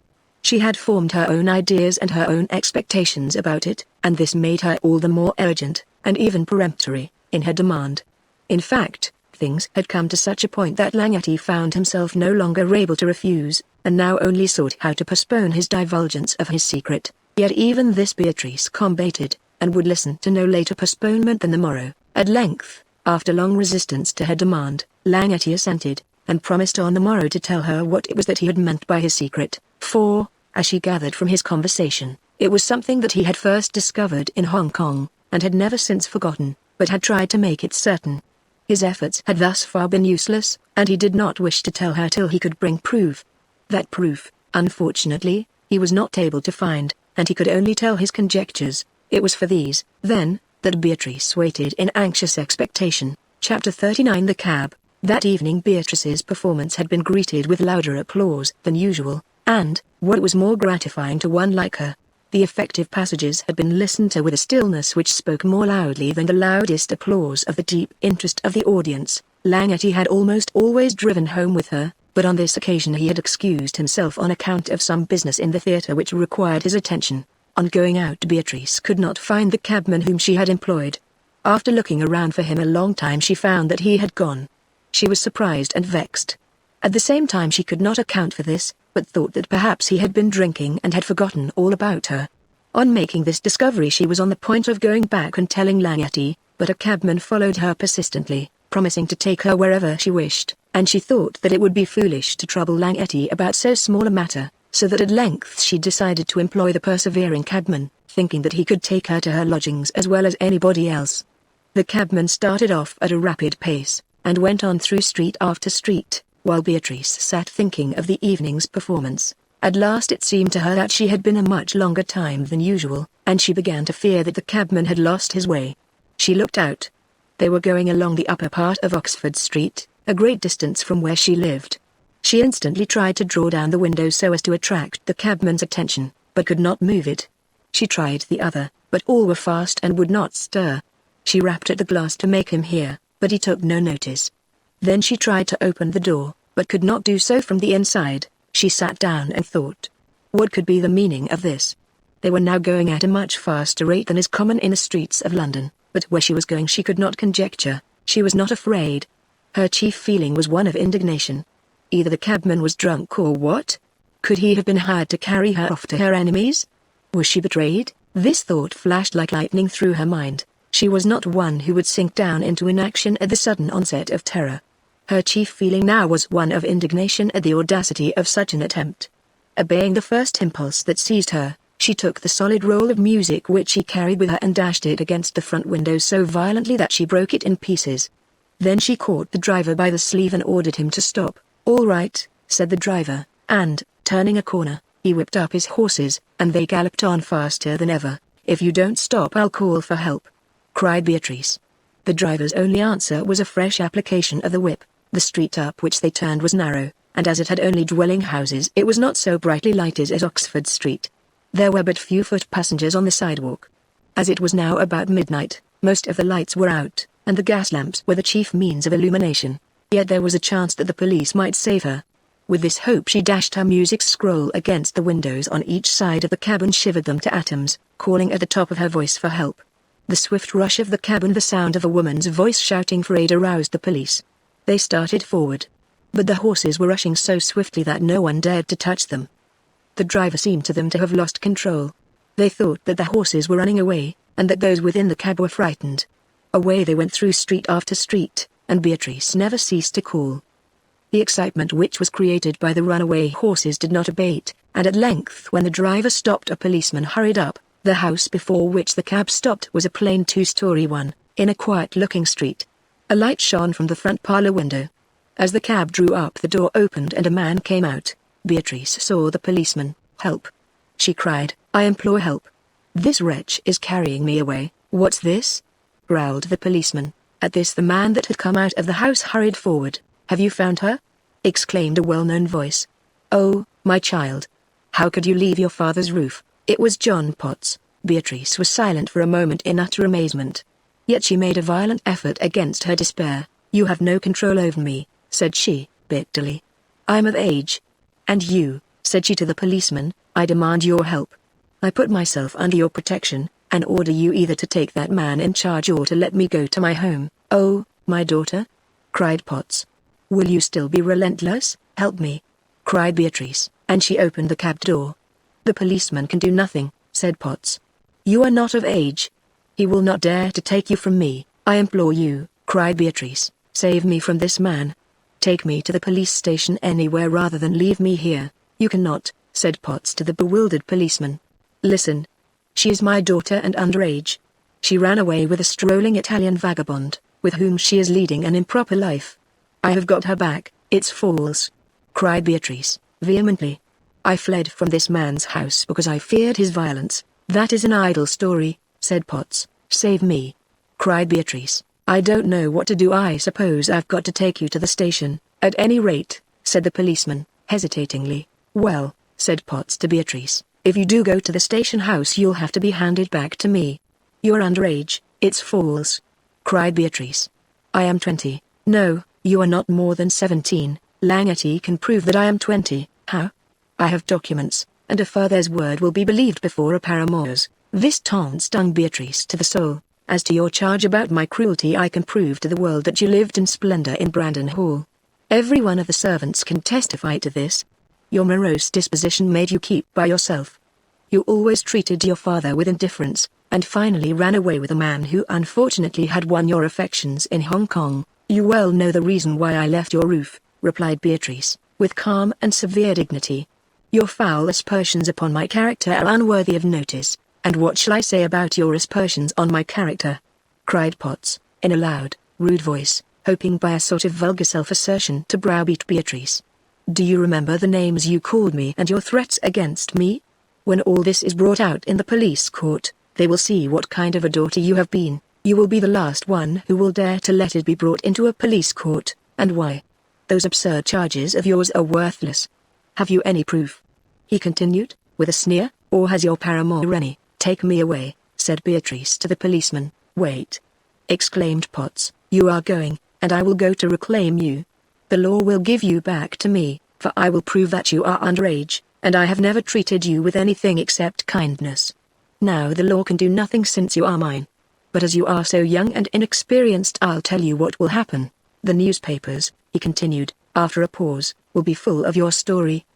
They will print what I shall prove to be true, that you had an intractable disposition, that you had formed a guilty attachment for a drum major at Hong Kong, that you ran away with him, lived for a while at Holby, and then went with your paramour to London. If you had only married him you would have been out of my power, but you don't pretend to be married. You don't call yourself Langetty, but have taken another name, which the sharp newspaper reporters will hint was given you by some other one of your numerous favorites. They will declare that you love every man but your own father, and you who played the goddess on the stage and sang about truth and religion will be known all over England and all over Europe too as the vilest of the vile." At this tremendous menace Beatrice's resolution was shattered to pieces. That this would be so she well knew. To escape from Potts was to have herself made infamous publicly under the sanction of the law, and then, by that same law, to be handed back to him. At least whether it was so or not, she thought so. There was no help, no friend. "Go," said Potts. "Leave me now and you become covered with infamy. Who would believe your story?" Beatrice was silent. Her slender frame was rent by emotion. "Oh God!" she groaned, but in her deep despair she could not find thoughts even for prayers. "You may go, policeman," said Potts. "My daughter will come with me, Faith, and I'm glad. It's the best thing for her." And the policeman, much relieved, returned to his beat. "Some of you'll have to pay for them winders," said the cabman. "All right," answered Potts, quietly. "There is your home for tonight, at any rate," said Potts, pointing to the house. "I don't think you have any chance left. You had better go in." His tone was one full of bitter taunt. Scarce conscious, with her brain reeling, and her limbs trembling, Beatrice entered the house. Chapter 40 Discoveries. The next morning after Beatrice's last performance, Langety determined to fulfill his promise and tell her that secret which she had been so anxious to know. On entering into his parlour he saw a letter lying on the table addressed to him. It bore no postage stamp, or post office mark. He opened it and read the following. London, September 5, 1849. Signore Sigol, the betrayer and intended assassin of your late father, is now in London. You can find out about him by inquiring of Giovanni Cavallo, 16 Red Lion Street. As a traitor to the Carbonari, you will know that it is your duty to punish him, even if your filial piety is not strong enough to avenge your father's wrongs. Carbonaro. Langety read this several times. Then he called for his landlord, who left this letter. He asked, "A young man, do you know his name?" "No." "What did he look like?" "He looked like a counting-house clerk more than anything." "When was it left?" "About 6 o'clock this morning." Langety read it over and over. The news that it contained filled his mind. It was not yet 10 o'clock. He would not take any breakfast, but went out at once, jumped into a cab, and drove off to Red Lion Street. Giovanni Cavallo's office was in a low, dingy building, with a dark, narrow doorway. It was one of those numerous establishments conducted and supported by foreigners whose particular business it is not easy to conjecture. The building was full of offices, but this was on the ground floor. Langety entered, and found the interior as dingy as the exterior. There was a table in the middle of the room. Beyond this was a door which opened into a back room. Only one person was here, a small, bright-eyed man, with thick Van Dyke beard and sinewy through small frame. Langety took off his hat and bowed. "I wish to see Signore Cavallo," said he, in Italian. "I am Signore Cavallo," answered the other, blandly. Langety made a peculiar motion with his left arm. The keen eye of the other noticed it in an instant. He returned a gesture of a similar character. Langety and he then exchanged some more secret signs. At last Langety made one which caused the other to start, and to bow with deep respect. "I did not know," said he, in a low voice, "that any of the Interior Council ever came to London. But come in here," and he led the way into the inner room, the door of which he locked very mysteriously. A long conference followed, the details of which would only be tedious. At the close Cavallo said, "There is some life in us yet, and what life we have left shall be spent in trapping that miscreant. Italy shall be avenged on one of her traitors. At any rate, you will write as I told you, and let me know." "Most faithfully." Langety departed, satisfied with the result of this interview. What surprised him most was the letter. The writer must have been one who had been acquainted with his past life. He was amazed to find anyone denouncing Sigol to him, but finally concluded that it must be some old Carbonaro, exiled through the afflictions which had befallen that famous society, and cherishing in his exile the bitter resentment which only exiles can feel. Cavallo himself had known Sigol for years, but had no idea whatever of his early career. Sigol had no suspicion that Cavallo had anything to do with the Carbonari. His firm were general agents, who did business of a miscellaneous character, now commission, now banking, and now shipping, and in various ways they had had dealings with this man, and kept up an irregular correspondence with him. This letter had excited afresh within his ardent and impetuous nature all the remembrances of early wrongs. Gentle though he was, and pure in heart, and elevated in all his aspirations, he yet was in all respects a true child of the South, and his passionate nature was roused to a storm by this prospect of just retaliation. All the lofty doctrines with which he might console others were of no avail here in giving him calm. He had never voluntarily pursued Sigol, but now, since this villain had been presented to him, he could not turn aside from what he considered the holy duty of avenging a father's wrongs. He saw that for the present everything would have to give way to this. He determined at once to suspend the representation of the Prometheus, even though it was at the height of its popularity and in the full tide of its success. He determined to send Beatrice under his sister's care, and to devote himself now altogether to the pursuit of Sigol, even if he had to follow him to the world's end. The search after him might not be long after all, for Cavallo felt sanguine of speedy success, and assured him that the traitor was in his power, and that the Carbonari in London were sufficiently numerous to seize him and send him to whatever punishment might be deemed most fitting. With such plans and purposes Langety went to visit Beatrice, wondering how she would receive the intelligence of his new purpose. It was 2 o'clock in the afternoon before he reached her lodgings. On going up he rapped. A servant came, and on seeing him looked frightened. "Is Mr. Spard in?" The servant said nothing, but ran off. Langetty stood waiting in surprise, but in a short time the landlady came. She had a troubled look, and did not even return his salutation. "Is Mr. Spard in?" "She is not here, sir, not here." "No, sir. I'm frightened. There was a man here early this morning, too." "A man here? What for?" "Why, to ask after her." "And did he see her?" "She wasn't here." "Wasn't here? What do you mean?" "She didn't come home at all last night. I waited up for her till 4. "Didn't come home?" cried Langetty, as an awful fear came over him. "No, sir." "Do you mean to tell me that she didn't come home at her usual hour?" "No, sir, not at all, and as I was saying, I sat up nearly all night." "Heavens!" cried Langetty, in bewilderment. "What is the meaning of this? But take me to her room. Let me see with my own eyes." The landlady led the way up, and Langetty followed anxiously. The room was empty. Everything remained just as she had left it. Her music was lying loosely around. The landlady said that she had touched nothing. Langetty asked about the man who had called in the morning. The landlady could tell nothing about him, except that he was a gentleman with dark hair, and very stern eyes that terrified her. He seemed to be very angry or very terrible in some way about Beatrice. Who could this be? Thought Langetty. The landlady did not know his name. Someone was certainly interesting herself very singularly about Sigol, and someone else, or else the same person, was very much interested about Beatrice. For a moment he thought it might be Despard. This, however, did not seem probable, as Despard would have written him if he were coming to town. Deeply perplexed, and almost in despair, Langetty left the house and drove home, thinking on the way what ought to be done. He thought he would wait till evening, and perhaps she would appear. He did thus wait, and in a fever of excitement and suspense, but on going to the lodging house again there was nothing more known about her. Leaving this he drove to the police office. It seemed to him now that she must have been foully dealt with in some way. He could think of no one but Potts, yet how Potts could manage it was a mystery. That mystery he himself could not hope to unravel.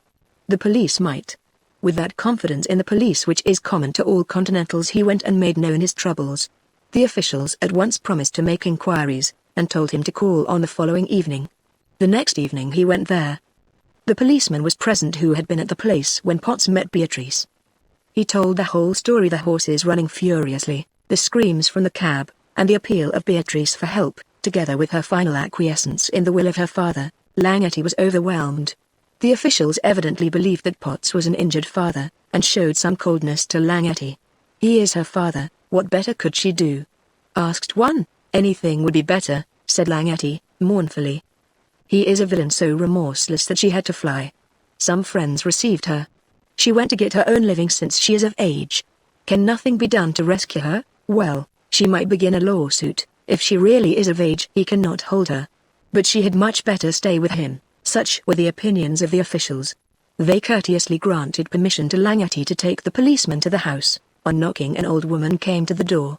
In answer to his inquiries she stated that a gentleman had been living there 3 weeks, but that on the arrival of his daughter he had gone home. "When did he leave?" "Yesterday morning." Chapter 41. They meet again. At 4 o'clock on the morning of Beatrice's capture Brandon was roused by a rap at his bedroom door. He rose at once, and slipping on his dressing gown, opened it. A man entered. "Well?" said Brandon. "Something has happened." "What?" "She didn't get home last night. The landlady is sitting up for her, and is terribly frightened." "Did you make any inquiries?" "No, sir, I came straight here in obedience to your directions." "Is that all you know?" "All." "Very well," said Brandon, calmly, "you may go." The man retired. Brandon sat down and buried his head in his hands. Such news as this was sufficient to overwhelm anyone. The man knew nothing more than this, that she had not returned home and that the landlady was frightened. In his opinion only one of two things could have happened: either Langetty had taken her somewhere, or she had been abducted. 1,000 fancies followed one another in quick succession. It was too early as yet to go forth to make inquiries, and he therefore was forced to sit still and form conjectures as to what ought to be done in case his conjecture might be true. Sitting there, he took a rapid survey of all the possibilities of the occasion, and laid his plans accordingly. Brandon had feared some calamity, and with this fear had arranged to have someone in the house who might give him information. The information which he most dreaded had come. It had come, too, in the midst of a time of triumph, when she had become one of the supreme singers of the age, and had gained all that her warmest admirer might desire for her. If she had not been foully dealt with, she must have gone with Langety. But if so, where and why? What possible reason might Langety have for taking her away? This conjecture was impossible. Yet if this was impossible, and if she had not gone with Langety, with whom could she have gone? If not a friend, then it must have been with an enemy. But with what enemy? There was only one. He thought of Potts. He knew that this wretch was capable of any villainy, and would not hesitate at anything to regain possession of the one who had fled from him. Why he should wish to take the trouble to regain possession of her, except out of pure villainy, he could not imagine. With such thoughts as these the time passed heavily. 6 o'clock at last came, and he set out for the purpose of making inquiries. He went first to the theatre. Here, after some trouble, he found those who had the place in charge, and, by questioning them, he learned that Beatrice had left by herself in a cab for her home, and that Langety had remained some time later. He then went to Beatrice's lodgings to question the landlady. From there he went to Langety's lodgings, and found that Langety had come home about 1 o'clock and was not yet up. Beatrice, therefore, had left by herself, and had not gone anywhere with Langety. She had not returned home. It seemed to him most probable that either voluntarily or involuntarily she had come under the control of Potts. What to do under the circumstances was now the question. One course seemed to him the most direct and certain, namely, to go up to Brandon at once and make inquiries there. From the letters which Phillips had sent he had an idea of the doings of Potts. Other sources of information had also been secured. It was not his business to do anything more than to see that Beatrice should fall into no harm. By 10 o'clock he had acted upon this idea, and was at the railway station to take the express train. He reached Brandon village about dusk. He went to the inn in his usual disguise as Mr. Smithers, and sent up to the hall for Mr. Potts. Potts was not there. He then sent for Phillips. After some delay Phillips came. His usual timidity was now if possible still more marked, and he was at first too embarrassed to speak. "Where is Potts?" asked Brandon, abruptly. "In London, sir. He has been there about 3 weeks, hasn't he?" "Yes, sir, so you wrote me. You thought when he went that he was going to hunt up his daughter, so I conjectured. And he hasn't got back yet?" "Not yet." "Has he written any word?" "None that I know of." "Did you hear any of them say why he went to get her?" "Not particularly, but I guessed from what they said that he was afraid of having her at large." "Afraid? Why?" "Because she knew some secret of theirs." "Secret? What secret?"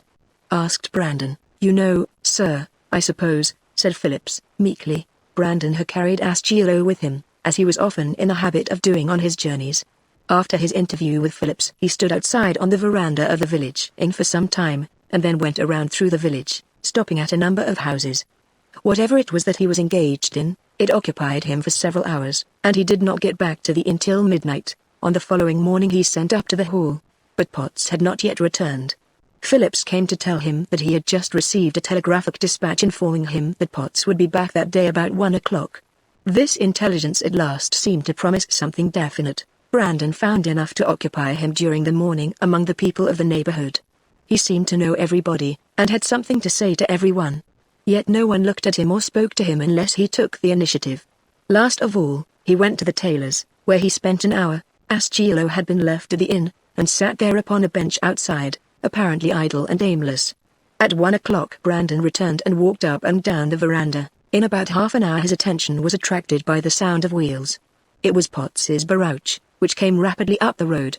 In it was Potts and a young lady. Brandon stood outside of the veranda, on the steps, in such a position as to be most conspicuous, and waited till the carriage should reach the place. Did his heart beat faster as he recognized that form, as he marked the settled despair which had gathered over that young face, a face that had the fixed and unalterable wretchedness which marks the ideal face of the Mater Dolorosa? Brandon stood in such a way that Potts could not help seeing him. He waved his arm, and Potts stopped the carriage at once. Potts was seated on the front seat, and Beatrice on the back one. Brandon walked up to the carriage and touched his hat. "Mr. Smithers," cried Potts, with his usual volubility. "Dear me, sir. This is really a most unexpected pleasure, sir." While Potts spoke Brandon looked steadily at Beatrice, who cast upon him a look of wonder. She then sank back in her seat, but her eyes were still fastened on his as though fascinated. Then, beneath the marble whiteness of her face a faint tinge appeared, a warm flush, that was the sign of hope rising from despair. In her eyes there gleamed the flash of recognition, for in that glance each had made known all its soul to the other. In her mind there was no perplexing question as to how or why he came here, or wherefore he wore that disguise. The one thought that she had was the consciousness that he was here before her. All this took place in an instant, and Potts, who was talking, did not notice the hurried glance, or if he did, saw in it nothing but a casual look cast by one stranger upon another. "I arrived here yesterday," said Brandon. "I wished to see you about a matter of very little importance perhaps to you, but it is one which is of interest to me. But I am detaining you. By the way, I am somewhat in a hurry, and if this lady will excuse me I will drive up with you to the hall, so as to lose no time." "Delighted, sir. Delighted," cried Potts. "Allow me, Mr. Smithers, to introduce you to my daughter." Brandon held out his hand. Beatrice held out hers. It was cold as ice, but the fierce thrill that shot through her frame at the touch of his feverish hand brought with it such an ecstasy that Beatrice thought it was worthwhile to have undergone the horror of the past 24 hours for the joy of this one moment. Brandon stepped into the carriage and seated himself by her side. Potts sat opposite. He touched her. He could hear her breathing. How many months had passed since they sat so near together? What sorrows had they not endured? Now they were side by side, and for a moment they forgot that their bitterest enemy sat before them. There, before them, was the man who was not only a deadly enemy to each, but who made it impossible for them to be more to one another than they now were. Yet for a time they forgot this in the joy of the ecstatic meeting. At the gate Potts got out and excused himself to Brandon, saying that he would be up directly. "Entertain this gentleman till I come," said he to Beatrice, "for he is a great friend of mine." Beatrice said nothing, for the simple reason that she could not speak. They drove on. Oh, joy! That baleful presence was for a moment removed. The driver saw nothing as he drove under the overarching elms, the elms under which Brandon had sported in his boyhood. He saw not the long, fervid glance that they cast at one another, in which each seemed to absorb all the being of the other. He saw not the close-clasped hands with which they clung to one another now as though they would thus cling to each other forever and prevent separation. He saw not the swift, wild movement of Brandon when for one instant he flung his arm around Beatrice and pressed her to his heart. He heard not the beating of that strong heart. He heard not the low sigh of rapture with which for but one instant the head of Beatrice sank upon her lover's breast. It was but for an instant. Then she sat upright again, and their hands sought each other, thus clinging, thus speaking by a voice which was fully intelligible to each, which told how each felt in the presence of the other love unutterable, rapture beyond expression. They alighted from the carriage. Beatrice led the way into the drawing-room. No one was there. Brandon went into a recess of one of the windows which commanded a view of the park. "What a beautiful view," said he, in a conventional voice. She came up and stood beside him. "Oh, my darling. Oh, my darling," he cried, over and over again, and flinging his arms around her he covered her face with burning kisses. Her whole being seemed in that supreme moment to be absorbed in his. All consciousness of any other thing than this unspeakable joy was lost to her. Before all others she was lofty, high-souled, serene, self-possessed. With him she was nothing. She lost herself in him. "Do not fear, my soul's darling," said he, "no harm shall come. My power is everywhere, even in this house. All in the village are mine. When my blow falls you shall be saved." She shuddered. "You will leave me here? Heavens! I must," he groaned. "We are the sport of circumstances. Oh, my darling," he continued, "you know my story, and my vengeance." "I know it all," she whispered. "I would wish to die if I could die by your hand. I will save you.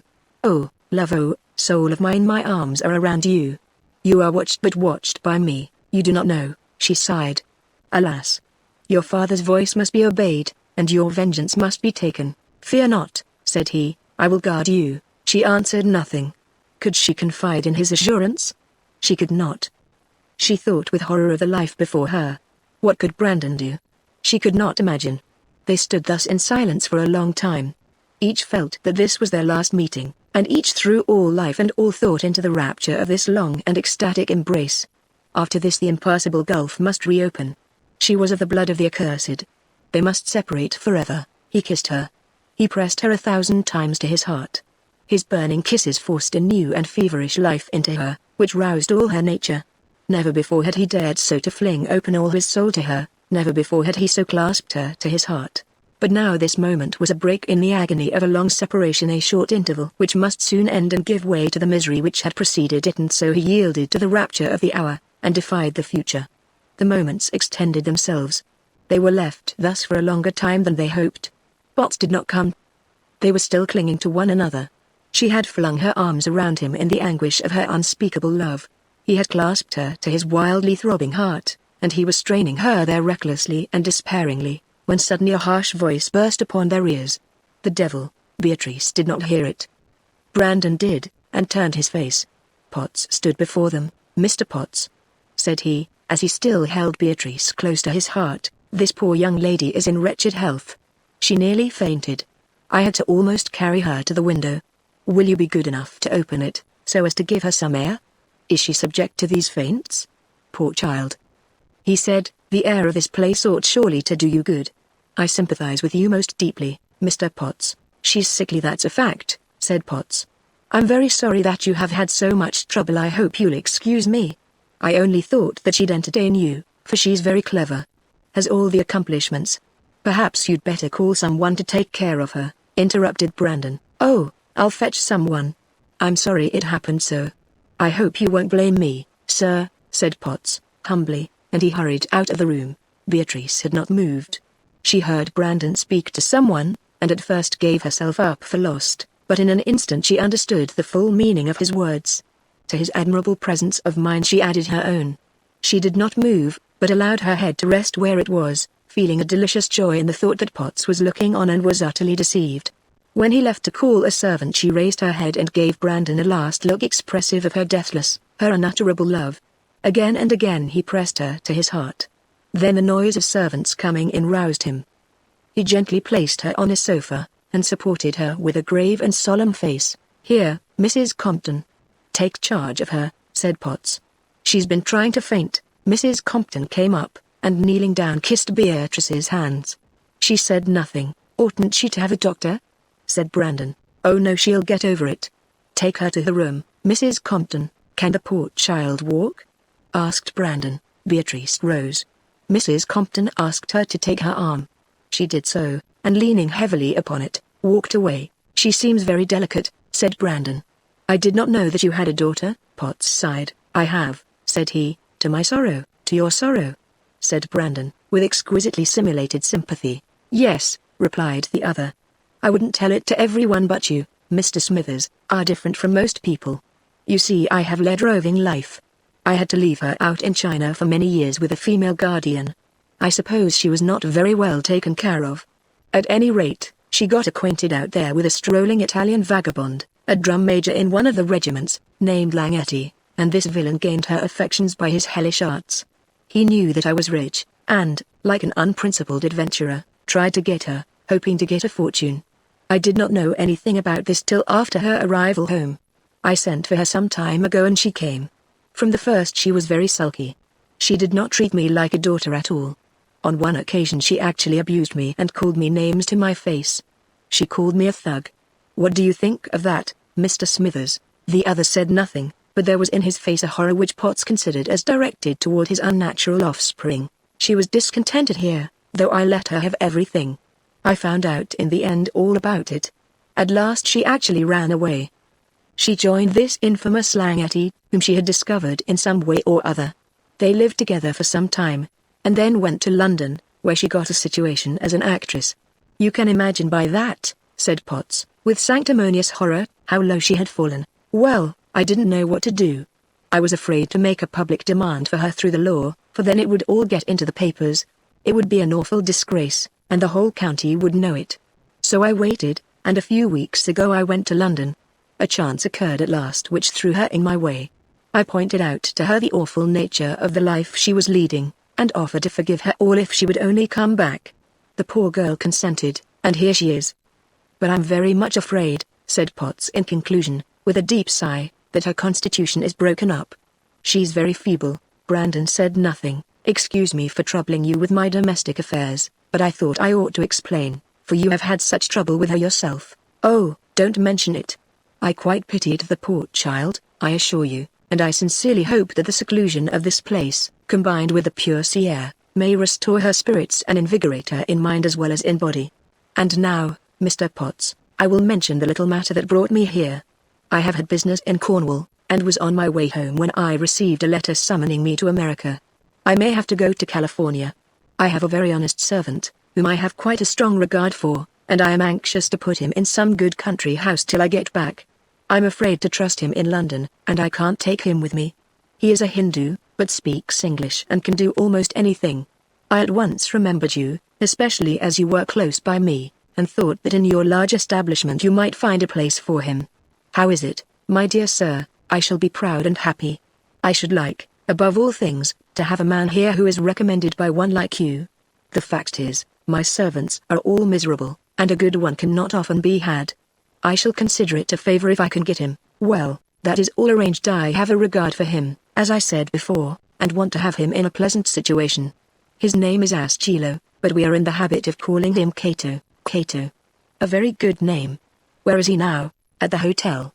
I will send him to you at once, said Brandon, rising. The sooner the better, returned Potts. By the way, my junior speaks very encouragingly about the prospect of the Brandon Bank. Does he? Cried Potts, gleefully. Well, I do believe we're going ahead of everything. That's right. Boldness is the true way to success. Oh, never fear. We are bold enough, good. But I am hurried, and I must go. I will send Ascilo up, and give him a letter. With these words Brandon bowed an adieu and departed. Before evening Ascilo was installed as one of the servants. Chapter 42 Langetti's Attempt. 2 days after Brandon's visit to Potts, Langetti reached the village. A searching examination in London had led him to believe that Beatrice might now be sought for at Brandon Hall. The police could do nothing for him. He had no right to her. If she was of age, she was her own mistress, and must make application herself for her safety and deliverance. If she was underage, then she must show that she was treated with cruelty. None of these things could be done, and Langetti despaired of accomplishing anything. The idea of her being once more in the power of a man like Potts was frightful to him. This idea filled his mind continually, to the exclusion of all other thoughts. His opera was forgotten. One great horror stood before him, and all else became of no account. The only thing for him to do was to try to save her. He could find no way, and therefore determined to go and see Potts himself. It was a desperate undertaking. From Beatrice's descriptions he had an idea of the life from which she had fled, and other things had given him a true idea of the character of Potts. He knew that there was scarcely any hope before him. Yet he went, to satisfy himself by making a last effort. He was hardly the man to deal with one like Potts. Sensitive, high-toned, passionate, impetuous in his feelings, he could not command that calmness which was the first essential in such an interview. Besides, he was broken down by anxiety and want of sleep. His sorrow for Beatrice had disturbed all his thoughts. Food and sleep were alike abominable to him. His fine-strung nerves and delicate organization, in which every feeling had been rendered more acute by his mode of life, were of that kind which could feel intensely wherever the affections were concerned. His material frame was too weak for the presence of such an ardent soul. Whenever any emotion of unusual power appeared he sank rapidly. So now, feverish, emaciated, excited to an intense degree, he appeared in Brandon to confront a cool, unemotional villain, who scarcely ever lost his presence of mind. Such a contest could scarcely be an equal one. What could he bring forward which could in any way affect such a man? He had some ideas in his own mind which he imagined might be of service, and trusted more to impulse than anything else.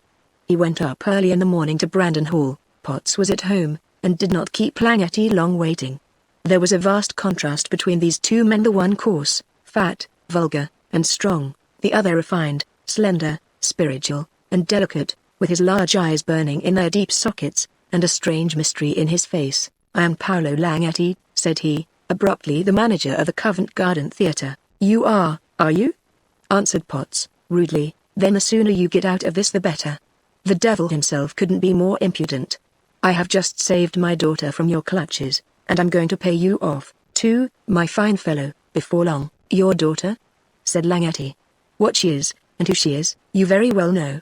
If the dead could speak they would tell a different story." "What the devil do you mean?" cried Potts. "By the dead? At any rate you are a fool, for very naturally the dead can't speak, but what concern that has with my daughter I don't know. Mind, you are playing a dangerous game in trying to bully me." Potts spoke fiercely and menacingly. Langetti's impetuous soul kindled to a new fervor at this insulting language. He stretched out his long, thin hand toward Potts, and said, "I hold your life and fortune in my hand. Give up that girl whom you call your daughter." Potts stood for a moment staring. "The devil you do!" he cried, at last. "Come, I call that good, rich, racy. Will your sublime excellency have the kindness to explain yourself? If my life is in your hand, it's in a devilish lean and weak one. It strikes me you've got some kink in your brain, some notion or other. Out with it, and let us see what you're driving at. Do you know a man named Seagull?" said Langety. "Seagull," replied Potts, after a pause, in which he had stared hard at Langety. "Well, what if I do? Perhaps I do, and perhaps I don't. He is in my power," said Langety, vehemently. "Much good may he do you then, for I'm sure when he was in my power he never did any good to me. He will do good in this case, at any rate," said Langety, with an effort at calmness. "He was connected with you in a deed which you must remember, and can tell to the world what he knows." "Well, what if he does?" said Potts. "He will tell," cried Langety, excitedly, "the true story of the Despard murder." "Ah," said Potts, "now the murder's out. That's what I thought. Don't you suppose I saw through you when you first began to speak so mysteriously? I knew that you had learned some wonderful story, and that you were going to trot it out at the right time. But if you think you're going to bully me, you'll find it hard work. Seagull is in my power," said Langety, fiercely. "And so you think I am, too?" sneered Potts. "Partly so. Why? Because he was an accomplice of yours in the Despard murder, so he says." "No doubt, but who'll believe him? He is going to turn Queen's evidence," said Langety, solemnly. "Queen's evidence?" returned Potts, contemptuously. "And what's his evidence worth? The evidence of a man like that against a gentleman of unblemished character? He will be able to show what the character of the gentleman is," rejoined Langety. "Who will believe him? No one can help it. You believe him, no doubt. You and he are both Italians, both dear friends and both enemies of mine. But suppose I prove to the world conclusively that Seagull is such a scoundrel that his testimony is worthless?" "You can't," cried Langety, furiously. Potts cast a look of contempt at him. "Can't I?" he resumed. "How very simple, how confiding you must be, my dear Langety. Let me explain my meaning. You got up a wild charge against a gentleman of character and position about a murder. In the first place, you seem to forget that the real murderer has long since been punished. That miserable devil of a Mille was very properly convicted at Manila, and hanged there. It was 20 years ago. What English court would consider the case again after a calm and impartial Spanish court has settled it finally, and punished the criminal? They did so at the time when the case was fresh, and I came forth honored and triumphant. You now bring forward a man who, you hint, will make statements against me. Suppose he does? What then? Why, I will show what this man is. And you, my dear Langety, will be the first one whom I will bring up against him.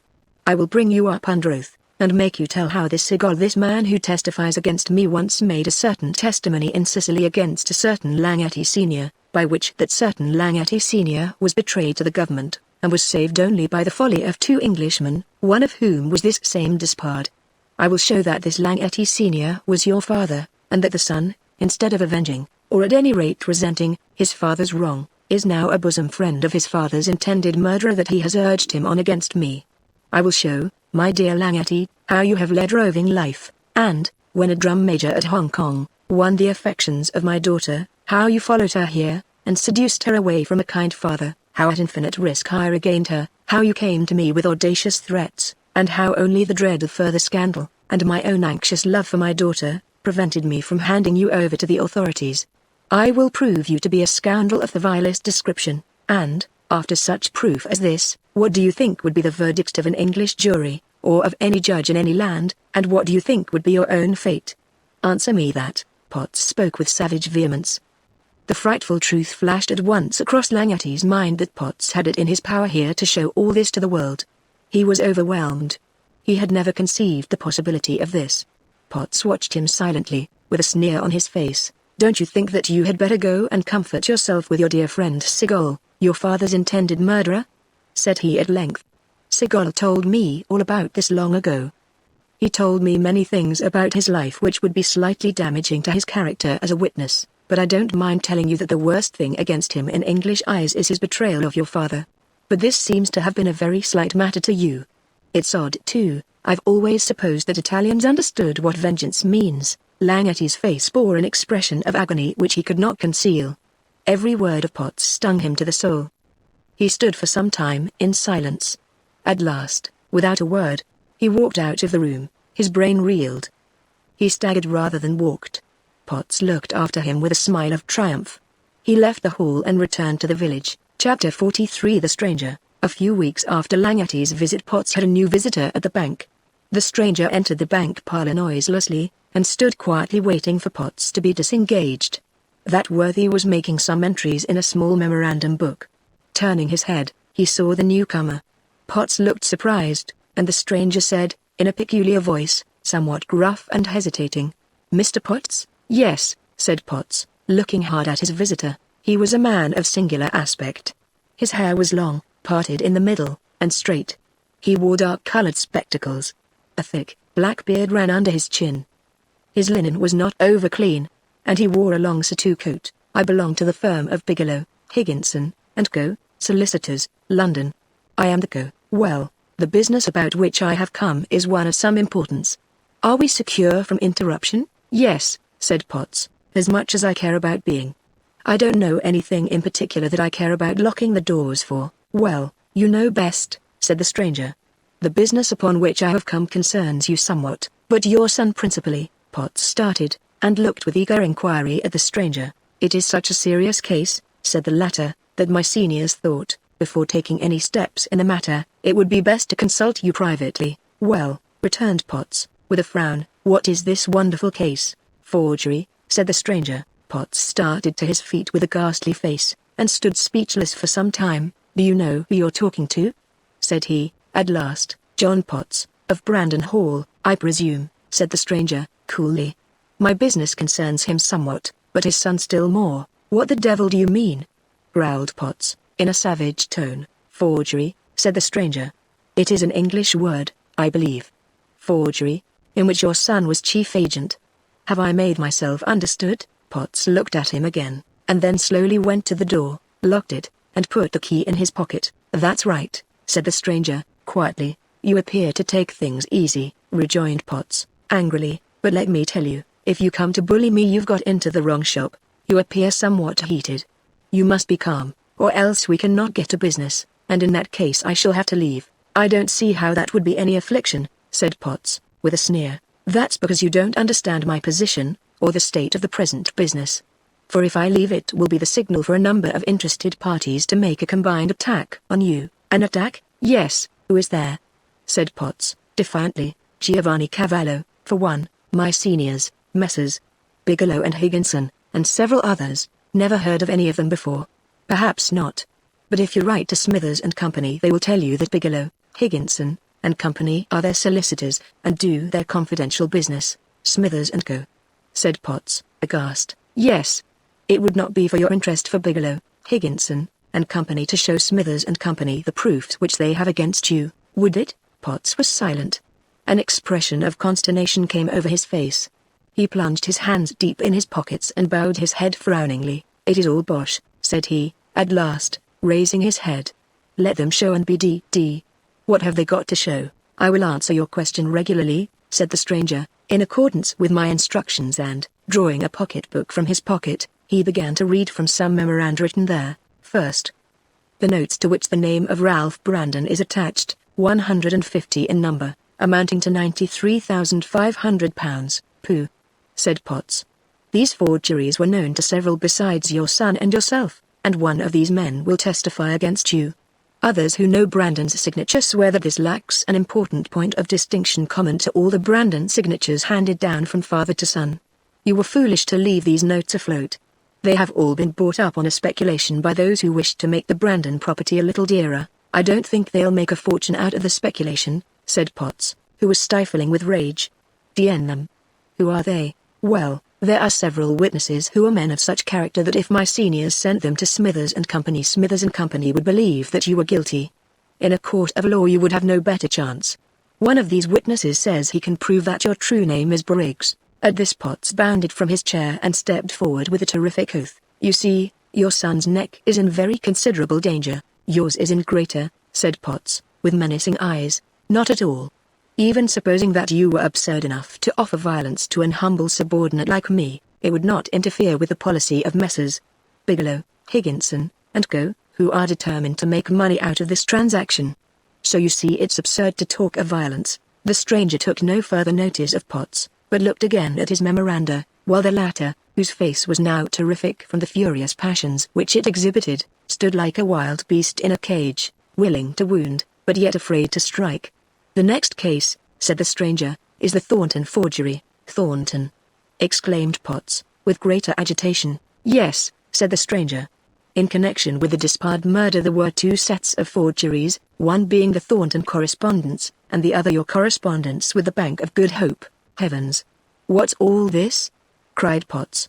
"Where have you been unearthing this rubbish?" "First," said the stranger, without noticing Potts's exclamation, "there are the letters to Thornton, Sr., 20 years ago, in which an attempt was made to obtain Colonel Despard's money for yourself.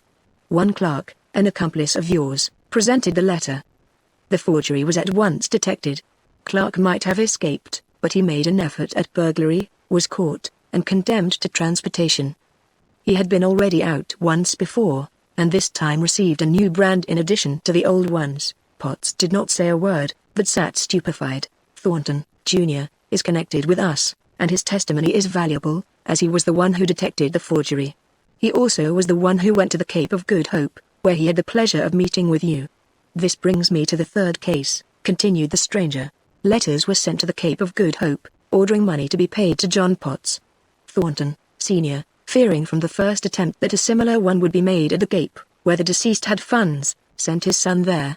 Young Thornton reached the place just before you did, and would have arrested you, but the proof was not sufficient." "Aha!" cried Potts, grasping at this not sufficient proof. "I should think not." His voice was husky and his manner nervous. "I said was not, but Messrs. Bigelow, Higginson, and Company have informed me that there are parties now in communication with them who can prove how, when, where, and by whom the forgeries were executed." "It's a d.d. infernal lie," roared Potts, in a fresh burst of anger. "I only repeat what they state. The man has already written out a statement in full, and is only waiting for my return to sign it before a magistrate. This will be a death warrant for your son, for Messrs. Bigelow, Higginson, and Company will have him arrested at once. You are aware that he has no chance of escape. The amount is too enormous, and the proof is too strong." "Proof!" cried Potts, desperately. "Who would believe anything against a man like me, John Potts, a man of the county? English law is no respecter of persons," said the stranger. "Rank goes for nothing. But if it did make class distinctions, the witnesses about these documents are of great influence. There is Thornton of Holby, and Colonel Henry Despard at the Cape of Good Hope, with whom Messrs.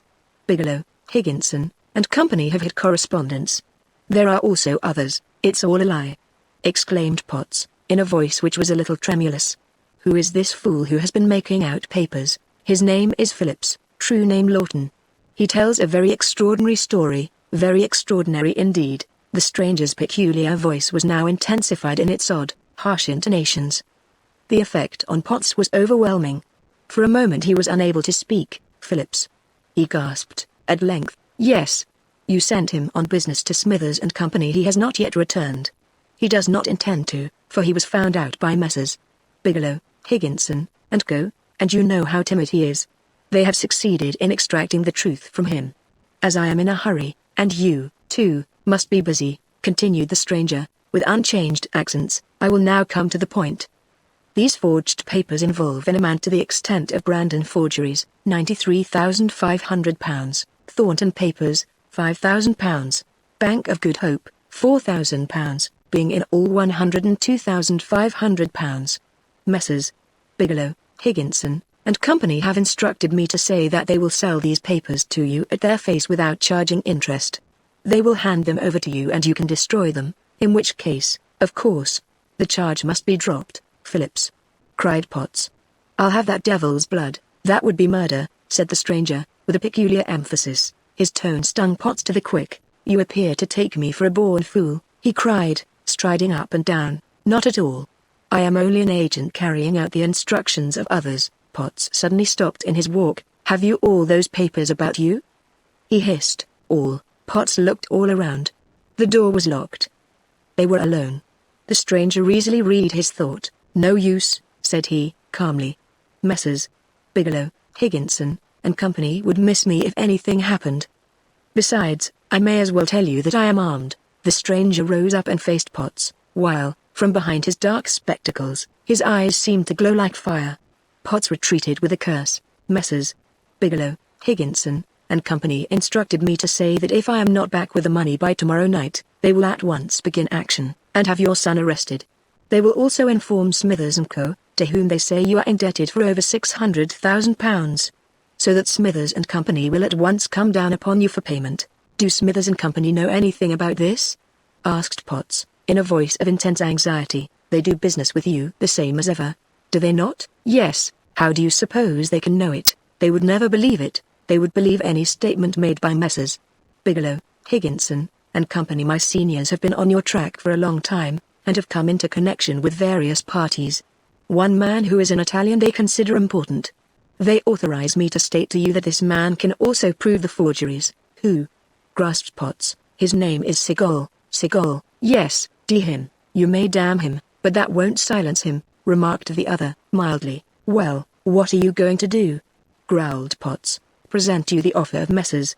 Bigelow, Higginson, and Co., said the other, with calm pertinacity. Upon it depend your fortune and your son's life. How long are you going to wait? Till evening. I leave tonight. Perhaps you would like to think this over. I'll give you till 3 o'clock. If you decide to accept, all well. If not, I go back. The stranger rose, and Potts unlocked the door for him. After he left, Potts sat down, buried in his own reflections. In about an hour Clark came in. Well, Johnny, said he, what's up?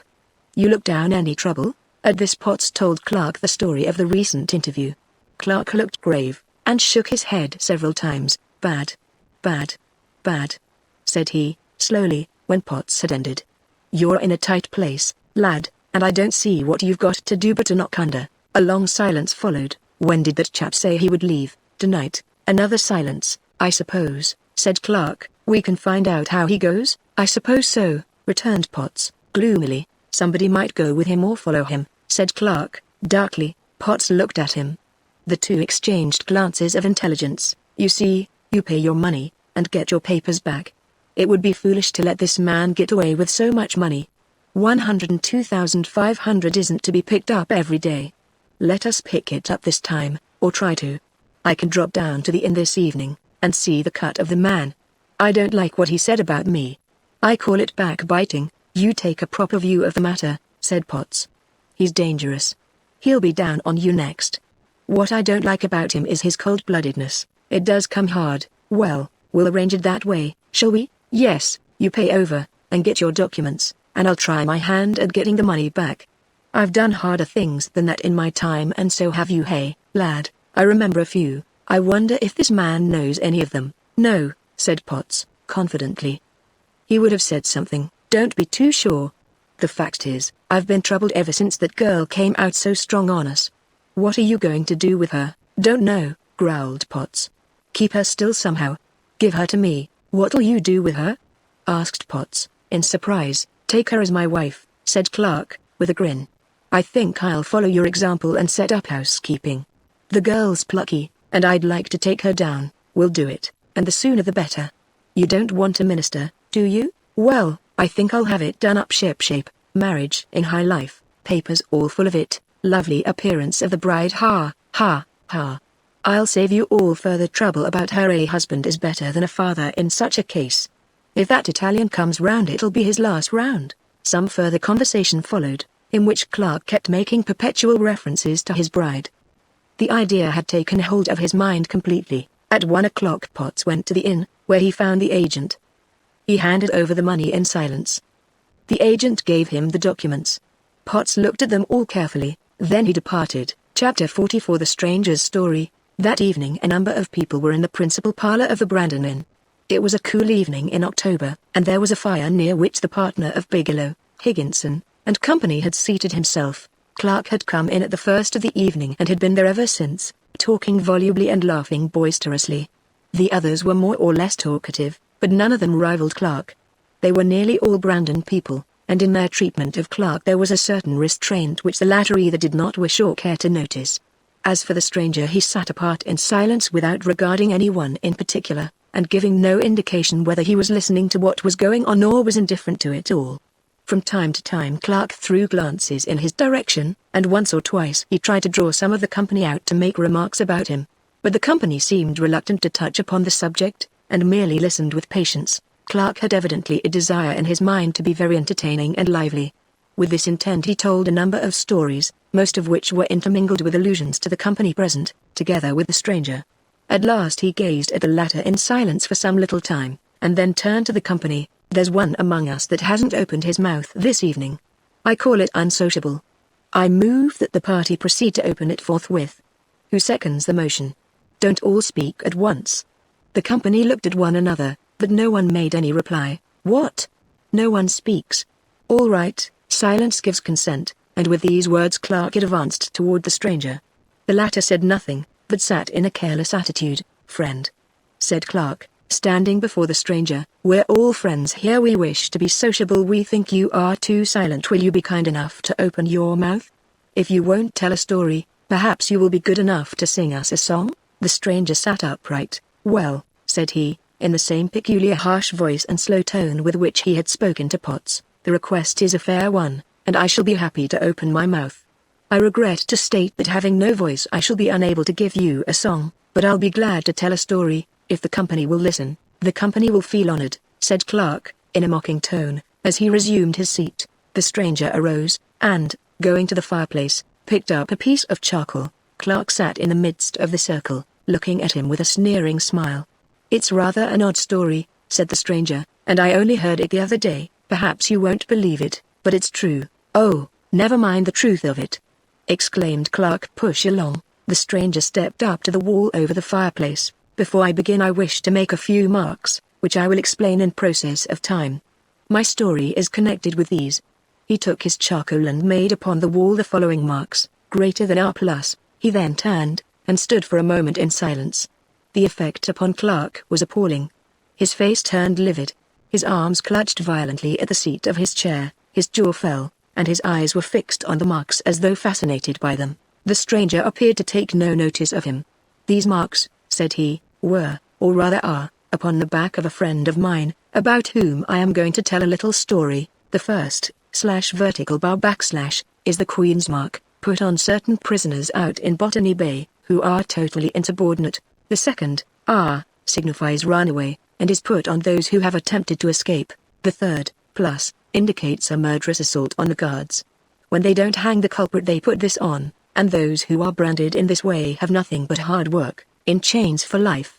These marks are on the back of a friend of mine, whose name I need not mention, but for convenience sake I will call him Clark." Clark didn't even resent this, but sat mute, with a face of awful expectation. "My friend Clark had led a life of strange vicissitudes," said the stranger, "having slipped through the meshes of the law very successfully a great number of times, but finally he was caught, and sent to Botany Bay.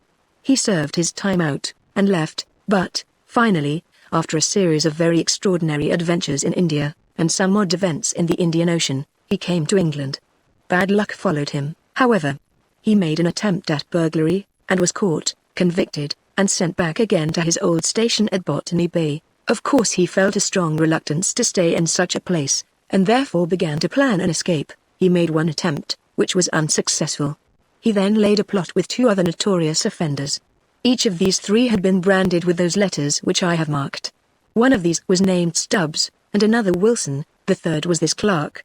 No one knew how they met to make their arrangements, for the prison regulations are very strict, but they did meet, and managed to confer together.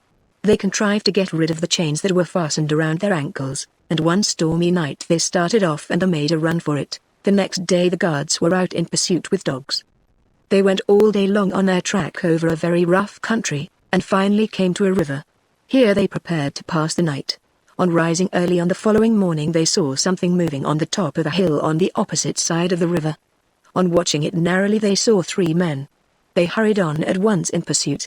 The fugitives kept well ahead, however, as was natural, and since they were running for life and freedom they made a better pace, but they were pretty well worn out. They had taken no provisions with them, and had not calculated on so close a pursuit. They kept ahead as best they could, and at last reached a narrow river that ran down between cliffs through a gully to the sea. The cliffs on each side were high and bold, but they had to cross it, so down on one side they went, and up the other. Clark and Stubbs got up first. Wilson was just reaching the top when the report of a gun was heard, and a bullet struck him in the arm.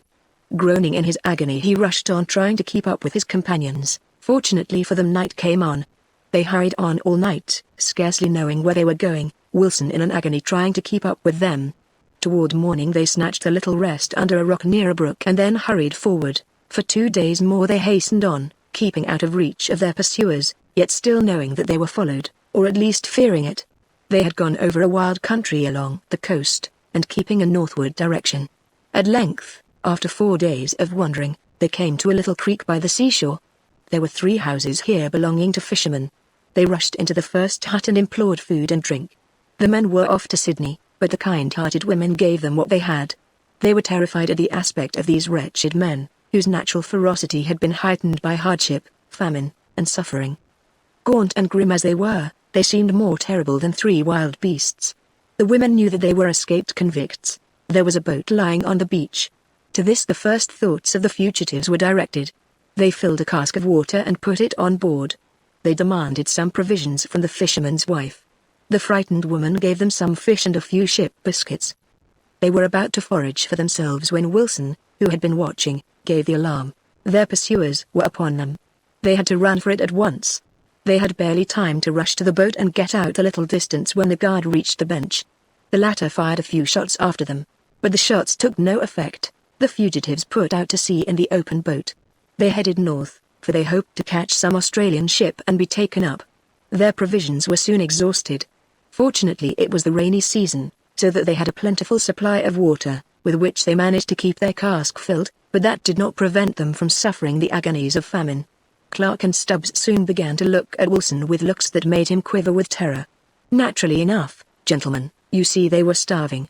Wilson was the weakest of the 3, and therefore was at their mercy. They tried, however, to catch fish. It was of no use. There seemed to be no fish in those seas, or else the bits of breadcrumb which they put down were not an attractive bait. The 2 men began to look at Wilson with the eyes of fiends, eyes that flamed with foul desire, beaming from deep, hollow orbits which famine had made. The days passed. One morning Wilson lay dead. The stranger paused for a moment, amidst an awful silence. The lives of these 2 were preserved a little longer, he added, in slow, measured tones. They sailed on. In a few days Clark and Stubbs began to look at one another. You will understand, gentlemen, that it was an awful thing for these men to cast at each other the same glances which they once cast on Wilson. Each one feared the other, each watched his chance, and each guarded against his companion. They could no longer row.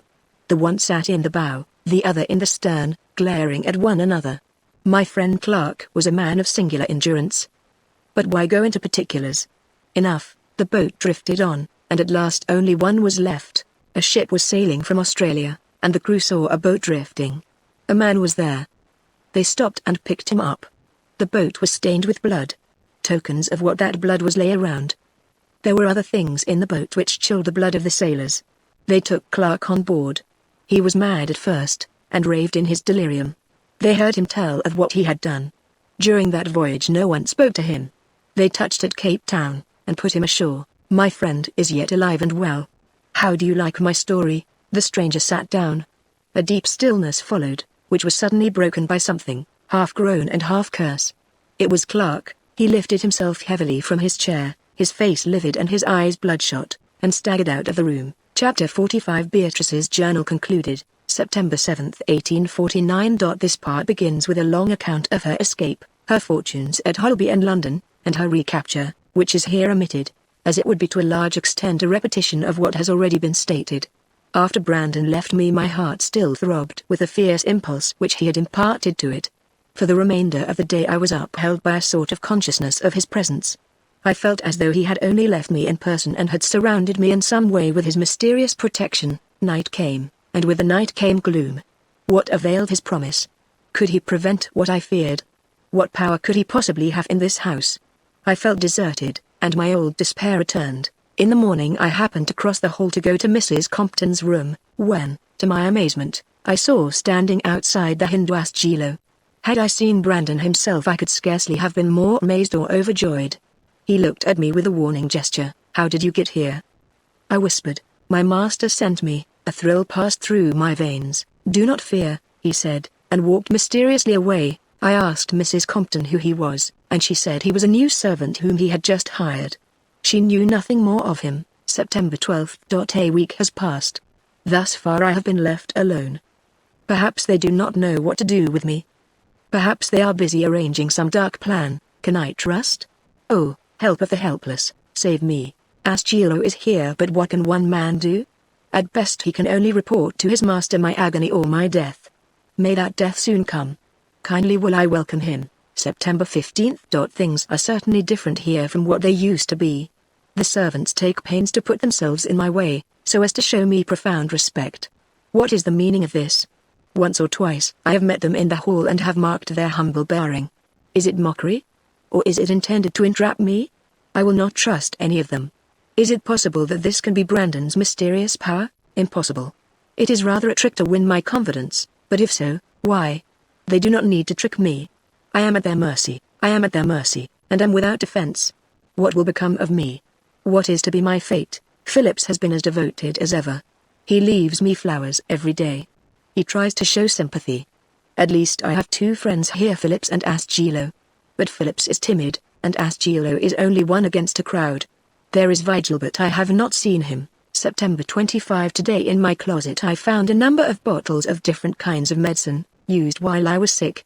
Two of these attracted my attention. One was labeled laudanum, another was labeled hydrocyanic acid poison. I suppose they used these drugs for my benefit at that time.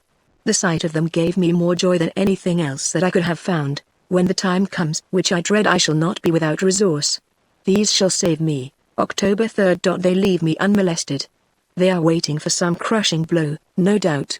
Asgilo sometimes meets me, and makes signs of encouragement. Today Phillips met me and said, "Don't fear, the crisis is coming." I asked what he meant.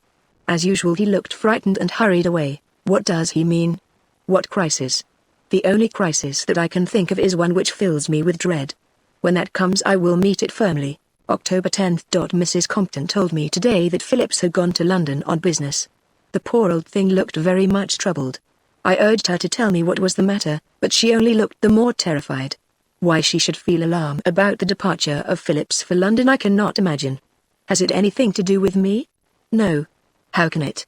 My fate, whatever it is, must be wrought out here in this place. October 14th. The dreaded crisis has come at last. Will not this be my last entry?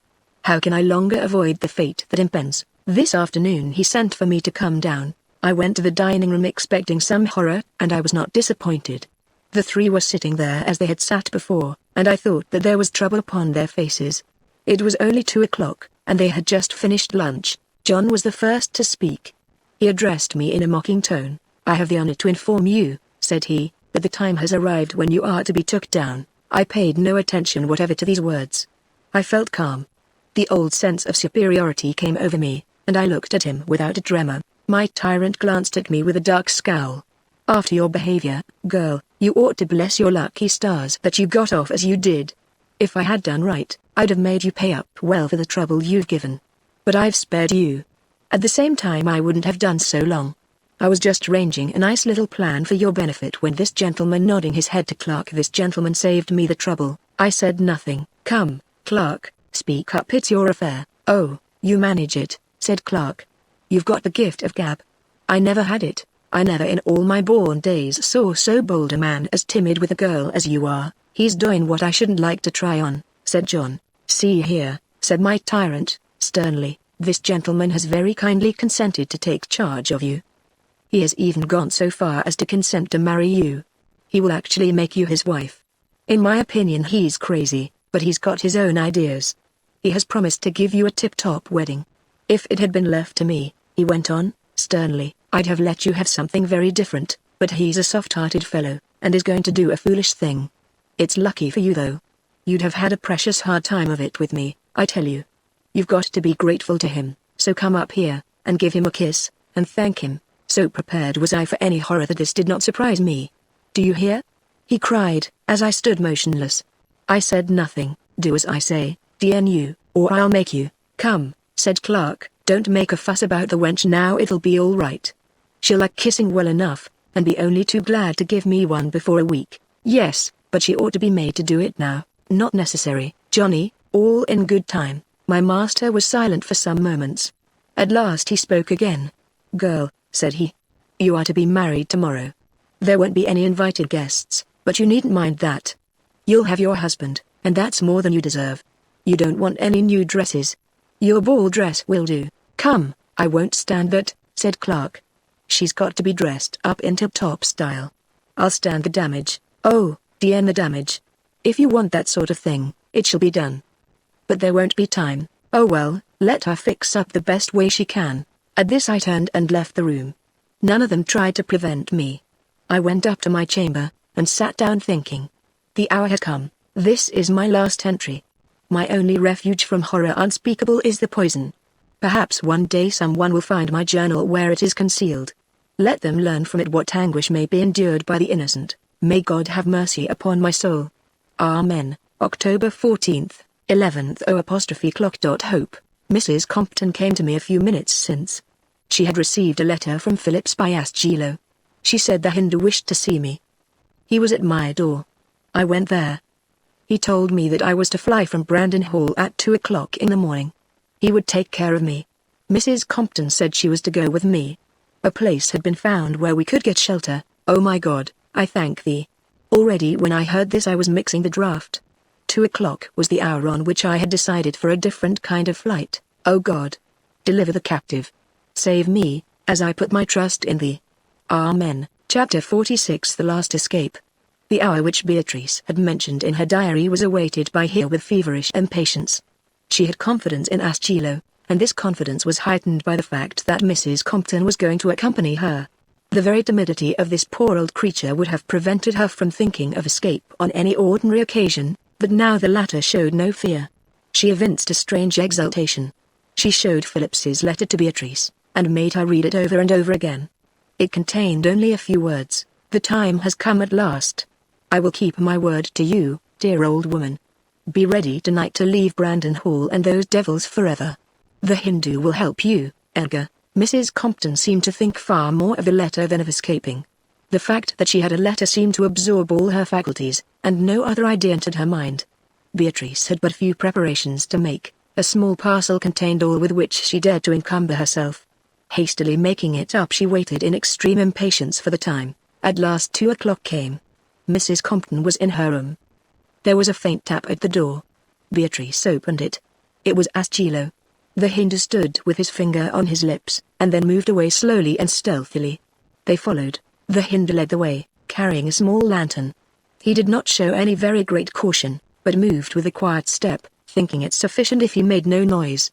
Beatrice followed, and Mrs. Compton came last, carrying nothing but the note from Phillips, which she clutched in her hand as though she esteemed it the only thing of value which she possessed. In spite of Beatrice's confidence in Asgilo, she felt her heart sink with dread as she passed through the hall and down the great stairway. But no sound disturbed them. The lights were all out and the house was still. The door of the dining room was open, but no light shone through. Asgilo led the way to the north door. They went on quietly without any interruption, and at last reached it. Asgilo turned the key and held the door half open for a moment. Then he turned and whispered to them to go out. Beatrice took 2 or 3 steps forward, when suddenly a dark figure emerged from the stairway that led to the servants' hall and with a sudden spring, advanced to Asgilo. The latter dropped the lamp, which fell with a rattle on the floor but still continued burning. He drew a long, keen knife from his breast, and seized the other by the throat. Beatrice started back. By the light that flickered on the floor she saw it all. The gigantic figure of Asgilo stood erect, one arm clutching the throat of his assailant, and the other holding the knife aloft. Beatrice rushed forward and caught the uplifted arm. "Spare him," she said, in a low whisper. "He is my friend. He helped me to escape once before." She had recognized Vigil. The Hindu dropped his arm and released his hold. The Malay staggered back and looked earnestly at Beatrice. Recognizing her, he fell on his knees and kissed her hand. "I will keep your secret," he murmured. Beatrice hurried out, and the others followed. They heard the key turn in the door after them.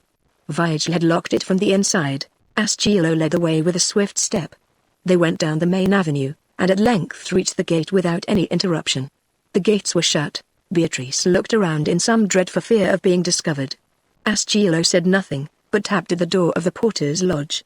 The door soon opened, and the porter came out. He said nothing, but opened the gates in silence. They went out. The huge gates shut behind them. They heard the key turn in the lock. In her excitement, Beatrice wondered at this, and saw that the porter must also be in the secret. Was this the work of Brandon? They passed down the road a little distance, and at length reached a place where there were 2 coaches and some men. One of these came up and took Mrs. Compton. "Come, old woman," said he, "you and I are to go in this coach."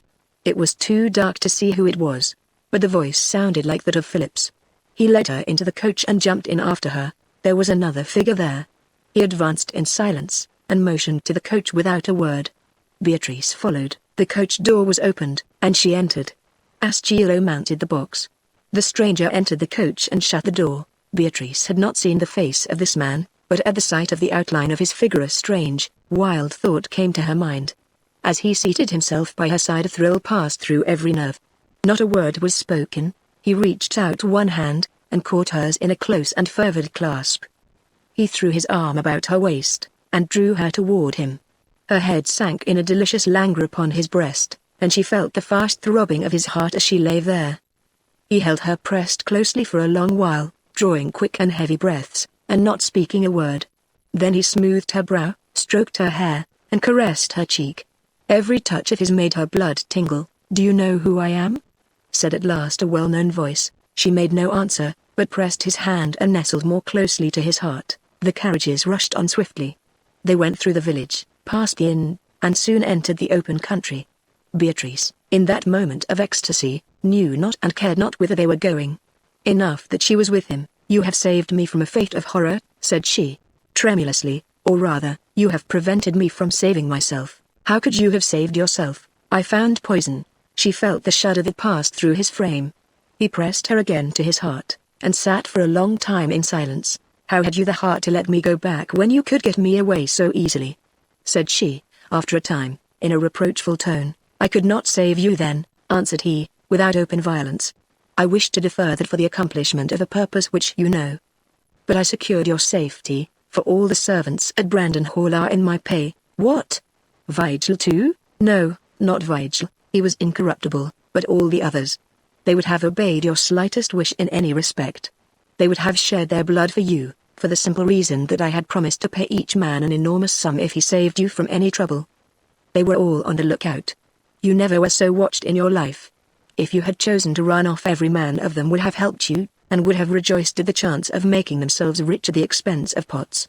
Under these circumstances I thought you were safe, and why did you not tell me?" "Ah, love, there are many things which I must not tell you," he sighed. His somber tone brought back her senses, which had been wandering. She struggled to get away. He would not release her. "Let me go," said she. "I am of the accursed brood, the impure ones. You are polluted by my touch." "I will not let you go," returned he, in a tone of infinite sweetness. "Not now. This may be our last interview. How can I let you go? I am pollution, you are angelic.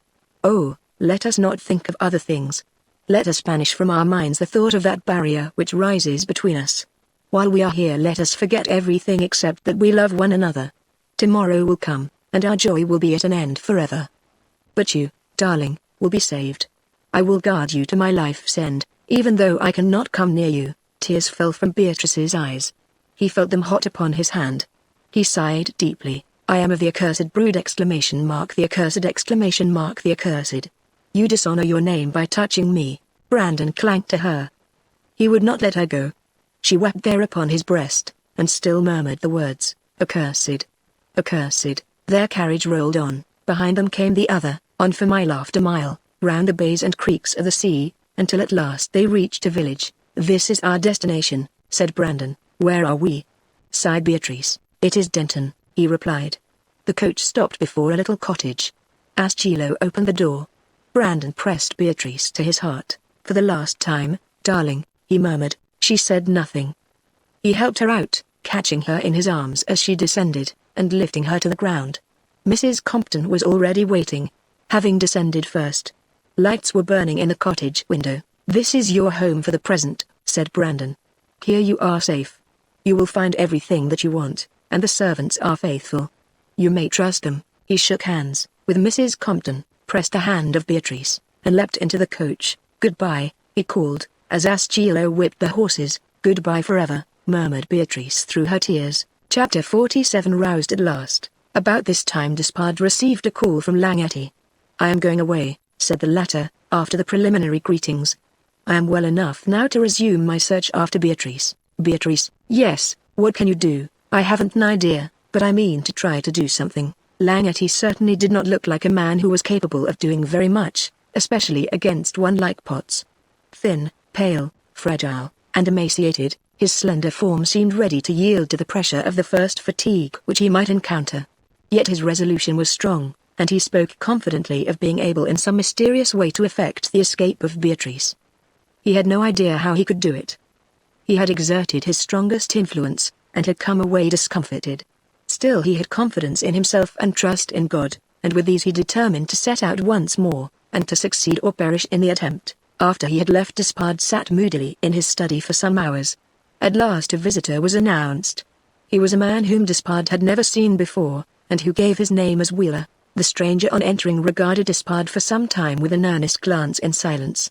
At last he spoke. "You are the son of Lionel Despard, are you not?" "Yes," said Despard, in some surprise. "Excuse me for alluding to so sad an event, but you are, of course, aware of the common story of his death." "Yes," replied Despard, in still greater surprise. "That story is known to the world," said the stranger. "His case was publicly tried at Manila, and a Malay was executed for the crime." "I know that," returned Despard, "and I know, also, that there were some, and that there still are some, who suspect that the Malay was innocent." "Who suspected this?" "My uncle Henry Despard and myself." "Will you allow me to ask you if your suspicions pointed at anyone?" "My uncle hinted at one person, but he had nothing more than suspicions." "Who was the man?" "A man who was my father's valet, or agent, who accompanied him on that voyage, and took an active part in the conviction of the Malay." "What was his name?" "John Potts." "Where does he live now?" "In Brandon." "Very well. Excuse my questions, but I was anxious to learn how much you knew. You will see shortly that they were not idle. Has anything ever been done by any of the relatives to discover whether these suspicions were correct?" "At first nothing was done. They accepted as an established fact the decision of the Manila court. They did not even suspect then that anything else was possible. It was only subsequent circumstances that led my uncle to have some vague suspicions." "What were those, may I ask?" "I would rather not tell," said Despard, who shrank from relating to a stranger the mysterious story of Edith Brandon. "It is as well, perhaps. At any rate, you say there were no suspicions expressed till your uncle was led to form them?" "No." "About how long ago was this?" "About 2 years ago, a little more, perhaps. I at once devoted myself to the task of discovering whether they could be maintained. I found it impossible, however, to learn anything. The event had happened so long ago that it had faded out of men's minds. The person whom I suspected had become very rich, influential, and respected. In fact, he was unassailable, and I have been compelled to give up the effort." "Would you like to learn something of the truth?" asked the stranger, in a thrilling voice. Despard's whole soul was roused by this question. "More than anything else," replied he. "There is a sandbank," began the stranger, 300 miles south of the island of Java, which goes by the name of Coffin Island. It is so called on account of a rock of peculiar shape at the eastern extremity. I was coming from the east, on my way to England, when a violent storm arose, and I was cast ashore alone upon that island. This may seem extraordinary to you, but what I have to tell is still more extraordinary. I found food and water there, and lived for some time. At last another hurricane came and blew away all the sand from a mound at the western end. This mound had been piled about a wrecked vessel, a vessel wrecked 20 years ago. 20 years ago, he repeated, with startling emphasis, and the name of that vessel was the Vishnu. "The Vishnu!" cried Despard, starting to his feet, while his whole frame was shaken by emotion at this strange narrative. "Vishnu, yes, the Vishnu," continued the stranger. "You know what that means. For many years that vessel had lain there, entombed amidst the sands, until at last I on that lonely isle saw the sands swept away and the buried ship revealed. I went on board. I entered the cabin. I passed through it. At last I entered a room at one corner. A skeleton lay there. Do you know whose it was?" "Whose?" cried Despard, in a frenzy of excitement. "Your father's," said the stranger, in an awful voice. "God in heaven!" exclaimed Despard, and he sank back into his seat. In his hand he held a manuscript, which was his last message to his friends. It was enclosed in a bottle. The storm had prevented him from throwing it overboard. He held it there as though waiting for someone to take it. I was the one appointed to that task. I took it. I read it, and now that I have arrived in England I have brought it to you. Where is it?" cried Despard, in wild excitement. "Here," said the stranger, and he laid a package upon the table. Despard seized it, and tore open the coverings. At the first sight he recognized the handwriting of his father, familiar to him from old letters written to him when he was a child, letters which he had always preserved, and every turn of which was impressed upon his memory. The first glance was sufficient to impress upon his mind the conviction that the stranger's tale was true. Without another word he began to read it. And as he read, all his soul became associated with that lonely man, drifting in his drifting ship. There he read the villainy of the miscreant who had compassed his death, and the despair of the castaway. That suffering man was his own father. It was this that gave intensity to his thoughts as he read.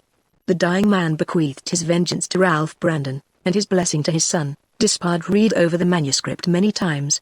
It was his father's words to himself. "I am in haste," said the stranger. "The manuscript is yours. I have made inquiries for Ralph Brandon, and find that he is dead. It is for you to do as seems good. You are a clergyman, but you are also a man, and a father's wrongs cry to heaven for vengeance, and they shall be avenged," exclaimed Despard, striking his clenched hand upon the table. "I have something more before I go," continued the stranger, mournfully, "something which you will prize more than life. It was worn next your father's heart till he died. I found it there." Saying this he handed to Despard a miniature, painted on enamel, representing a beautiful woman, whose features were like his own. "My mother!" cried Despard, passionately, and he covered the miniature with kisses. "I buried your father," said the stranger, after a long pause. "His remains now lie on Coffin Island, in their last resting place. And who are you? What are you? How did you find me out? What is your object?" cried Despard, eagerly. "I am Mr. Wheeler," said the stranger, calmly, "and I come to give you these things in order to fulfill my duty to the dead. It remains for you to fulfill yours." "That duty shall be fulfilled," exclaimed Despard. "The law does not help me, I will help myself. I know some of these men at least. I will do the duty of a son." The stranger bowed and withdrew. Despard paced the room for hours. A fierce thirst for vengeance had taken possession of him. Again and again he read the manuscript, and after each reading his vengeful feeling became stronger. At last he had a purpose. He was no longer the imbecile that crushed the hopeless. In the full knowledge of his father's misery his own became endurable. In the morning he saw Langety and told him all. "But who is the stranger?" Despard asked in wonder. "It can only be one person," said Langety, solemnly. "Who?" "Louis Brandon. He and no other. Who else could thus have been chosen to find the dead? He has his wrongs also to avenge." Despard was silent. Overwhelming thoughts crowded upon him. Was this man Louis Brandon? "We must find him," said he. "We must gain his help in our work. We must also tell him about Edith." "Yes," replied Langety. "But no doubt he has his own work before him, and this is but part of his plan, to rouse you from inaction to vengeance." Chapter 48. Who is he? On the morning after the last escape of Beatrice, Clark went up to Brandon Hall. It was about 9 o'clock. A sullen frown was on his face, which was pervaded by an expression of savage malignity. A deeply preoccupied look, as though he were altogether absorbed in his own thoughts, prevented him from noticing the half-smiles which the servants cast at one another, as Chilo opened the door. That valuable servant was at his post as usual. Clark brushed past him with a growl and entered the dining room. Potts was standing in front of the fire with a flushed face and savage eyes. John was stroking his dog, and appeared quite indifferent. Clark, however, was too much taken up with his own thoughts to notice Potts. He came in and sat down in silence. "Well," said Potts, "did you do that business?" "No," growled Clark. "No," cried Potts. "Do you mean to say you didn't follow up the fellow?" "I mean to say it's no go," returned Clark. "I did what I could. But when you are after a man, and he turns out to be the devil himself, what can you do?" At these words, which were spoken with unusual excitement, John gave a low laugh, but said nothing. "You've been getting rather soft lately, it seems to me," said Potts. "At any rate, what did you do?" "Well," said Clark, slowly, "I went to that inn to watch the fellow. He was sitting by the fire, taking it very easy. I tried to make out whether I had ever seen him before, but could not. He sat by the fire, and wouldn't say a word. I tried to trot him out, and at last I did so. He trotted out in good earnest, and if any man was ever kicked at and ridden roughshod over, I'm that individual. He isn't a man, he's Beelzebub. He knows everything. He began in a playful way by taking a piece of charcoal and writing on the wall some marks which belong to me, and which I'm a little delicate about letting people see, in fact, the Botany Bay marks. Did he know that? Cried Potts, aghast. Not only knew it, but, as I was saying, marked it on the wall. That's a sign of knowledge. And for fear they wouldn't be understood, he kindly explained to about a dozen people present the particular meaning of each. The devil, said John. That's what I said he was, rejoined Clark, dryly. But that's nothing. I remember when I was a little boy, he continued, pensively, hearing the parson read about some handwriting on the wall, that frightened Beelzebub himself, but I tell you this handwriting on the wall used me up a good deal more than that other. Still what followed was worse. Clark paused for a little while, and then, taking a long breath, went on. He proceeded to give to the assembled company an account of my life, particularly that very interesting part of it which I passed on my last visit to Botany Bay. You know my escape. He stopped for a while. Did he know about that, too? Asked Potts, with some agitation. Johnny, said Clark, he knew a precious sight more than you do, and told some things which I had forgotten myself. Why, that devil stood up there and slowly told the company not only what I did but what I felt. He brought it all back. He told how I looked at Stubbs, and how Stubbs looked at me in the boat. He told how we sat looking at each other, each in our own end of the boat. Clark stopped again, and no one spoke for a long time. I lost my breath and ran out, he resumed, and was afraid to go back. I did so at last. It was then almost midnight. I found him still sitting there. He smiled at me in a way that fairly made my blood run cold. Crocker, said he, sit down. At this Potts and John looked at each other in horror. He knows that too? Said John. Everything, returned Clark, dejectedly. Well, when he said that I looked a little surprised, as you may be sure, I thought you'd be back, said he, for you want to see me, you know. You're going to follow me, says he. You've got your pistols all ready, so, as I always like to oblige a friend, I'll give you a chance. Come. At this I fairly staggered. Come, says he, I've got all that money, and Potts wants it back. And you're going to get it from me. Come. I swear to you I could not move. He smiled at me as before, and quietly got up and left the house. I stood for some time fixed to the spot. At last I grew reckless. If he's the devil himself, says I, I'll have it out with him. I rushed out and followed in his pursuit. After some time I overtook him. He was on horseback, but his horse was walking. He heard me coming. Crocker, said he, quite merrily, so you've come, have you? I tore my pistol from my pocket and fired. The only reply was a loud laugh. He went on without turning his head. I was now sure that it was the devil, but I fired my other pistol. He gave a tremendous laugh, turned his horse, and rode full at me. His horse seemed as large as the village church.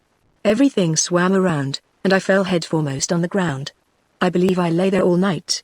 When I came to it was morning, and I hurried straight here. As he ended Clark arose, and, going to the sideboard, poured out a large glass of brandy, which he drank raw. The fact is, said John, after long thought, you've been tricked.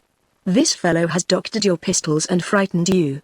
But I loaded them myself, replied Clark. When? Oh, I always keep them loaded in my room. I tried them, and found the charge was in them. Oh, somebody's fixed them. I don't think half as much about the pistols as about what he told me. What devil could have put all that into his head? Answer me that, said Clark. Somebody's at work around us, said John. I feel it in my bones. We're getting used up, said Potts. The girl's gone again. The girl? Gone. Yes, and Mrs. Compton too. The devil. I'd rather lose the girl than Mrs. Compton, but when they both vanish the same night, what are you to think? I think the devil is loose. I'm afraid he's turned against us, said Potts, in a regretful tone. He's got tired of helping us. Do none of the servants know anything about it? No, none of them. Have you asked them all? Yes. Doesn't that new servant? The Indian? No, they all went to bed at 12. Vigil was up as late as 2. They all swear that everything was quiet. Did they go out through the doors? The doors were all locked as usual. There's treachery somewhere, cried John, with more excitement than usual. The others were silent. I believe that the girl's at the bottom of it all, said John.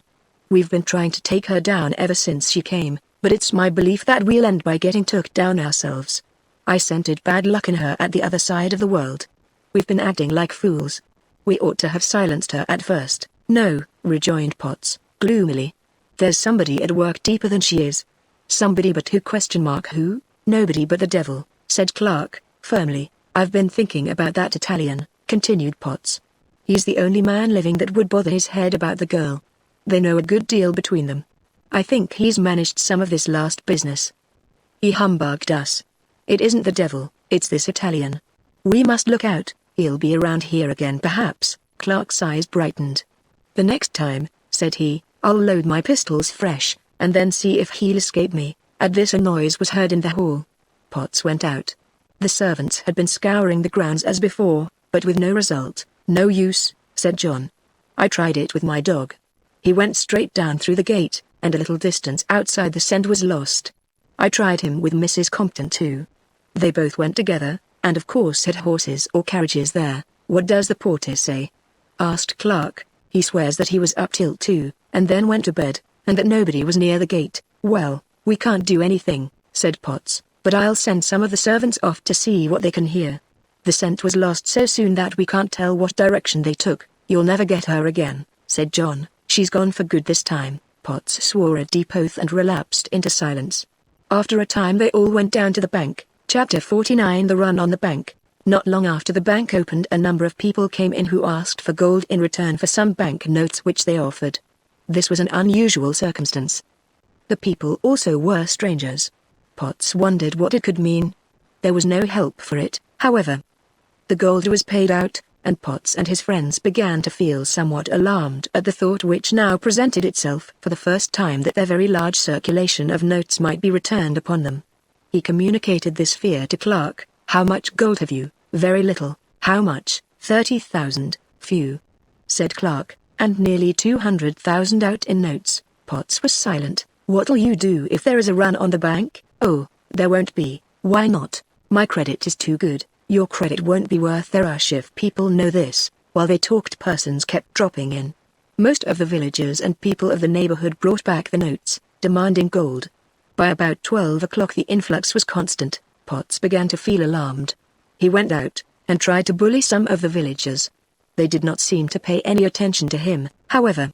Potts went back to his parlor discomfited, vowing vengeance against those who had thus slighted him. The worst of these was the tailor, who brought in notes to the extent of £1,000, and when Potts ordered him out and told him to wait, only laughed in his face. Haven't you got gold enough? Said the tailor, with a sneer. Are you afraid of the bank? Well, old Potts, so am I. At this there was a general laugh among the people. The bank clerks did not at all sympathize with the bank. They were too eager to pay out. Potts had to check them. He called them in his parlor, and ordered them to pay out more slowly. They all declared that they couldn't. The day dragged on till at last 3 o'clock came. £15,000 had been paid out. Potts fell into deep despondency. Clark had remained throughout the whole morning. There's going to be a run on the bank, said he. It's only begun. Potts's sole answer was a curse. What are you going to do? He asked. You'll have to help me, replied Potts.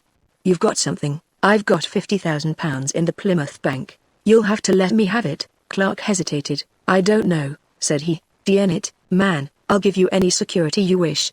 I've got more security than I know what to do with. Well, said Clark, I don't know. There's a risk. I only want it for a few days. I'll send down stock to my London broker and have it sold. It will give me hundreds of thousands, twice as much as all the bank issue. Then I'll pay up these devils well, and that DD tailor worst of all. I swear I'll send it all down today, and have every bit of it sold.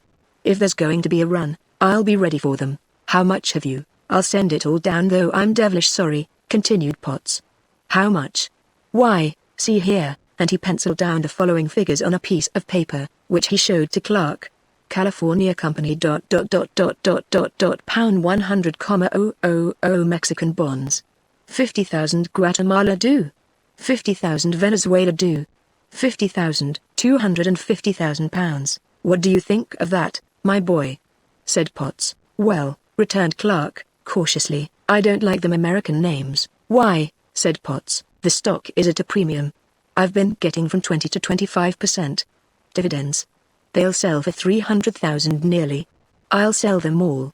I'll sell them all, he cried. I'll have gold enough to put a stop to this sort of thing forever. I thought you had some French and Russian bonds, said Clark. I gave those to that devil who had the papers, you know. He consented to take them, and I was very glad, for they paid less than the others." Clark was silent. "Why, man, what are you thinking about? Don't you know that I'm good for 2 millions, what with my estate and my stock? But you owe an infernal lot, and haven't I notes and other securities from everybody?" "Yes, from everybody. But how can you get hold of them? The first people of the county, and as poor as rats. London merchants, who are they? How can you get back your money?" "Smithers and Company will let me have what I want." "If Smithers and Company knew the present state of affairs, I rather think that they'd back down." "Pooh. What? Back down from a man with my means? Nonsense. They know how rich I am, or they never would have begun. Come, don't be a fool. It'll take 3 days to get gold for my stock, and if you don't help me the bank may stop before I get it. If you'll help me for 3 days I'll pay you well." "How much will you give?" "I'll give £10,000 there." "I don't mind." "Done. Give me your note for £60,000, and I'll let you have the 50,000 for 3 days." "All right. You've got me where my hair is short, but I don't mind. When can I have the money?" "The day after tomorrow. I'll go to Plymouth now, get the money tomorrow, and you can use it the next day." "All right, I'll send down John to London with the stock, and he'll bring up the gold at once." Clark started off immediately for Plymouth, and not long after John went away to London. Potts remained to await the storm which he dreaded. The next day came. The bank opened late on purpose. Potts put up a notice that it was to be closed that day at 12, on account of the absence of some of the directors. At about 11 the crowd of people began to make their appearance as before. Their demands were somewhat larger than on the previous day. Before 12 £10,000 had been paid. At 12 the bank was shut in the faces of the clamorous people, in accordance with the notice. Strangers were there from all parts of the county. The village inn was crowded, and a large number of carriages was outside. Potts began to look forward to the next day with deep anxiety. Only £5,000 remained in the bank. One man had come with notes to the extent of 5,000, and had only been got rid of by the shutting of the bank. He left, vowing vengeance. To Potts's immense relief, Clark made his appearance early on the following day. He had brought the money. Potts gave him his note for £60,000, and the third day began. By 10 o'clock the doors were besieged by the largest crowd that had ever assembled in this quiet village. Another host of lookers-on had collected. When the doors were opened they poured in with a rush. The demands on this third day were very large. The man with the 5,000 had fought his way to the counter first, and clamoured to be paid. The noise and confusion were overpowering. Everybody was cursing the bank or laughing at it. Each one felt doubtful about getting his pay. Potts tried to be dignified for a time. He ordered them to be quiet, and assured them that they would all be paid. His voice was drowned in the wild uproar. The clerks counted out the gold as rapidly as possible, in spite of the remonstrances of Potts, who on 3 occasions called them all into the parlour, and threatened to dismiss them unless they counted more slowly. His threats were disregarded. They went back, and paid out as rapidly as before. The amounts required ranged from £5 or £10 to thousands of pounds. At last, after paying out thousands, one man came up who had notes to the amount of £10,000. This was the largest demand that had yet been made. It was doubtful whether there was so large an amount left. Potts came out to see him. There was no help for it. He had to parley with the enemy. He told him that it was within a few minutes of 3, and that it would take an hour at least to count out so much. Would he not wait till the next day? There would be ample time then. The man had no objection. It was all the same to him. He went out with his bundle of notes through the crowd, telling them that the bank could not pay him. This intelligence made the excitement still greater. There was a fierce rush to the counter. The clerks worked hard, and paid out what they could in spite of the hints and even the threats of Potts, till at length the bank clock struck the hour of 3. It had been put forward 20 minutes, and there was a great riot among the people on that account, but they could not do anything. The bank was closed for the day, and they had to depart. Both Potts and Clark now waited eagerly for the return of John. He was expected before the next day. He ought to be in by midnight. After waiting impatiently for hours they at length drove out to see if they could find him. About 12 miles from Brandon they met him at midnight with a team of horses and a number of men, all of whom were armed. "Have you got it?" "Yes," said John. "What there is of it." "What do you mean by that?" "I'm too tired to explain. Wait till we get home." It was 4 o'clock in the morning before they reached the bank. The gold was taken out and deposited in the vaults, and the 3 went up to the hall. They brought out brandy and refreshed themselves, after which John remarked, in his usual laconic style. "You've been and gone and done it." "What?" asked Potts, somewhat puzzled. "With your speculations in stocks." "What about them?" "Nothing," said John, "only they happen to be at a small discount." "A discount?" "Slightly." Potts was silent. "How much?" asked Clark. "I have a statement here," said John. "When I got to London, I saw the broker. He said that American stocks, particularly those which I held, had undergone a great depreciation. He assured me that it was only temporary, that the dividends which these stocks paid were enough to raise them in a short time, perhaps in a few weeks, and that it was madness to sell out now. He declared that it would ruin the credit of the Brandon Bank if it were known that we sold out at such a fearful sacrifice, and advised me to raise the money at a less cost. Well, I could only think of Smithers and Company. I went to their office. They were all away. I saw one of the clerks who said they had gone to see about some Russian loan or other, so there was nothing to do but to go back to the broker. He assured me again that it was an unheard of sacrifice, that these very stocks which I held had fallen terribly, he knew not how, and advised me to do anything rather than make such a sacrifice. But I could do nothing. Gold was what I wanted, and since Smithers and Company were away, this was the only way to get it." "Well," cried Potts, eagerly. "Did you get it?" "You saw that I got it. I sold out at a cost that is next to ruin." "What is it?" "Well," said John, "I will give you the statement of the broker," and he drew from his pocket a paper which he handed to the others. They looked at it eagerly. It was as follows: 100 shares California at £1,000 each. 65% discount. £35,000 50 shares Mexican. 75% discount 12,550 shares Guatemala. 80% discount 10,050 shares Venezuela. 80% discount 10,000, £67,000. The faces of Potts and Clark grew black as night as they read this. A deep execration burst from Potts.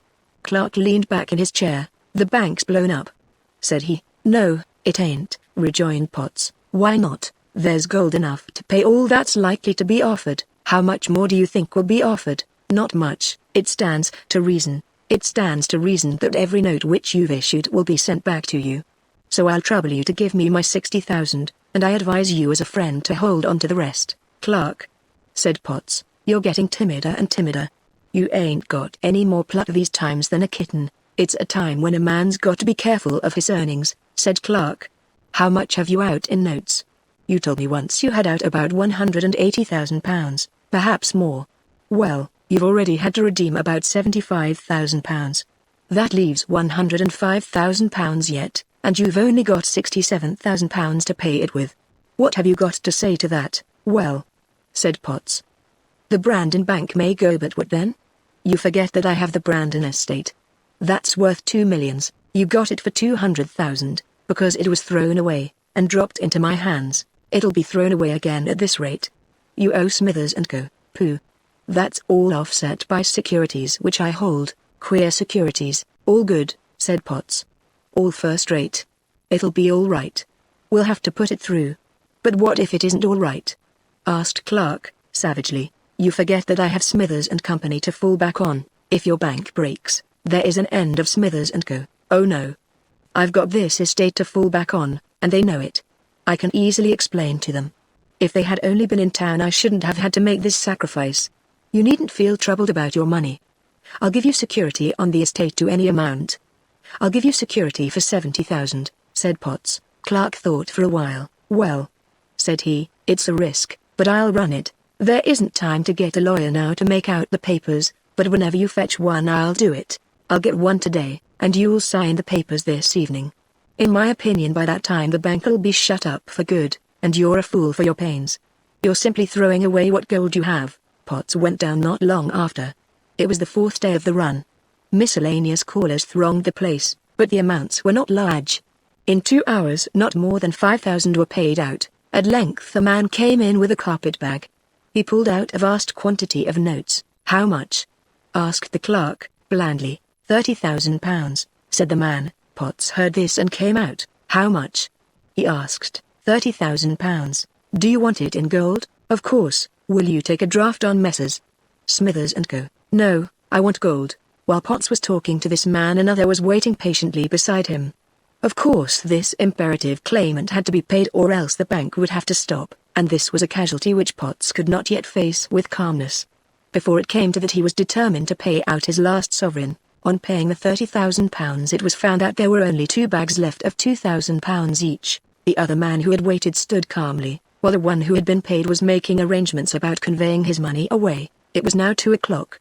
The stranger said quietly to the clerk opposite that he wanted gold. "How much?" said the clerk, with the same blandness. £40,000, answered the stranger. "Sorry, we can't accommodate you, sir," returned the clerk. Potts had heard this and came forward. "Won't you take a draft on London?" said he. "Can't," replied the man. "I was ordered to get gold. A draft on Smithers & Co. Couldn't take even Bank of England notes," said the stranger. "I'm only an agent. If you can't accommodate me, I'm sorry, I'm sure." Potts was silent. His face was ghastly.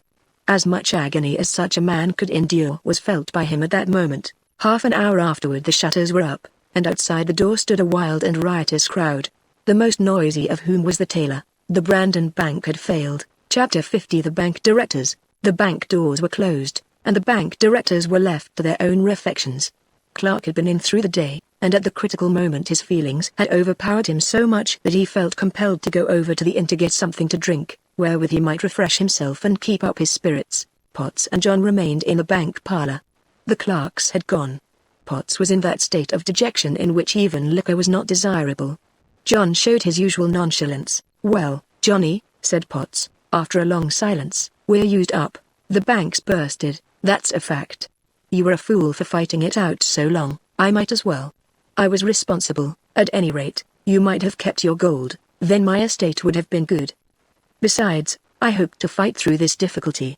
In fact, I hadn't anything else to do." "Why not? Smithers & Co. Ah. Yes, they'll be down on me now. That's what I was afraid of all along." "How much do you owe them?" £702,000. "The devil. I thought it was only 500,000. It's been growing every day.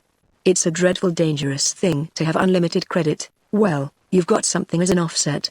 The debt's due the bank, Johnny," said Potts, taking a long breath. "Since Clark isn't here, I don't mind telling you that my candid opinion is them debts isn't worth the rush.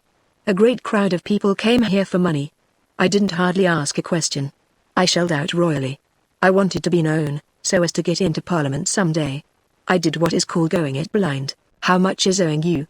"The books say £513,000, but it's doubtful if I can get any of it.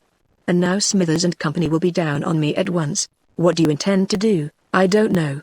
"Haven't you thought?" "No, I couldn't." "Well, I have." "What?" "You'll have to try to compromise." "What if they won't?" John shrugged his shoulders, and said nothing. "After all," resumed Potts, hopefully, "it can't be so bad. The estate is worth 2 millions. Pooh, isn't it? Of course not. You know what you bought it for. That's because it was thrown away. Well, it'll have to be thrown away again." "Oh, Smithers & Co.'ll be easy. They don't care for money." "Perhaps so. The fact is, I don't understand Smithers & Company at all. I've tried to see through their little game, but can't begin to do it." "Oh, that's easy enough. They knew I was rich, and let me have what money I wanted." John looked doubtful. At this moment a rap was heard at the back door. "There comes Clark," said he. Potts opened the door. Clark entered. His face was flushed, and his eyes bloodshot. "See here," said he, mysteriously, as he entered the room. "What?" asked the others, anxiously. "There's 2 chaps at the inn.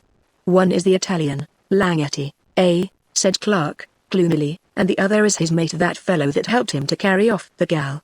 They've done it again this time, and my opinion is that these fellows are at the bottom of all our troubles.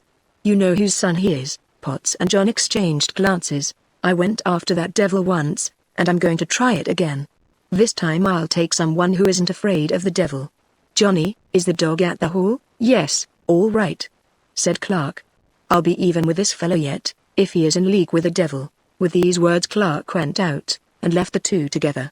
A glance of savage exultation passed over the face of Potts. "If he comes back successful," said he, "all right, and if he doesn't, why then—" He paused. "If he doesn't come back," said John, finishing the sentence for him, "why then all righter." Chapter 51. A struggle. All the irresolution which for a time had characterized Despard had vanished before the shock of that great discovery which his father's manuscript had revealed to him. One purpose now lay clearly and vividly before him, one which to so loyal and devoted a nature as his was the holiest duty. And that was vengeance on his father's murderers. In this purpose he took refuge from his own grief, he cast aside his own longings, his anguish, his despair. Langety wished to search after his pice, Despard wished to find those whom his dead father had denounced to him. In the intensity of his purpose he was careless as to the means by which that vengeance should be accomplished. He thought not whether it would be better to trust to the slow action of the law, or to take the task into his own hands. His only wish was to be confronted with either of these men, or both of them. It was with this feeling in his heart that he set out with Langety, and the two went once more in company to the village of Brandon, where they arrived on the first day of the run on the bank. He did not know exactly what it would be best to do first.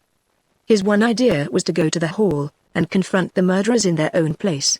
Langety, however, urged the need of help from the civil magistrate.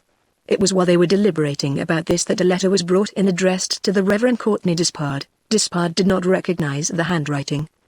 In some surprise how anyone should know that was here, he opened the letter, and his surprise was still greater as he read the following. Sir, there are two men here whom you seek, one Potts, the other Clark. You can see them both at any time. The young lady whom you and Signor Langety formerly rescued has escaped, and is now in safety at Denton, a village not more than 20 miles away. She lives in the last cottage on the left-hand side of the road, close by the sea. There is an American elm in front. There was no signature. Despard handed it in silence to Langety, who read it eagerly. Joy spread over his face. He started to his feet. I must go at once, said he, excitedly. Will you? No, replied Despard. You had better go. I must stay, my purpose is a different one. But do not you also wish to secure safety of Bryce? Of course, but I shall not be needed. You will be enough. Langety tried to persuade him, but Despard was immovable. For himself he was too impatient to wait. He determined to set out at once. He could not get a carriage, but he managed to obtain a horse, and with this he set out. It was about the time when the bank had closed. Just before his departure Despard saw a man come from the bank and enter the inn. He knew the face, for he had seen it when here before. It was Clark. At the sight of his face all his fiercest instinct awoke within him, a deep thirst for vengeance arose. He could not lose sight of this man. He determined to track him, and thus by active pursuit to do something toward the accomplishment of his purpose. He watched him, therefore, as he entered the inn, and caught a hasty glance which Clark directed at himself and Langety. He did not understand the meaning of the scowl that passed over the ruffian's face, nor did Clark understand the full meaning of that gloomy frown which lowered over Despard's brow as his eyes blazed wrathfully and menacingly upon him. Clark came out and went to the bank. On quitting the bank Despard saw him looking back at Langety, who was just leaving. He then watched him till he went up to the hall. In about half an hour Clark came back on horseback followed by a dog. He talked for a while with the landlord, and then went off at a slow trot. On questioning the landlord, Despard found that Clark had asked him about the direction which Langety had taken. The idea at once flashed upon him that possibly Clark wished to pursue Langety, in order to find out about Beatrice. He determined on pursuit, both for Langety's sake and his own. He followed, therefore, not far behind Clark, riding at first rapidly till he caught sight of him at the summit of a hill in front, and then keeping at about the same distance behind him. He had not determined in his mind what it was best to do, but held himself prepared for any course of action. After riding about an hour he put spurs to his horse, and went on at a more rapid pace. Yet he did not overtake Clark, and therefore conjectured that Clark himself must have gone on more rapidly. He now put his own horse at its fullest speed, with the intention of coming up with his enemy as soon as possible. He rode on at a tremendous pace for another half hour. At last the road took a sudden turn, and, whirling around here at the utmost speed, he burst upon a scene which was as startling as it was unexpected, and which roused to madness all the fervid passion of his nature. The road here descended, and in its descent wound round a hill and led into a gentle hollow, on each side of which hills arose which were covered with trees. Within this glen was disclosed a frightful spectacle. A man lay on the ground, torn from his horse by a huge bloodhound, which even then was rending him with its huge fangs. The dismounted rider's foot was entangled in the stirrups, and the horse was plunging and dragging him along, while the dog was pulling him back. The man himself uttered not a cry, but tried to fight off the dog with his hands as best he could. In the horror of the moment Despard saw that it was Langety. For an instant his brain reeled. The next moment he had reached the spot. Another horseman was standing close by, without pretending even to interfere. Despard did not see him. He saw nothing but Langetti. He flung himself from his horse, and drew a revolver from his pocket. A loud report rang through the air, and in an instant the huge bloodhound gave a leap upward, with a piercing yell, and fell dead in the road. Despard flung himself on his knees beside Langetti. He saw his hands torn and bleeding, and blood covering his face and breast. A low groan was all that escaped from the sufferer. "Leave me," he gasped. Save Bice. In his grief for Langetti, thus lying before him in such agony, Despard forgot all else. He seized his handkerchief and tried to stanch the blood. "Leave me," gasped Langetti again. "Bice will be lost." His head, which Despard had supported for a moment, sank back, and life seemed to leave him. Despard started up. Now for the first time he recollected the stranger, and in an instant understood who he was, and why this had been done. Suddenly, as he started up, he felt his pistol snatched from his hand by a strong grasp. He turned. It was the horseman. It was Clark, who had stealthily dismounted, and, in his desperate purpose, had tried to make sure of Despard, but Despard, quick as thought, leapt upon him, and caught his hand. In the struggle the pistol fell to the ground. Despard caught Clark in his arms, and then the contest began. Clark was of medium size, thick-set, muscular, robust, and desperate. Despard was tall, but his frame was well-knit. His muscles and sinews were like iron, and he was inspired by a higher spirit and a deeper passion. In the first shock of that fierce embrace not a word was spoken. For some time the struggle was maintained without result. Clark had caught Despard at a disadvantage, and this for a time prevented the latter from putting forth his strength effectually. At last he wound one arm around Clark's neck in a strangling grasp, and forced his other arm under that of Clark. Then with one resistless impulse, he put forth all his strength. His antagonist gave way before it. He reeled. Despard disengaged one arm and dealt him a tremendous blow on the temple. At the same instant he twined his legs about those of the other. At the stroke Clark, who had already staggered, gave way utterly and fell heavily backward, with Despard upon him. The next instant Despard had seized his throat and held him down so that he could not move. The wretch gasped and groaned. He struggled to escape from that iron hold in vain. The hand which had seized him was not to be shaken off. Despard had fixed his grasp there, and there in the throat of the fainting, suffocating wretch he held it. The struggles grew fainter, the arms relaxed, the face blackened, the limbs stiffened.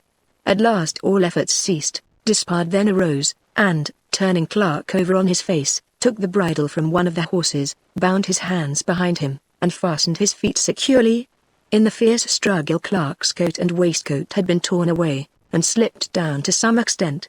His shirt collar had burst and slipped with them. As Despard turned him over and proceeded to tie him, something struck his eye. It was a bright, red scar. He pulled down the shirt. A mark appeared, the full meaning of which he knew not, but could well conjecture. There were 3 brands fiery red, and these were the marks, greater than R+. Chapter 52. Face to Face. On the same evening Potts left the bank at about 5 o'clock, and went up to the hall with John. He was morose, gloomy, and abstracted. The great question now before him was how to deal with Smithers and Company. Should he write to them, or go and see them, or what? How could he satisfy their claims, which he knew would now be presented?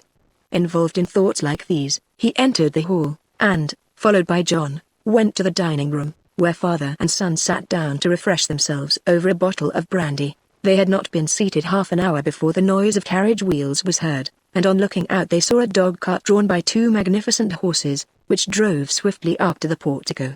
A gentleman dismounted, and, throwing the reins to his servant, came up the steps. The stranger was of medium size, with an aristocratic air, remarkably regular features, of pure Grecian outline, and deep, black, lustrous eyes. His brow was dark and stern, and clouded over by a gloomy frown. "Who the devil is he?" cried Potts. "D.N. that porter. I told him to let no one in today. I believe the porter's playing fast and loose with us. But, by Jove! Do you see that fellow's eyes? Do you know who else has such eyes? No, old Smithers. Smithers, yes. Then this is young Smithers? Yes, or else the devil," said John, harshly. "I begin to have an idea," he continued. "I've been thinking about this for some time. What is it? Old Smithers had these eyes. That last chap that drew the 40,000 out of you kept his eyes covered.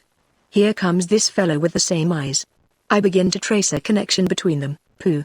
Old Smithers is old enough to be this man's grandfather. Did you ever happen to notice that old Smithers hadn't a wrinkle in his face? What do you mean? Oh, nothing, only his hair mightn't have been natural, that's all. Potts and John exchanged glances, and nothing was said for some time. Perhaps this Smithers and Son have been at the bottom of all this, continued John. They are the only ones who could have been strong enough. But why should they? John shook his head. Despard or Langety may have got them to do it. Perhaps that DD girl did it. Smithers and Company will make money enough out of the speculation to pay them. As for me and you, I begin to have a general but very accurate idea of ruin. You are getting squeezed pretty close up to the wall, Dad, and they won't give you time to breathe. Before this conversation had ended, the stranger had entered, and had gone up to the drawing room. The servant came down to announce him. What name? Asked Potts. He didn't give any. Potts looked perplexed. Come now, said John. This fellow has overreached himself at last. He's come here, perhaps it won't be so easy for him to get out. I'll have all the servants ready. Do you keep up your spirits? Don't get frightened, but be plucky. Bluff him, and when the time comes ring the bell, and I'll march in with all the servants. Potts looked for a moment at his son with a glance of deep admiration. Johnny, you've got more sense in your little finger than I have in my whole body. Yes, we've got this fellow, whoever he is, and if he turns out to be what I suspect, then we'll spring the trap on him, and he'll learn what it is to play with edge tools. With these words Potts departed, and, ascending the stairs, entered the drawing room. The stranger was standing looking out of one of the windows. His attitude brought back to Potts's recollection the scene which had once occurred there, when old Smithers was holding Beatrice in his arms. The recollection of this threw a flood of light on Potts's mind. He recalled it with a savage exultation. Perhaps they were the same, as John said. Perhaps, no, most assuredly they must be the same. I've got him now, anyway, murmured Potts to himself, whoever he is. The stranger turned and looked at Potts for a few moments. He neither bowed nor uttered any salutation whatever. In his look there was a certain terrific menace, an indefinable glance of conscious power, combined with implacable hate. The frown which usually rested on his brow darkened and deepened till the gloomy shadows that covered them seemed like thunderclouds.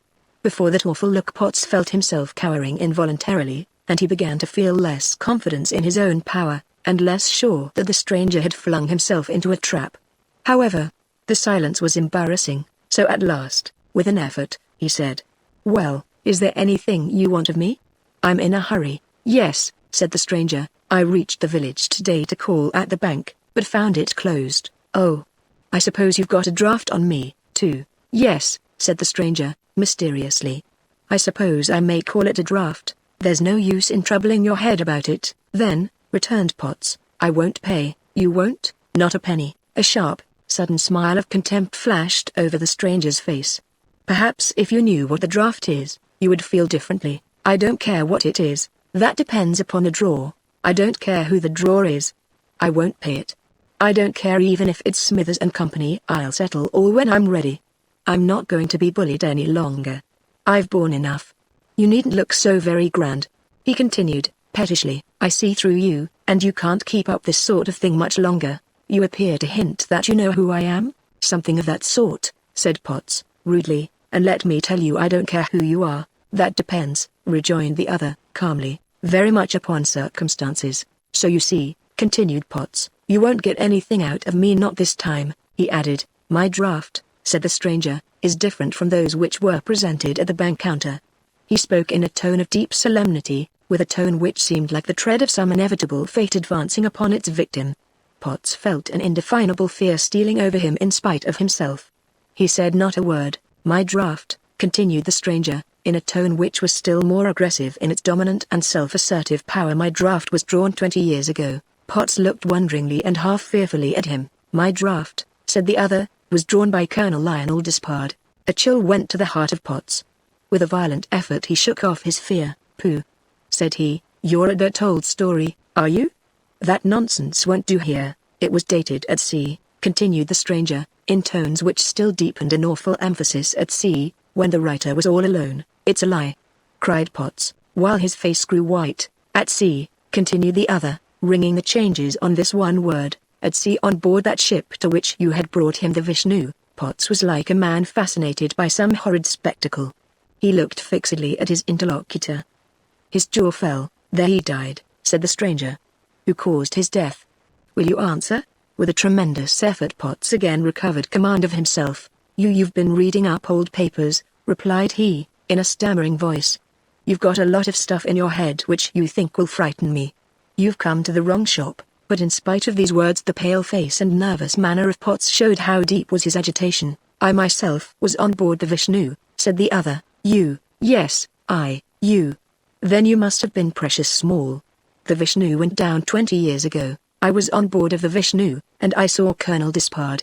The memory of some awful scene seemed to inspire the tones of a speaker. They thrilled through the coarse, brutal nature of the listener. I saw Colonel Despard, continued the stranger. You lie, cried Potts, roused by terror and horror to a fierce pitch of excitement. I saw Colonel Despard, repeated the stranger, for the third time, on board the Vishnu in the Indian Sea. I learned from him his story. He paused. Then, cried Potts quickly, to whom there suddenly came an idea which brought courage with it. Then, if you saw him, what concern is it of mine? He was alive, then, and the Despard murder never took place. It did take place, said the other. You're talking nonsense. How could it if you saw him? He must have been alive. He was dead, replied the stranger, whose eyes had never withdrawn themselves from those of Potts, and now seemed like two fiery orbs blazing wrathfully upon him. The tones penetrated to the very soul of the listener. He shuddered in spite of himself. Like most vulgar natures, his was accessible to superstitious horror. He heard and trembled. He was dead, repeated the stranger, and yet all that I told you is true. I learned from him his story. Dead men tell no tales, muttered Potts, in a scarce articulate voice. So you thought when you locked him in, and set fire to the ship, and scuttled her. But you see you were mistaken, for here at least was a dead man who did tell tales, and I was the listener, and the mystic solemnity of the man's face seemed to mark him as one who might indeed have held commune with the dead. He told me, continued the stranger, where he found you, and how. Awful expectation was manifest on the face of Potts. He told me of the mark on your arm. Draw up your sleeve, Briggs, Potts, or whatever other name you choose, and show the indelible characters which represent the name of Bohony. Potts started back. His lips grew ashen. His teeth chattered. He gave me this, cried the stranger, in a louder voice, and this is the draft which you will not reject. He strode forward 3 or 4 paces, and flung something toward Potts. It was a cord, at the end of which was a metallic ball. The ball struck the table as it fell, and rolled to the floor, but the stranger held the other end in his hand. Thug, cried he. Do you know what that is? Had the stranger been Olympian Jove, and had he flung forth from his right hand a thunderbolt, it could not have produced a more appalling effect than that which was wrought upon Potts by the sight of this cord. He started back in horror, uttering a cry halfway between a scream and a groan. Big drops of perspiration started from his brow. He trembled and shuddered from head to foot. His jaw fell. He stood speechless. That is my draft, said the stranger. What do you want? Gasped Potts. The title deeds of the Brandon estates. The Brandon estates, said Potts, in a faltering voice. Yes, the Brandon estates, nothing less. And will you then keep silent? I will give you the cord. Will you keep silent? I am your master, said the other, haughtily, as his burning eyes fixed themselves with a consuming gaze upon the abject wretch before him. I am your master. I make no promises. I spare you or destroy you as I choose. These words reduced Potts to despair. In the depths of that despair he found hope. He started up, defiant. With an oath he sprang to the bell rope and pulled again and again, till the peals reverberated through the house. The stranger stood with a scornful smile on his face. Potts turned to him savagely. I'll teach you, he cried, that you've come to the wrong shop. I'm not a child. Who you are I don't know and I don't care. You are the cause of my ruin, and you'll repent of it. The stranger said nothing, but stood with the same fixed and scornful smile. A noise was heard outside, the tramp of a crowd of men. They ascended the stairs. At last John appeared at the door of the room, followed by 30 servants. Prominent among these was Asgilo. Near him was Vigil. Potts gave a triumphant smile. The servants ranged themselves around the room. Now, cried Potts, you're in for it. You're in a trap, I think. You'll find that I'm not a born idiot. Give up the cord. The stranger said nothing, but wound up the cord coolly, placed it in his pocket, and still regarded Potts with his scornful smile. Here, cried Potts, addressing the servants. Catch that man, and tie his hands and feet. The servants had taken their station around the room at John's order. As Potts spoke they stood there looking at the stranger, but not one of them moved. Vigil only started forward. The stranger turned toward him and looked in his face. Vigil glanced around in surprise, waiting for the other servants. "You devils!" cried Potts. "Do you hear what I say? Seize that man." None of the servants moved. "It's my belief," said John, "that they're all ratting." "Vigil!"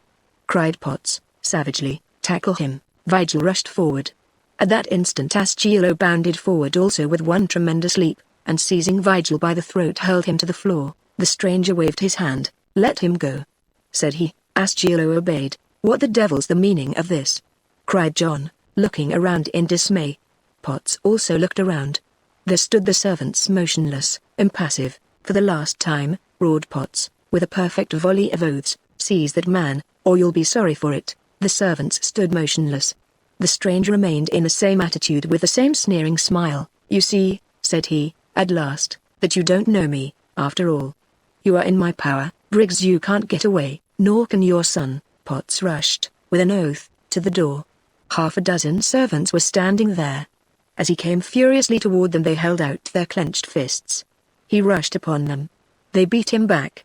He fell, foaming at the lips. John stood, cool and unmoved, looking around the room, and learning from the face of each servant that they were all beyond his authority.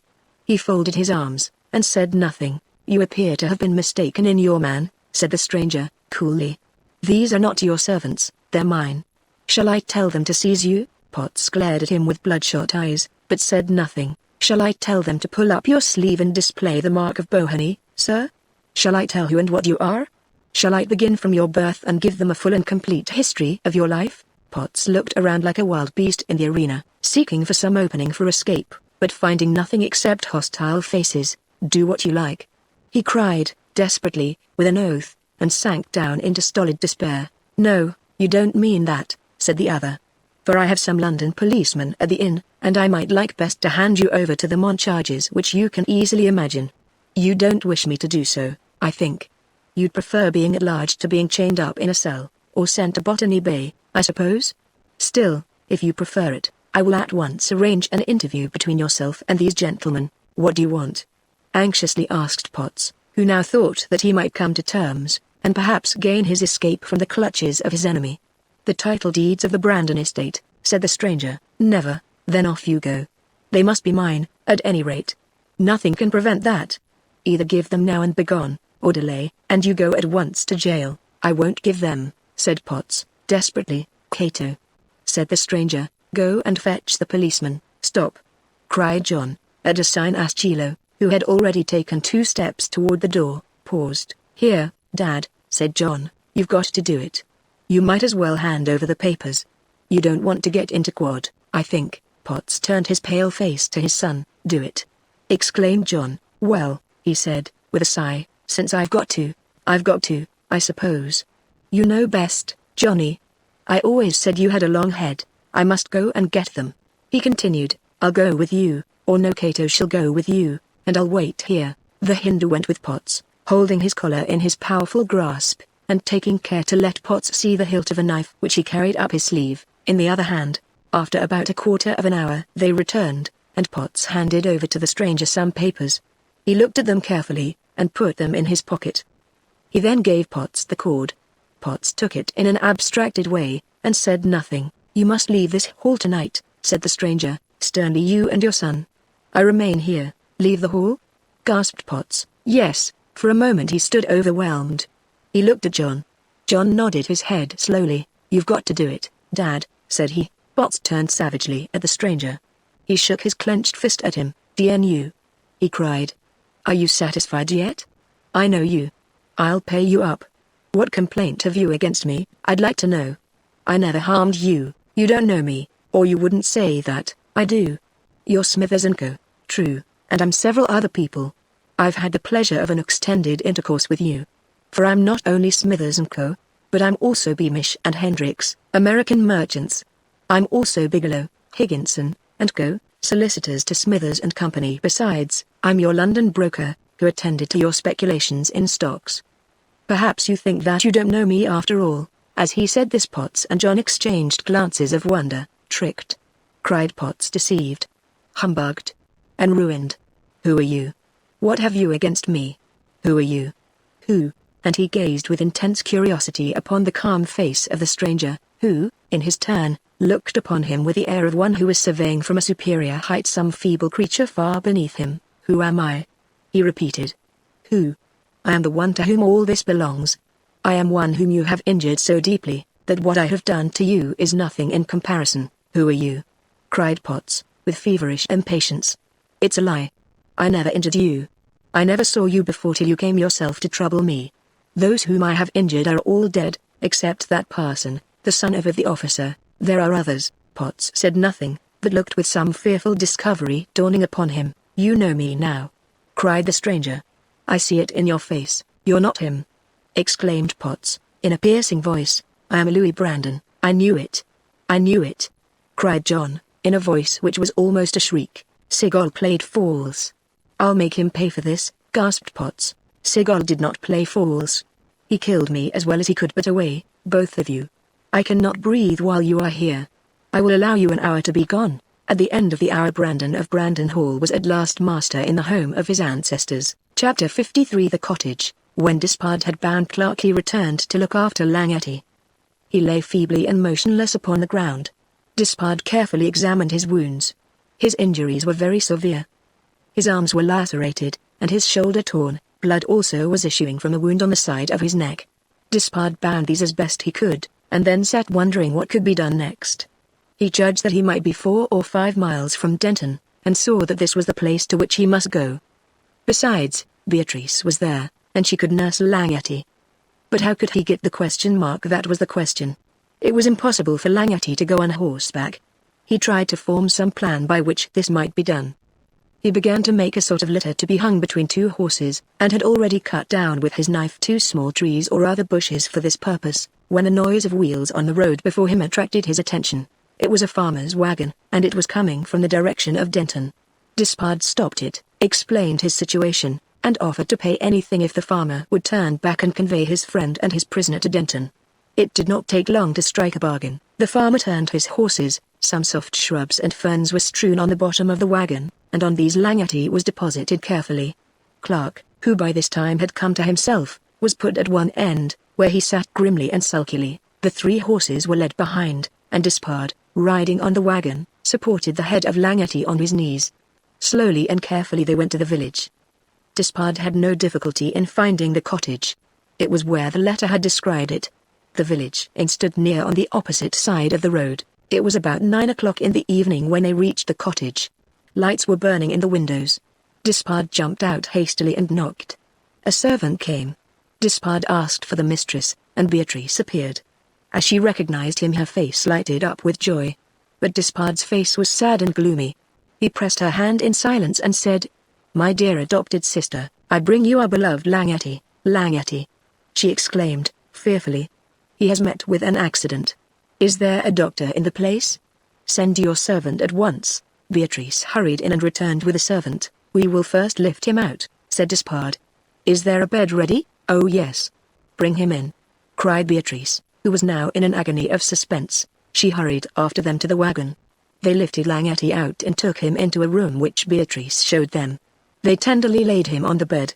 Meanwhile the servant had hurried off for a doctor, who soon appeared. Beatrice sat by his bedside. She kissed the brow of the almost unconscious sufferer, and tried in every possible way to alleviate his pain.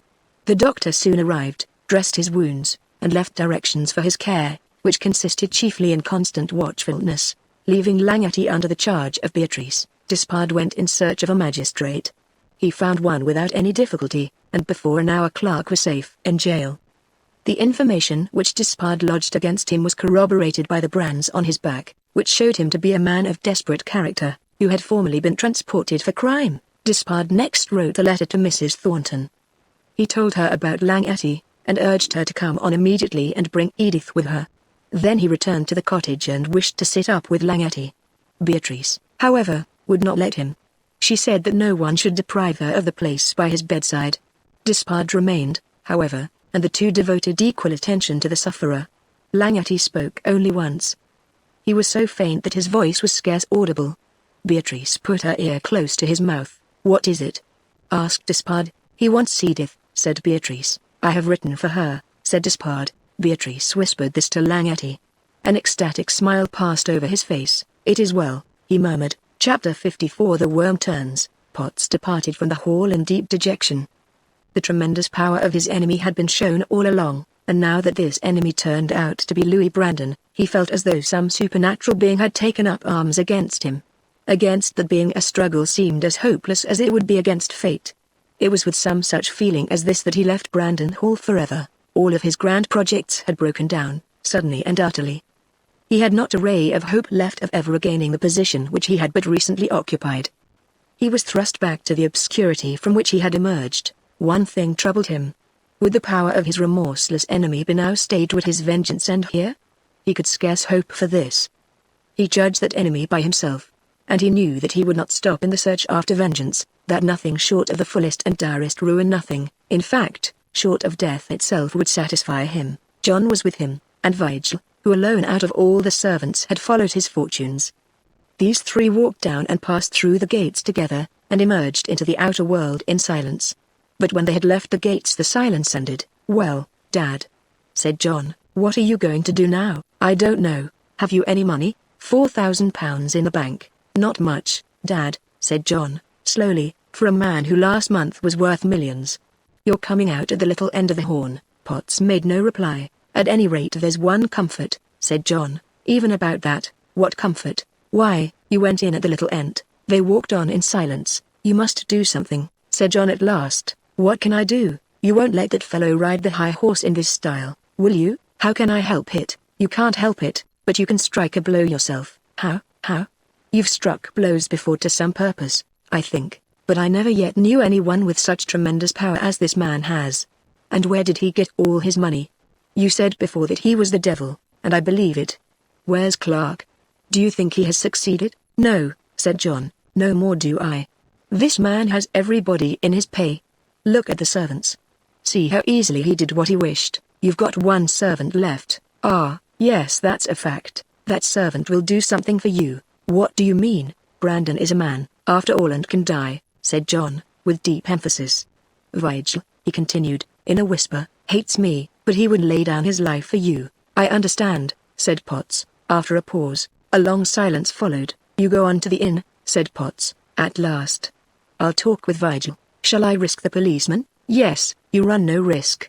"I'll sleep in the bank." "All right," said John, and he walked away. "Vigil," said Potts, dropping back so as to wait for the Mille. "You are faithful to me." "Yes," answered Vigil. "All the others betrayed me, but you did not." "Never." "Do you know when you first saw me?" "Yes." "I saved your life." "Yes." "Your father was seized at Manila and killed for murder, but I protected you, and promised to take care of you. Haven't I done so?" "Yes," said Vigil humbly, and in a reverent tone. "Haven't I been another father?" "You have." "Didn't I promise to tell you some day who the man was that killed your father?" "Yes," exclaimed Vigil, fiercely. "Well, I'm going to tell you." "Who?" cried Vigil, in excitement so strong that he could scarce speak. "Did you see the man who drove me out of the hall?" "Yes." "Well, that was the man. He killed your father. He has ruined me, your other father." "What do you say to that?" "He shall die," returned Vigil, solemnly. "He shall die." "I am an old man," resumed Potts. "If I were as strong as I used to be I would not talk about this to you. I would do it all myself." "I'll do it," cried Vigil. "I'll do it." His eyes flashed, his nostrils dilated, all the savage within him was aroused. Potts saw this, and rejoiced. "Do you know how to use this?" he asked, showing Vigil the cord which Brandon had given him. Vigil's eyes dilated, and a wilder fire shone in them. He seized the cord, turned it round his hand for a moment, and then hurled it at Potts. It passed round and round his waist. "Ah," said Potts, with deep gratification. "You have not forgotten, then? You can throw it skillfully." Vigil nodded, and said nothing. "Keep the cord. Follow up that man. Avenge your father's death and my ruin." "I will," said Vigil, sternly. "It may take long. Follow him up. Do not come back to me till you come to tell me that he is dead." Vigil nodded. "Now I am going. I must fly and hide myself from this man. As long as he lives I am in danger. But you will always find John at the inn when you wish to see me." "I will lay down my life for you," said Vigil. "I don't want your life," returned Potts. "I want his." "You shall have it," exclaimed Vigil. Potts said no more. He handed Vigil his purse in silence. The latter took it without a word. Potts then went toward the bank, and Vigil stood alone in the road. Chapter 55. On the road. On the following morning Brandon started from the hall at an early hour. He was on horseback. He rode down through the gates. Passing through the village, he went by the inn and took the road to Denton. He had not gone far before another horseman followed him. The latter rode at a rapid pace. Brandon did not pay any especial attention to him, and at length the latter overtook him. It was when they were nearly abreast that Brandon recognized the other. It was Vigil. "Good morning," said Vigil. "Good morning," replied Brandon. "Are you going to Denton?" "Yes, so am I," said Vigil. Brandon was purposely courteous, although it was not exactly the thing for a gentleman to be thus addressed by a servant. He saw that this servant had overreached himself, and knew that he must have some motive for joining him and addressing him in so familiar a manner. He suspected what might be Vigil's aim, and therefore kept a close watch on him. He saw that Vigil, while holding the reins in his left hand, kept his right hand concealed in his breast. A suspicion darted across his mind. He stroked his moustache with his own right hand, which he kept constantly upraised, and talked cheerfully and patronizingly with his companion. After a while he fell back a little and drew forth a knife, which he concealed in his hand, and then he rode forward as before abreast of the other, assuming the appearance of perfect calm and indifference. "Have you left Potts?" said Brandon, after a short time. "No," replied Vigil. "Ah. Then you are on some business of his now?" "Yes." Brandon was silent. "Would you like to know what it is?" asked Vigil. "Not particularly," said Brandon, coldly. "Shall I tell you, if you choose?" Vigil raised his hand suddenly and gave a quick, short jerk. A cord flew forth. There was a weight at the end. The cord was flung straight at Brandon's neck. But Brandon had been on his guard. At the movement of Vigil's arm he had raised his own. The cord passed around him, but his arm was within its embrace. In his hand he held a knife concealed. In an instant he slashed his knife through the windings of the cord, severing them all. Then dropping the knife he plunged his hand into the pocket of his coat, and before Vigil could recover from his surprise he drew forth a revolver and pointed it at him. Vigil saw at once that he was lost. He nevertheless plunged his spurs into his horse and made a desperate effort to escape. As his horse bounded off, Brandon fired. The animal gave a wild neigh, which sounded almost like a shriek, and fell upon the road, throwing Vigil over his head. In an instant Brandon was up with him. He leapt from his horse before Vigil had disencumbered himself from his, and seizing the Malay by the collar held the pistol at his head. "If you move," he cried, sternly, "I'll blow your brains out." Vigil lay motionless. "Scoundrel!" exclaimed Brandon, as he held him with the revolver pressed against his head. "Who sent you to do this?" Vigil in sullen silence answered nothing. "Tell me or I'll kill you." "Was it Potts?" Vigil made no reply. "Speak out," cried Brandon. "Fool that you are, I don't want your life. You are the murderer of my father," said Vigil, fiercely, "and therefore I sought to kill you." Brandon gave a low laugh. "The murderer of your father?" he repeated. "Yes," cried Vigil, wildly, "and I sought your death." Brandon laughed again. "Do you know how old I am?" Vigil looked up in amazement. He saw by that one look what he had not thought of before in his excitement, that Brandon was a younger man than himself by several years. He was silent. "How many years is it since your father died?" Vigil said nothing. "Fool!" exclaimed Brandon. "It is 20 years. You are false to your father. You pretend to avenge his death, and you seek out a young man who had no connection with it. I was in England when he was killed. I was a child only 7 years of age. Do you believe now that I am his murderer?" Brandon, while speaking in this way, had relaxed his hold, though he still held his pistol pointed at the head of his prostrate enemy. Vigil gave a long, low sigh. "You are too young," said he, at last. "You are younger than I am. I was only 12. I could not have been his murderer, then?" "No, yet I know who his murderer was, for I have found out." "Who?" "The same man who killed my own father." Vigil looked at Brandon with awful eyes. "Your father had a brother?" said Brandon. "Yes." "Do you know his name?" "Yes." "Zangori, right. Well, do you know what Zangori did to avenge his brother's death?" "No." "What?" "For many years he vowed death to all Englishmen, since it was an Englishman who had caused the death of his brother. He had a ship, he got a crew and sailed through the eastern seas, capturing English ships and killing the crews. This was his vengeance." Vigil gave a groan. "You see, he has done more than you. He knew better than you who it was that had killed your father." "Who was it?" cried Vigil, fiercely. "I saw him twice," continued Brandon, without noticing the question of the other. "I saw him twice, and twice he told me the name of the man whose death he sought." For year after year he had sought after that man, but had not found him. Hundreds of Englishmen had fallen. He told me the name of the man whom he sought, and charged me to carry out his work of vengeance. I promised to do so, for I had a work of vengeance of my own to perform, and on the same man, too. Who was he? Repeated Vigil, with increased excitement. When I saw him last he gave me something which he said he had worn around his neck for years. I took it, and promised to wear it till the vengeance which he sought should be accomplished. I did so, for I too had a debt of vengeance stronger than his, and on the same man. Who was he? Cried Vigil again, with restless impetuosity. Brandon unbuttoned his vest and drew forth a Mille creese, which was hung around his neck and worn under his coat. Do you know what this is? He asked, solemnly. Vigil took it and looked at it earnestly. His eyes dilated, his nostrils quivered. My father's. He cried, in a tremulous voice, can you read English letters? Yes. Can you read the name that is cut upon it? And Brandon pointed to a place where some letters were carved. Vigil looked earnestly at it. He saw these words. John Potts. That, said Brandon, is what your father's brother gave to me. It's a lie. Growled Vigil, fiercely. It's true, said Brandon, calmly, and it was carved by your father's own hand. Vigil said nothing for a long time. Brandon arose, and put his pistol in his pocket. Vigil, disencumbering himself from his horse, arose also. The two stood together on the road. For hours they remained there talking. At last Brandon remounted and rode on to Denton. But Vigil went back to the village of Brandon. He carried with him the creese which Brandon had given him. Chapter 56 Father and Son. Vigil, on going back to Brandon village, went first to the inn where he saw John.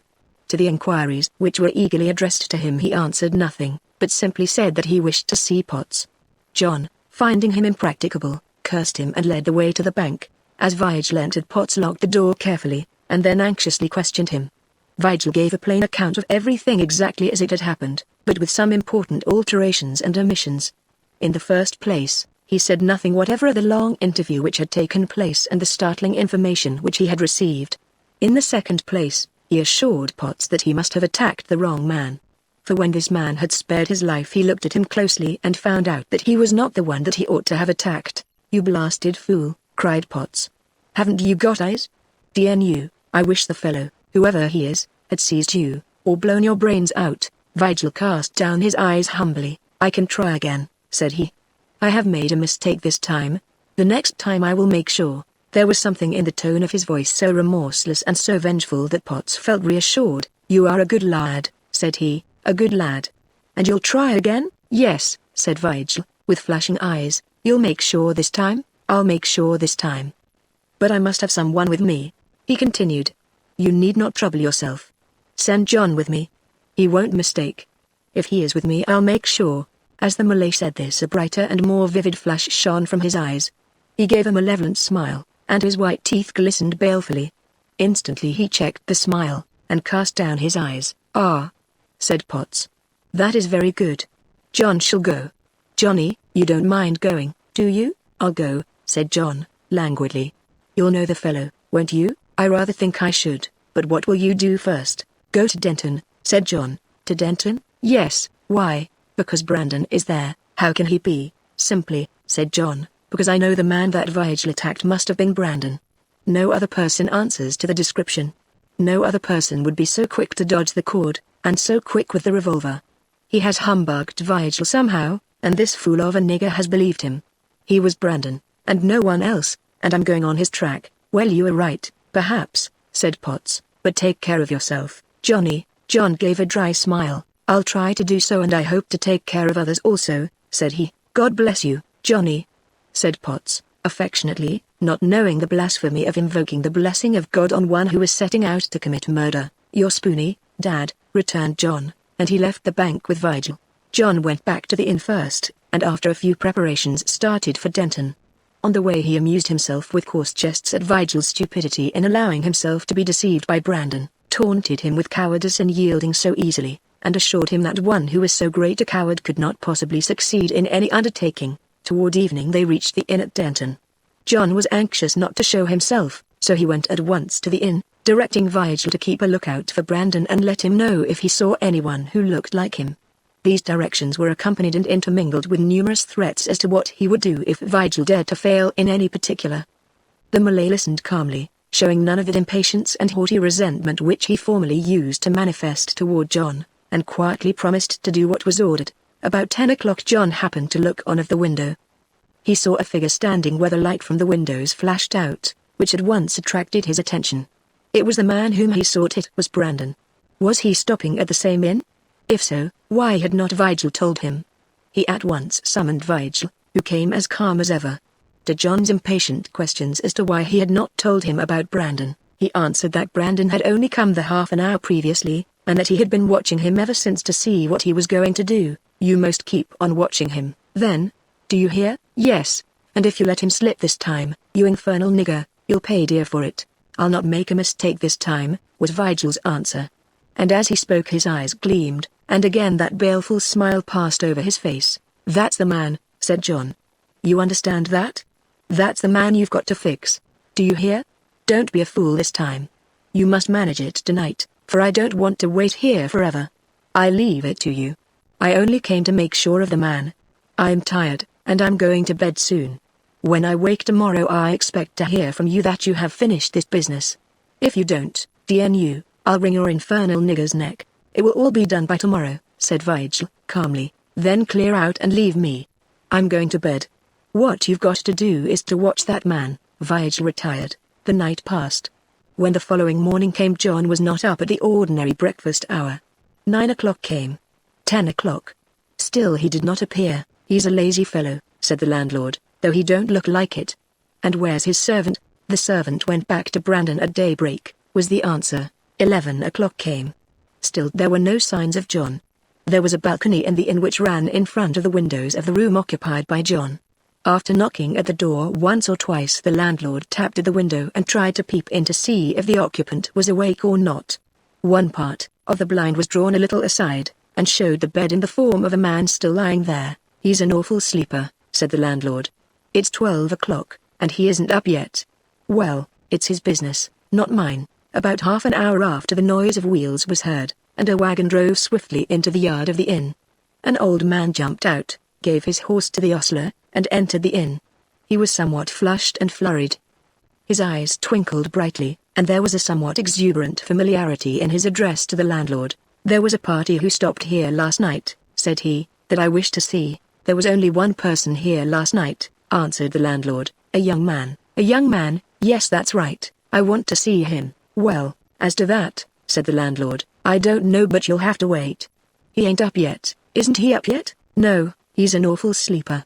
He went to bed last night early, for his lights were out before 11, and now it's nearly 1, and he isn't up. At any rate, I must see him. Shall I wake him? Yes, and be quick, for I'm in a hurry. The landlord went up to the door and knocked loudly. There was no answer. He knocked still more loudly. Still no answer. He then kept up an incessant rapping for about 10 minutes. Still there was no answer. He had tried the door before, but it was locked on the inside.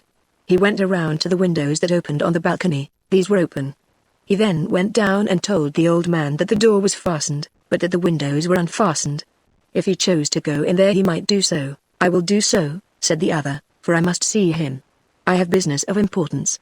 He went up. The landlord and some of the servants, whose curiosity was by this time excited, followed after. The old man opened the window, which swung back on hinges, and entered.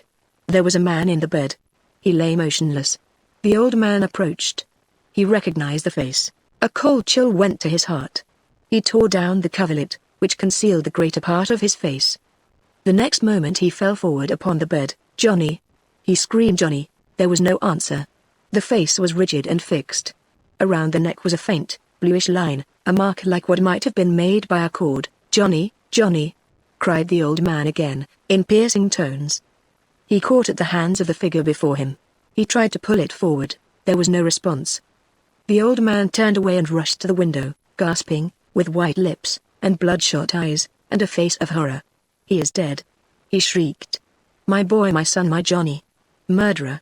You have killed him. The landlord and the servants started back in horror from the presence of this father in his misery. It was for but a moment that he stood there. He went back and flung himself upon the bed. Then he came forth again and stood upon the balcony, motionless, white-faced, speechless, his lips muttering inaudible words. A crowd gathered round. The story soon spread. This was the father of a young man who had stopped at the inn and died suddenly. The crowd that gathered around the inn saw the father as he stood on the balcony. The dwellers in the cottage that was almost opposite saw him, and Ascielo brought them the news. Chapter 57 Mrs. Compton's Secret. On the night after the arrival of John, Brandon had left Denton. He did not return till the following day. On arriving at the inn he saw an unusual spectacle: the old man on the balcony, the crowd of villagers around, the universal excitement. On entering the inn he found someone who for some time had been waiting to see him. It was Phillips. Phillips had come early in the morning, and had been over to the cottage. He had learned all about the affair at the inn, and narrated it to Brandon, who listened with his usual calmness. He then gave him a letter from Frank, which Brandon read, and put in his pocket. Then Phillips told him the news which he had learned at the cottage about Langety. Langety and Despard were both yet, the former very dangerously ill, the latter waiting for some friends. He also told about the affair on the road, the seizure of Clark, and his delivery into the hands of the authorities. Brandon heard all this with the deepest interest. While the excitement at the inn was still at its height, he hurried off to the magistrate into whose hands Clark had been committed. After an interview with him he returned. He found the excitement unabated. He then went to the cottage close by the inn, where Beatrice had found a home, and Langety a refuge. Phillips was with him. On knocking at the door Ascielo opened it. They entered the parlour, and in a short time Mrs. Compton appeared. Brandon's first inquiry was after Langety. "He is about the same," said Mrs. Compton. "Does the doctor hold out any hopes of his recovery?" asked Brandon, anxiously. "Very little," said Mrs. Compton. "Who nurses him? Miss Potts and Mr. Despard. Are they both here?" "Yes." Brandon was silent. "I will go and tell them that you are here," said Mrs. Compton. Brandon made no reply, and Mrs. Compton, taking silence for assent, went to announce his arrival. In a short time they appeared. Beatrice entered first. She was grave, and cold, and solemn. Despard was gloomy and stern. They both shook hands with Brandon in silence. Beatrice gave her hand without a word, lifelessly and coldly. Despard took his hand abstractedly. Brandon looked earnestly at Beatrice as she stood there before him, calm, sad, passionless, almost repellent in her demeanor, and wondered what the cause might be of such a change. Mrs. Compton stood apart at a little distance, near Phillips, and looked on with a strange expression, half wistful, half timid. There was a silence which at length became embarrassing. From the room where they were sitting the inn could plainly be seen, with the crowd outside. Beatrice's eyes were directed toward this. Despard said not a word. At another time he might have been strongly interested in this man, who on so many accounts was so closely connected with him, but now the power of some dominant and all-engrossing idea possessed him, and he seemed to take no notice of any things whatever either without the house or within. After looking in silence at the inn for a long time Beatrice withdrew her gaze. Brandon regarded her with a fixed and earnest glance, as though he would read her inmost soul. She looked at him, and cast down her eyes. "You abhor me," said he, in a loud, thrilling voice. She said nothing, but pointed toward the inn. "You know all about that?" Beatrice bowed her head silently. "And you look upon me as guilty." She gazed at him, but said nothing. It was a cold, austere gaze, without one touch of softness. "After all," said she, "he was my father. You had your vengeance to take, and you have taken it. You may now exult, but my heart bleeds." Brandon started to his feet. "As God lives," he cried, "I did not do the thing." Beatrice looked up mournfully and inquiringly. "If it had been his base life which I sought," said Brandon, vehemently, "I might long ago have taken it. He was surrounded on all sides by my power. He could not escape. Officers of the law stood ready to do my bidding. Yet I allowed him to leave the hall in safety. I might have taken his heart's blood. I might have handed him over to the law. I did not." "No," said Beatrice, in icy tones, "you did not. You sought a deeper vengeance. You cared not to take his life. It was sweeter to you to take his son's life and give him agony. Death would have been insufficient. Anguish was what you wished. It is not for me to blame you," she continued, while Brandon looked at her without a word. "Who am I, a polluted one, of the accursed brood? Who am I, to stand between you and him, or to blame you if you seek for vengeance? I am nothing. You have done kindnesses to me which I now wish were undone. Oh, that I had died under the hand of the pirates. Oh, that the ocean had swept me down to death with all its waves. Then I should not have lived to see this day." Roused by her vehemence, Despard started from his abstraction and looked around. "It seems to me," said he, as if you were blaming someone for inflicting suffering on a man for whom no suffering can be too great. What? Can you think of your friend as he lies there in the next room in his agony, dying, torn to pieces by this man's agency, and have pity for him? Oh!" cried Beatrice, "is he not my father?" Mrs. Compton looked around with staring eyes, and trembled from head to foot.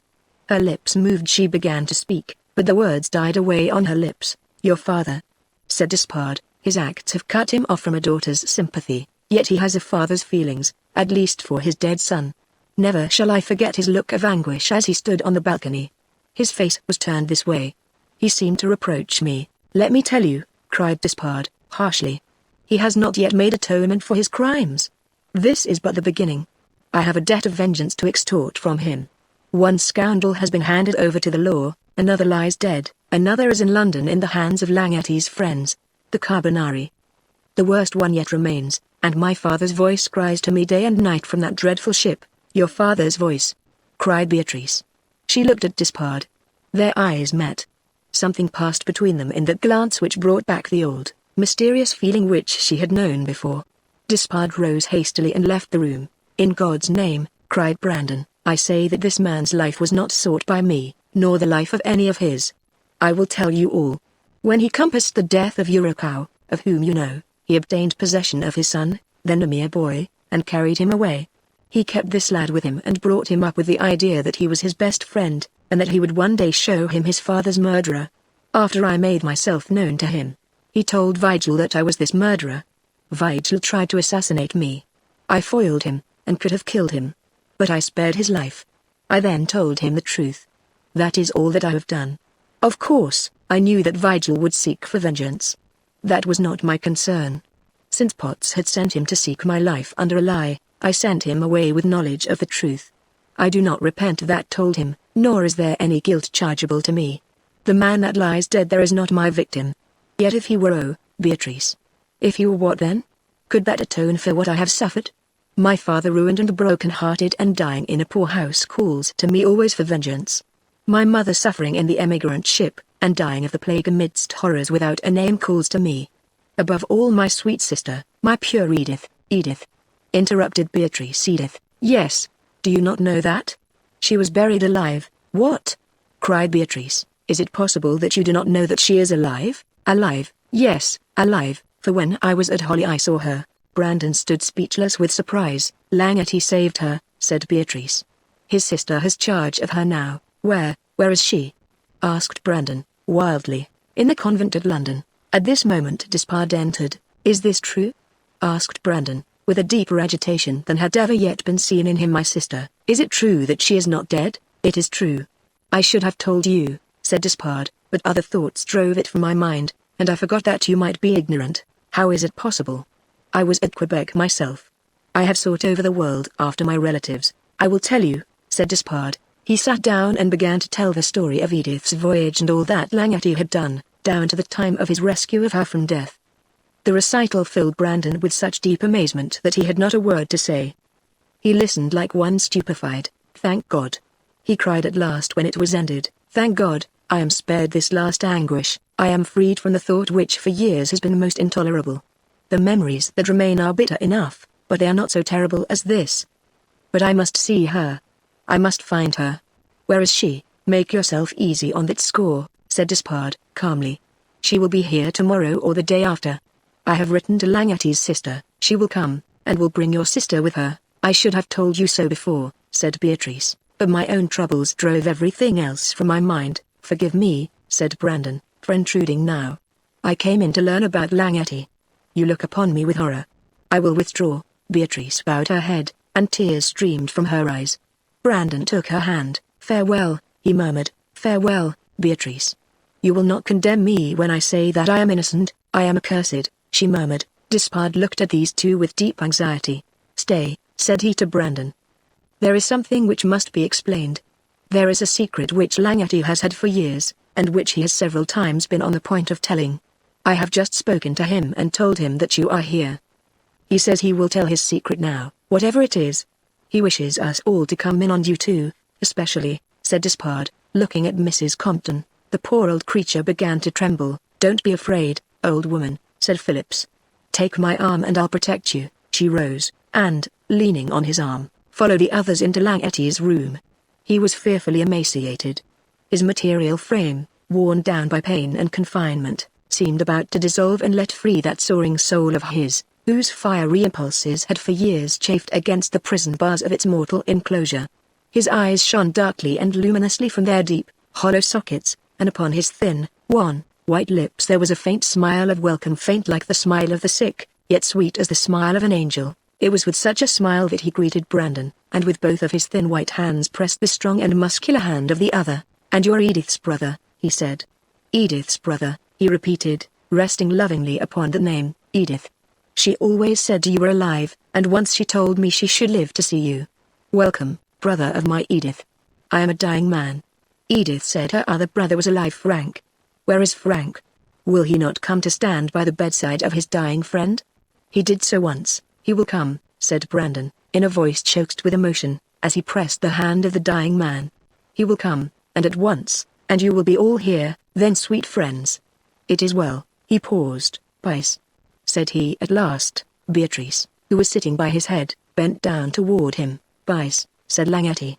"My pocketbook is in my coat, and if you open the inside pocket you will find something wrapped in paper. Bring it to me." Beatrice found the pocketbook and opened it as directed. In the inside pocket there was a thin, small parcel. She opened it and drew forth a very small baby's stocking. "Look at the mark," said Langeti. Beatrice did so, and saw 2 letters marked on it, B. D. "This was given me by your nurse at Hong Kong. She said your things were all marked with those letters when you were first brought to her." She did not know what it meant. B meant Beatrice, but what did D mean? All around that bedside exchanged glances of wonder. Mrs. Compton was most agitated. "Take me away," she murmured to Phillips, but Phillips would not. "Cheer up, old woman," said he. "There's nothing to fear now. That devil won't hurt you. Now, in my deep interest in you, and in my affection, I tried to find out what this meant. The nurse and I often talked about it. She told me that your father never cared particularly about you, and that it was strange for your clothing to be marked D if your name was Potts. It was a thing which greatly troubled her. I made many inquiries. I found out about the Manila murder case. From that moment I suspected that D meant Despard." "Oh, heavens!" sighed Beatrice, in an agony of suspense. Brandon and Despard stood motionless, waiting for something further. "This is what I tried to solve. I made inquiries everywhere. At last I gave it up. So when circumstances threw Beatrice again in my way I tried again. I have always been baffled. There is only one who can tell, only one. She is here, in this room, and, in the name of God, I call upon her to speak out and tell the truth." "Who?" cried Despard, while he and Brandon both looked earnestly at Mrs. Compton. "Mrs. Compton," said Langeti, and his voice seemed to die away from exhaustion. Mrs. Compton was seized with a panic more overpowering than usual. She gasped for breath. "Oh, Lord!" she cried. "Oh, Lord! Spare me! Spare me! He'll kill me!" Brandon walked up to her and took her hand. "Mrs. Compton," said he, in a calm, resolute voice, "your timidity has been your curse. There is no need for fear now. I will protect you. The man whom you have feared so many years is now ruined, helpless, and miserable. I could destroy him at this moment if I chose. You are foolish if you fear him. Your son is with you. His arm supports you, and I stand here ready to protect both you and your son. Speak out, and tell what you know. Your husband is still living. He longs for your return. You and your son are free from your enemies. Trust in me, and you shall both go back to him and live in peace." Tears fell from Mrs. Compton's eyes. She seized Brandon's hand and pressed it to her thin lips. "You will protect me?" said she. "Yes, you will save me from him?" she persisted, in a voice of agony. "Yes, and from all others like him. Do not fear. Speak out." Mrs. Compton clung to the arm of her son. She drew a long breath. She looked up into his face as though to gain courage, and then began. It was a long story. She had been attendant and nurse to the wife of Colonel Despard, who had died in giving birth to a child. Potts had brought news of her death, but had said nothing whatever about the child. Colonel Despard knew nothing of it. Being at a distance at the time, on duty, he had heard but the one fact of his wife's death, and all other things were forgotten. He had not even made inquiries as to whether the child which he had expected was alive or dead, but had at once given way to the grief of the bereavement, and had hurried off. In his designs on Colonel Despard, Potts feared that the knowledge of the existence of a child might keep him in India, and distract his mind from its sorrow. Therefore he was the more anxious not only to keep this secret, but also to prevent it from ever being known to Colonel Despard. With this idea he hurried the preparation of the Vishnu to such an extent that it was ready for sea almost immediately, and left with Colonel Despard on that ill-fated voyage. Mrs. Compton had been left in India with the child. Her son joined her, in company with John, who, though only a boy, had the vices of a grown man. Months passed before Potts came back. He then took her along with the child to China, and left the latter with a respectable woman at Hong Kong, who was the widow of a British naval officer. The child was Beatrice Despard. Potts always feared that Mrs. Compton might divulge his secret, and therefore always kept her with him. Timid by nature to an unusual degree, the wretched woman was in constant fear for her life, and as years passed on this fear was not lessened. The sufferings which she felt from this terror were atoned for, however, by the constant presence of her son, who remained in connection with Potts, influenced chiefly by the ascendancy which this villain had over a man of his weak and timid nature. Potts had brought them to England, and they had lived in different places, until at last Brandon Hall had fallen into his hands. Of the former occupants of Brandon Hall, Mrs. Compton knew almost nothing. Very little had ever been said about them to her. She knew scarcely anything about them, except that their names were Brandon, and that they had suffered misfortunes. Finally, this Beatrice was Beatrice Despard, the daughter of Colonel Despard and the sister of the clergyman then present. She herself, instead of being the daughter of Potts, had been one of his victims, and had suffered not the least at his hands. This astounding revelation was checked by frequent interruptions. The actual story of her true parentage overwhelmed Beatrice. This was the awful thought which had occurred to herself frequently before. This was what had moved her so deeply in reading the manuscript of her father on that African Isle. This also was the thing which had always made her hate with such intensity the miscreant who pretended to be her father. Now she was overwhelmed. She threw herself into the arms of her brother and wept upon his breast. Courtney Despard for a moment rose above the gloom that oppressed him, and pressed to his heart this sister so strangely discovered. Brandon stood apart, looking on, shaken to the soul and unnerved by the deep joy of that unparalleled discovery. Amidst all the speculations in which he had indulged, the very possibility of this had never suggested itself. He had believed most implicitly all along that Beatrice was in reality the daughter of his mortal enemy. Now the discovery of the truth came upon him with overwhelming force. She raised herself from her brother's embrace, and turned and looked upon the man whom she adored, the one who, as she said, had over and over again saved her life, the one whose life she, too, in her turn had saved, with whom she had passed so many adventurous and momentous days of alternating peace and storm, of varying hope and despair. To him she owed everything, to him she owed even the rapture of this moment. As their eyes met they revealed all their inmost thoughts. There was now no barrier between them. Vanished was the insuperable obstacle, vanished the impassable gulf. They stood side by side. The enemy of this man his foe, his victim was also hers. Whatever he might suffer, whatever anguish might have been on the face of that old man who had looked at her from the balcony, she had clearly no part nor lot now in that suffering or that anguish. He was the murderer of her father. She was not the daughter of this man. She was of no vulgar or sordid race. Her blood was no longer polluted or accursed. She was of pure and noble lineage. She was a Despard. Beatrice, said Brandon, with a deep, fervid emotion in his voice, Beatrice, I'm yours, and you are mine. Beatrice, it was a lie that kept us apart. My life is yours, and yours is mine. He thought of nothing but her. He spoke with burning impetuosity. His words sank into her soul. His eyes devoured hers in the passion of their glance. Beatrice, my Beatrice. He said, Beatrice Despard. He spoke low, bending his head to hers. Her head sank toward his breast. Beatrice, do you now reproach me?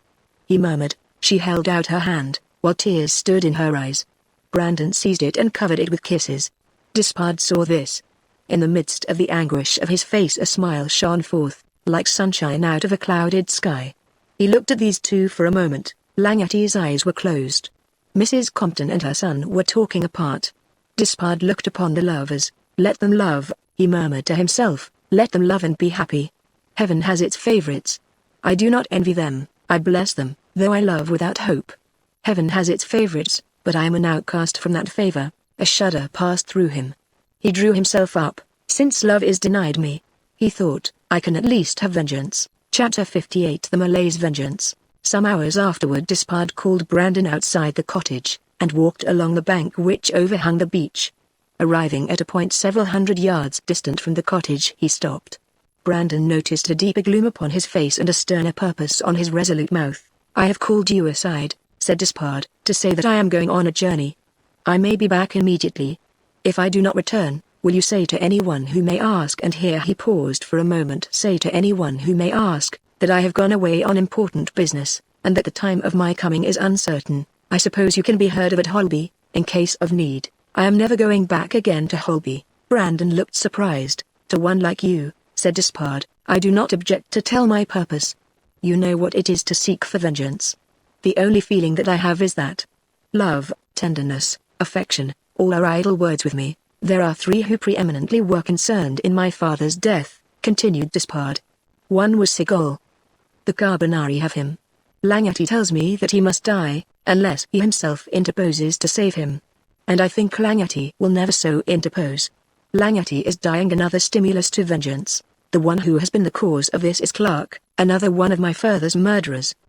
He is in the hands of the law. His punishment is certain. There yet remains the third, and the worst. Your vengeance is satisfied on him. Mine is not. Not even the sight of that miscreant in the attitude of a bereaved father could for one moment move me to pity. I took note of the agony of his face. I watched his grief with joy. I am going to complete that joy. He must die, and no mortal can save him from my hands." The deep, stern tones of Despard were like the knell of doom, and there was in them such determinate vindictiveness that Brandon saw all remonstrance to be useless. He marked the pale sad face of this man.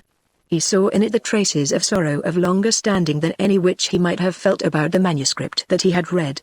It was the face of a man who had suffered so much that life had become a burden. "You are a clergyman," said Brandon at length, with a faint hope that an appeal to his profession might have some effect. Despard smiled cynically. "I am a man," said he. "Cannot the discovery of a sister," asked Brandon, "atone in some degree for your grief about your father?" Despard shook his head wearily. "No," said he, "I must do something, and only one purpose is before me now. I see your motive. You wish to stop short of taking that devil's life. It is useless to remonstrate. My mind is made up. Perhaps I may come back unsuccessful. If so, I must be resigned, I suppose.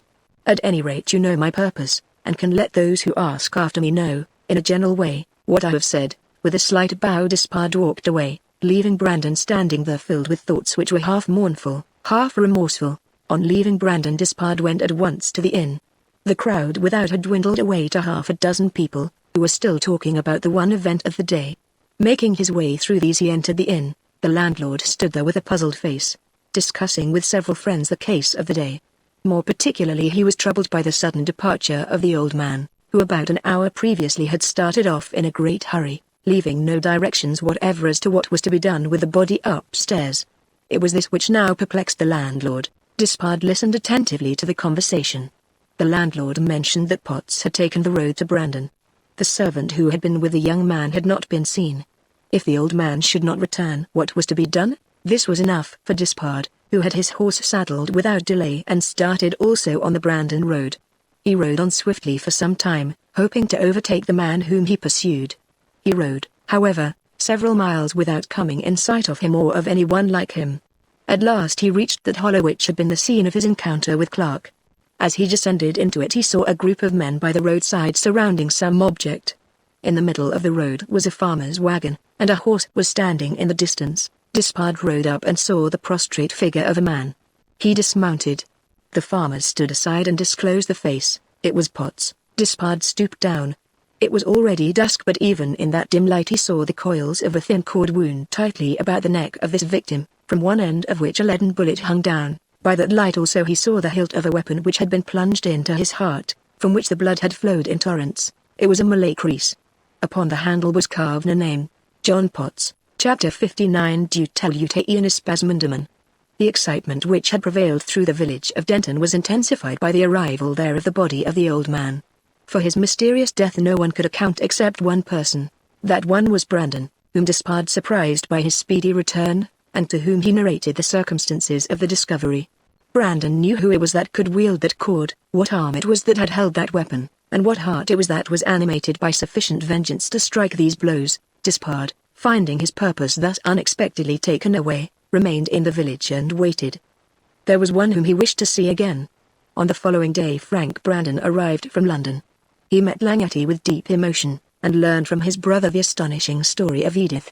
On the following day that long-lost sister herself appeared in company with Mrs. Thornton.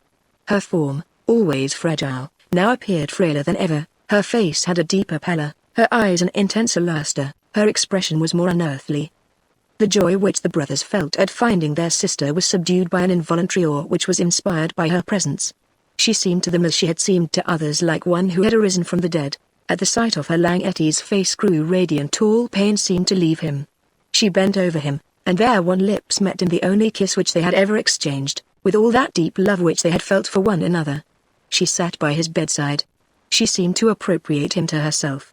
The others acknowledged this quiet claim and gave way to it. As she kissed Langety's lips, he murmured faintly, "I knew you would come." "Yes," said Edith. "We will go together." "Yes, sweetest and dearest," said Langety. "And therefore we meet now, never to part again." She looked at him fondly. "The time of our deliverance is near, oh my friend." "Near," repeated Langety, with a smile of ecstasy. "Near."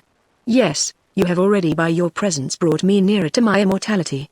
Mrs. Thornton was pale and wan, and the shock which she felt at the sight of her brother at first overcame her. Despard said nothing to her through the day, but as evening came on he went up to her and in a low voice said, "Let us take a walk." Mrs. Thornton looked at him earnestly, and then put on her bonnet. It was quite dark as they left the house. They walked along the road. The sea was on their left. "This is the last that we shall see of one another, little playmate," said Despard, after a long silence. "I have left Holby forever." "Left Holby? Where are you going?"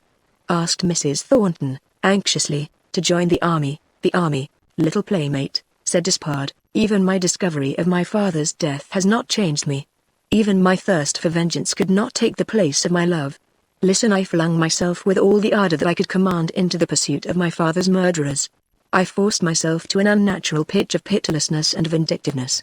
I set out to pursue one of the worst of these men with the full determination to kill him. God saved me from blood guiltiness. I found the man dead in the road. After this all my passion for vengeance died out, and I was brought face to face with the old love and the old despair. But each of us would die rather than do wrong, or go on in a wrong course. The only thing left for us is to separate forever." "Yes, forever," murmured Mrs. Thornton. "Ah, little playmate," he continued, taking her hand, "you are the one who was not only my sweet companion but the bright ideal of my youth. You always stood transfigured in my eyes. You, Teresa, were in my mind something perfect, a bright, brilliant being unlike any other. Whether you were really what I believed you mattered not so far as the effect upon me was concerned. You were at once a real and an ideal being. I believed in you, and believe in you yet. I was not a lover, I was a devotee. My feelings toward you are such as Dante describes his feelings toward his Beatrice. My love is tender and reverential. I exalt you to a plane above my own. What I say may sound extravagant to you, but it is actual fact with me. Why it should be so I cannot tell. I can only say I am so made. We part, and I leave you, but I shall be like Dante, I suppose, and as the years pass, instead of weakening my love they will only refine it and purify it. You will be to me a guardian angel, a patron saint. Your name shall always mingle with my prayers. Is it impious to name your name in prayer? I turn away from you because I would rather suffer than do wrong. May I not pray for my darling? I don't know what to do, said Mrs. Thornton, wearily. Your power over me is fearful. Lama, I would do anything for your sake. You talk about your memories, it is not for me to speak about mine. Whether you idealize me or not, after all, you must know what I really am. Would you be glad never to see me again? The hand which Despard held trembled. If you would be happier, said she, would you be glad if I could conquer this love of mine, and meet you again as coolly as a common friend? I want you to be happy, Lama, she replied. I would suffer myself to make you happy. She was weeping. Despard folded her in his arms. This once, said he, the only time, little playmate, in this life. She wept upon his breast. Greek, Teleuteionisspasmendaman, said Despard, murmuring in a low voice the opening of the Song of the Dead, so well known, so often sung, so fondly remember the song which bids farewell to the dead when the friends bestow the last kiss. He bent down his head. Her head fell. His lips touched her forehead. She felt the beating of his heart. She felt his frame tremble from head to foot. She heard his deep-drawn breathing, every breath a sigh. "It is our last farewell," said he, in a voice of agony. Then he tore himself away, and, a few minutes later, was riding from the village. Chapter 60 Conclusion. A month passed. Despard gave no sign. A short note which he wrote to Brandon announced his arrival at London, and informed him that important affairs required his departure abroad. The cottage was but a small place, and Brandon determined to have Langetty conveyed to the Hall. An ambulance was obtained from Exeter, and on this Langetty and Edith were taken away. On arriving at Brandon Hall, Beatrice found her diary in its place of concealment, the memory of old sorrows which could never be forgotten. But those old sorrows were passing away now, in the presence of her new joy, and yet that joy was darkened by the cloud of a new sorrow. Langetty was dying. His frail form became more and more attenuated every day, his eyes more lustrous, his face more spiritual. Down every step of that way which led to the grave Edith went with him, seeming in her own face and form to promise a speedier advent in that spirit world where she longed to arrive. Beside these Beatrice watched, and Mrs. Thornton added her tender care. Day by day Langetty grew worse. At last one day he called for his violin. He had caused it to be sent for on a previous occasion, but had never used it. His love for music was satisfied by the songs of Beatrice. Now he wished to exert his own skill with the last remnants of his strength. Langetty was propped up by pillows, so that he might hold the instrument. Near him Edith reclined on a sofa. Her large, lustrous eyes were fixed on him. Her breathing, which came and went rapidly, showed her utter weakness and prostration. Langetty drew his bow across the strings. It was a strange, sweet sound, weak, but sweet beyond all words, a long, faint, lingering tone, which rose and died and rose again, bearing away the souls of those who heard it into a realm of enchantment and delight. That tone gave strength to Langetty. It was as though some unseen power had been invoked and had come to his aid. The tones came forth more strongly, on firm pinions, flying from the strings and towering through the air. The strength of these tones seemed to emanate from some unseen power, so also did their meaning. It was a meaning beyond what might be intelligible to those who listened, a meaning beyond mortal thought, yet Langetty understood it, and so did Edith. Her eyes grew brighter, a flush started to her wan cheeks. Her breathing grew more rapid, the music went on. More subtle, more penetrating, more thrilling in its mysterious meaning, it rose and swelled through the air, like the song of some unseen ones, who were waiting for newcomers to the invisible land. Suddenly Beatrice gave a piercing cry. She rushed to Edith's sofa. Edith lay back, her marble face motionless, her white lips apart, her eyes looking upward. But the lips breathed no more, and in the eyes there no longer beamed the light of life. At the cry of Beatrice the violin fell from Langetty's hand, and he sank back. His face was turned toward Edith. He saw her and knew it all. He said not a word, but lay with his face turned toward her. They wished to carry her away, but he gently reproved them. "Wait," he murmured. "In a short time you will carry away another also. Wait." They waited. An hour before midnight all was over. They had passed those pure spirits, from a world which was uncongenial to a fairer world and a purer clime. They were buried side by side in the Brandon vaults. Frank then returned to London. Mrs. Thornton went back to Holby. The new rector was surprised at the request of the lady of Thornton Grange to be allowed to become organist in Trinity Church. She offered to pension off the old man who now presided there. Her request was gladly acceded to. Her zeal was remarkable. Every day she visited the church to practice at the organ. This became the purpose of her life. Yet of all the pieces two were performed most frequently in her daily practice, the one being the Agnus Dei, the other, there, Greek, Teleuteionis Pasmon, of St. John Damascene. Peace, peace, peace. Was that cry of hers unavailing? Of Despard nothing was known for some time. Mr. Thornton once mentioned to his wife that the Reverend Courtney Despard had joined the 11th Regiment, and had gone to South Africa. He mentioned this because he had seen a paragraph stating that a Captain Despard had been killed in the Kaffir War, and wondered whether it could by any possibility be their old friend or not. At Brandon Hall, the one who had been so long a prisoner and a slave soon became mistress. The gloom which had rested over the house was dispelled, and Brandon and his wife were soon able to look back, even to the darkest period of their lives, without fear of marring their perfect happiness.